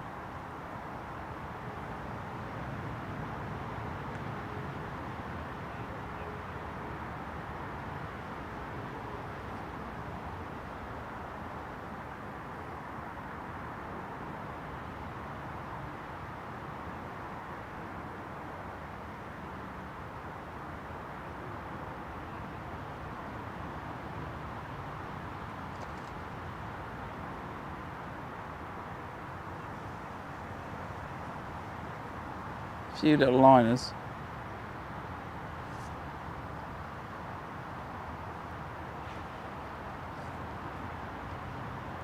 Oh, that's not a little liner.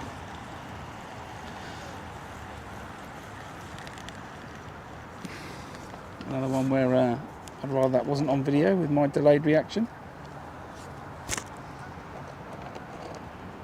Right, 2 lots of bait again.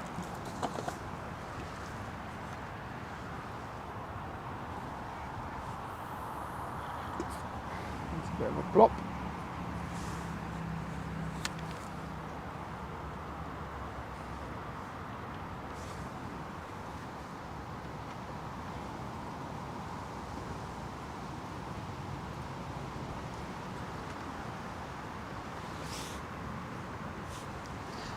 Yeah, it's the I use 8-pound. Oh, it was a bite. Dial ST line.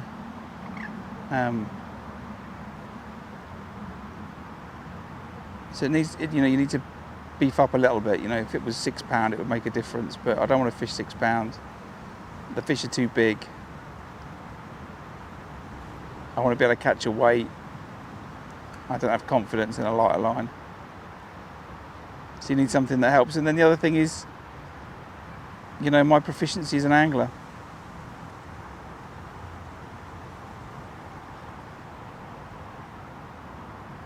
You know, how often I'm doing things, and that heavier float just makes that possible. Definitely improved my catch rate, you know, in hour 3 from hour 2, or whatever it was, hour 2 to hour 1. It was more accurate.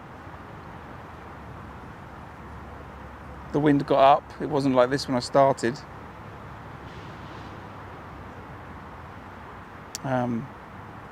I'm getting liners, so I think there's lots of F1s up in the water still.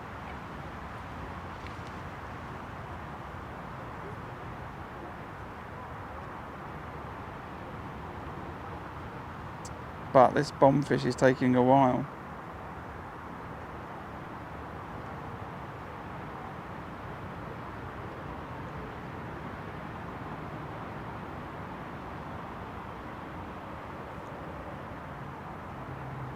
Maybe 4 was the maximum I was going to catch. Just do that, just check that time. Right. So I think my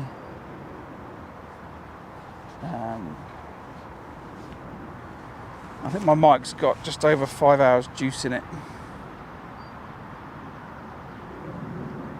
in terms of battery capacity.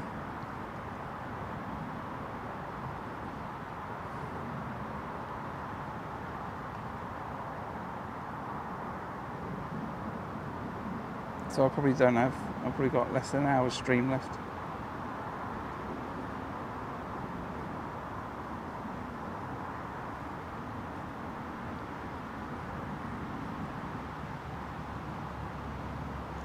It's been quite a good session. I've got some things to think about before Sunday, but I'm very happy with. That's a bite. That's a bite.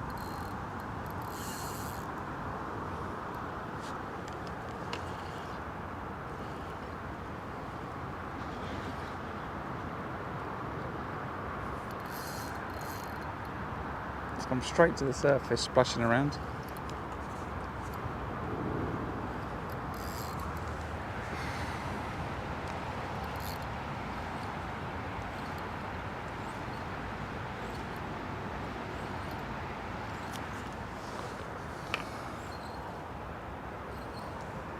Yeah, it has been a fantastic day.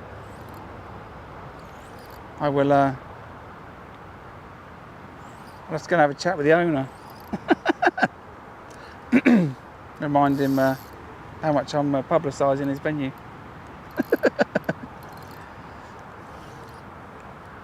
This video is sponsored by Gold Valley, Daiwa, Guru, and Preston Innovations. Oh, and Drennan.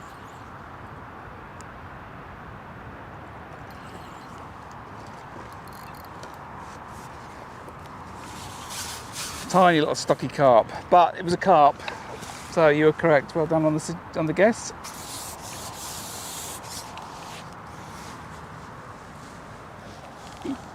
It's a beautiful fish, that is. I look forward to catching you when you're 15 pounds. Keep eating them pellets. Oh, and how could I say that? Pellets supplied by, not supplied by, pellets made by Ringers. I said that quietly. Pellets made by Ringers. So that's my endorsements for the day.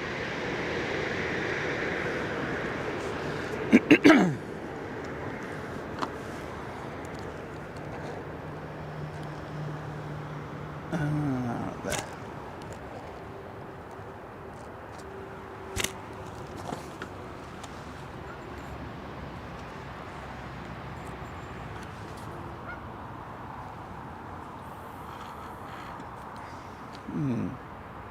That's a bit short. I'm going to recast that.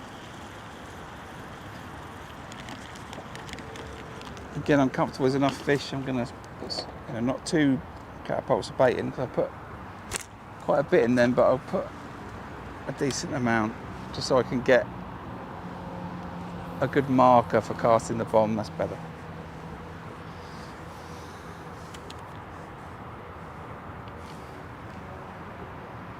And I think the hopefully the quality of the stream and the audio's held out. So I think that's all been a good success too. I'll see whether the footage is all choppy later, but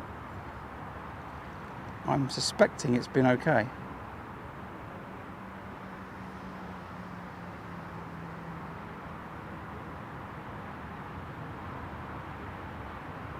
Hoping it's been okay, I think that's the right words.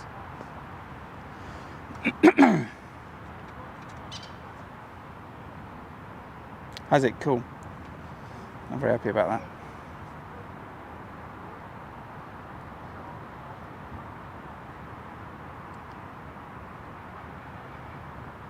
I was a little bit disappointed with the streams when I was at Tunnel Bar, and I got one good day, you know, one half a day and one write-off, which was quite frustrating, but so I've changed some stuff around and I think it's working much better today. These are liners. You can see that tip moving.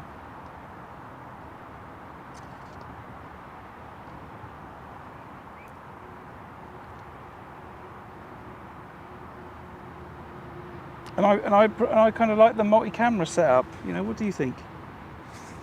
You know, I could do it with one camera, and I could increase the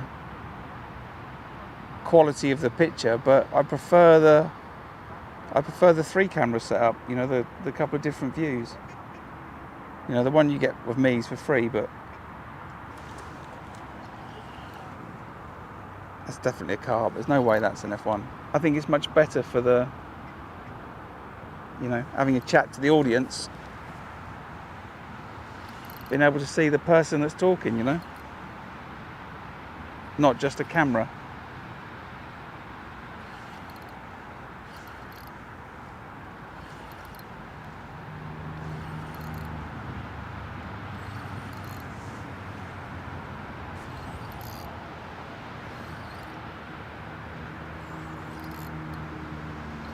So definitely better fish on the bomb.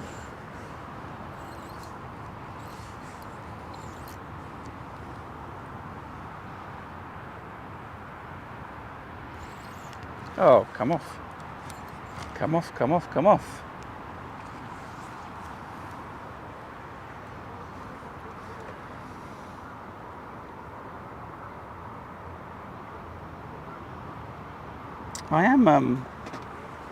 I'm certainly a lot calmer when I lose fish when I'm streaming.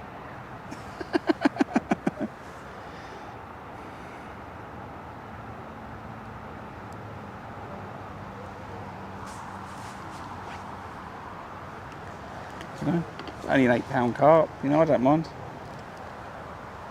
There's another one.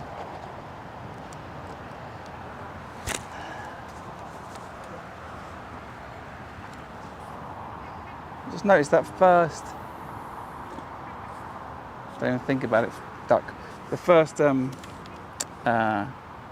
catapult there, I've not put the bait in far, you know, I've not pulled the catapult back far enough, I've put that bait a bit short.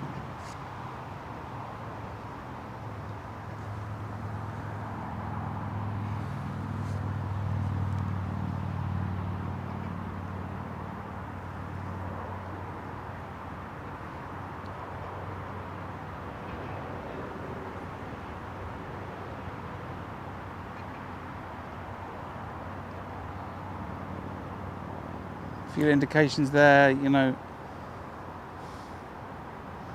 didn't really look like a liner, but you know, it's not the sort of bite I want to strike. Small indications, you know, experience says just leave it, wait till it goes round, and that'd be a much better result.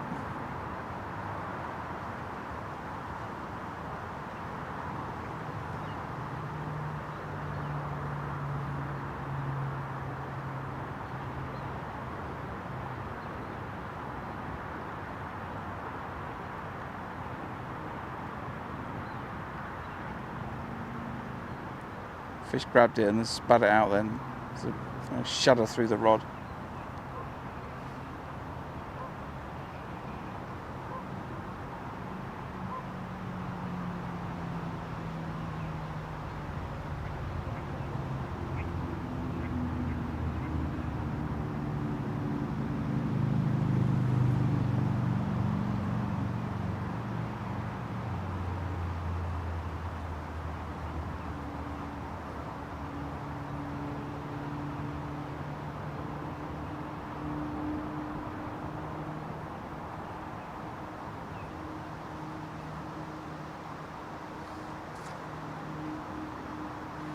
Oh, fish has swum back at me at pace for that drop back.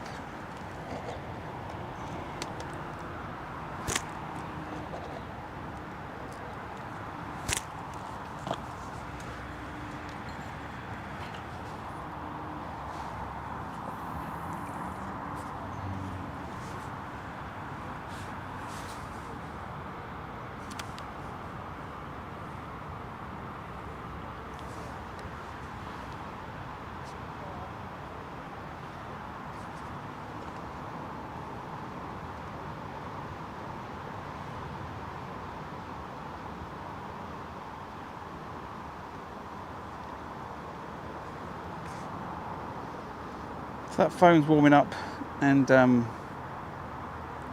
warming up. So I think I'm looking to get another fish out of this, and then I might call it a day. I was born around these parts, and I might pop in and see my mum. So if you're watching, Mum, get the kettle on. Yeah, so let's see if we can get one more fish. Got a lot of things to think about. And I've got a couple of things I need to prepare.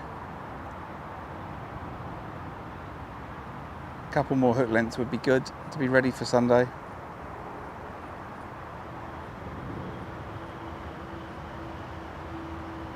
Everything's been fine. I'm still on the same rigs I started with today, but you know, just in case. That'd be good prep.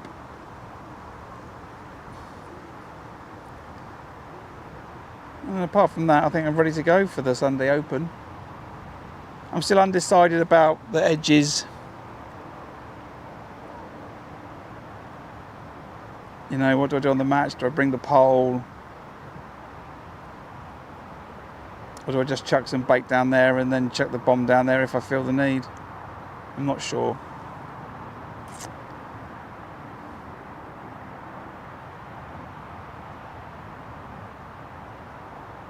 You know, there are big edge dwellers here.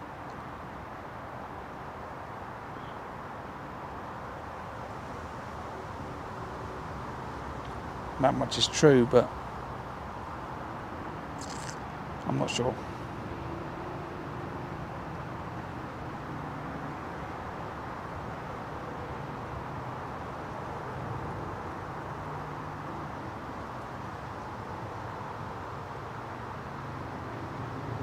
Interestingly, now it's taking longer for a bite.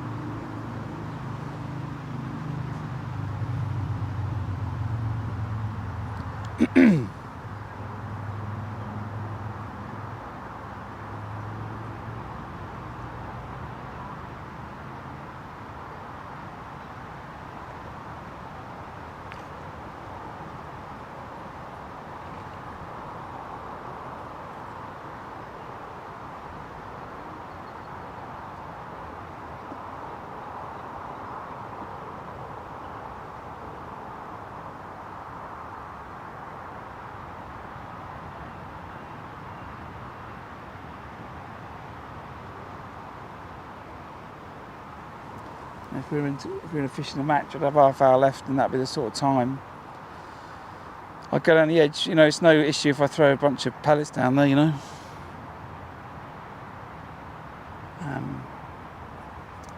But normally if I was fishing down the edge in this lake, I'd fish double corn. Excuse me.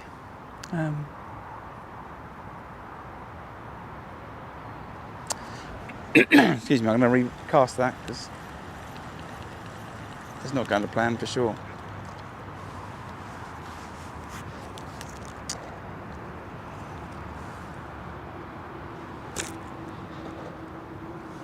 And now I've got the Wise Ducks 3 in my peg.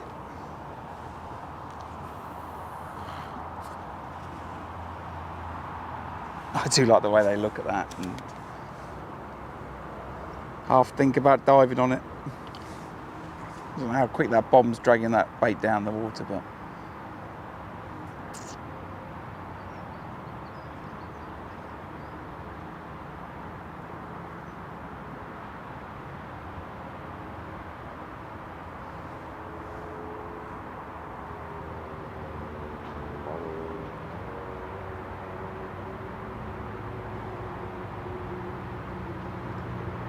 there's certainly, oh, I was about to say, certainly not as prolific as it was.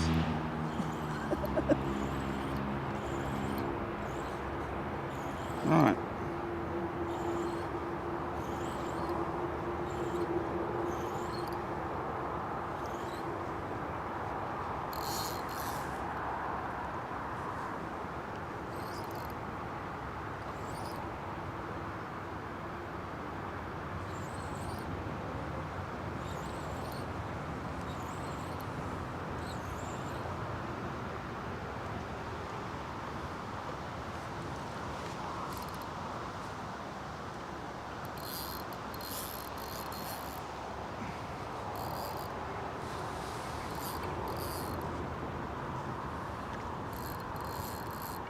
Don't you see that? I've just spooked 3 or 4 carp that were swimming through my peg. I'm bringing this fish in.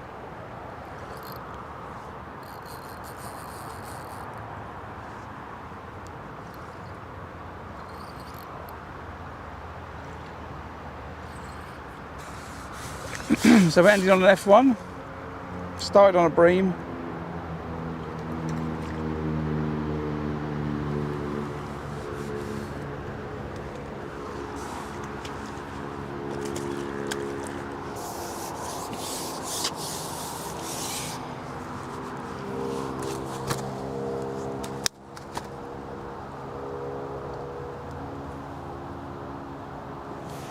Lovely fish to finish the day on.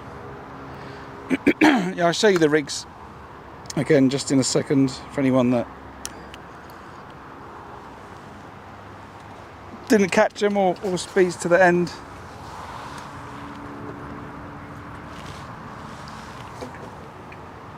Finish on that F1 at the end of the day. Lovely fish.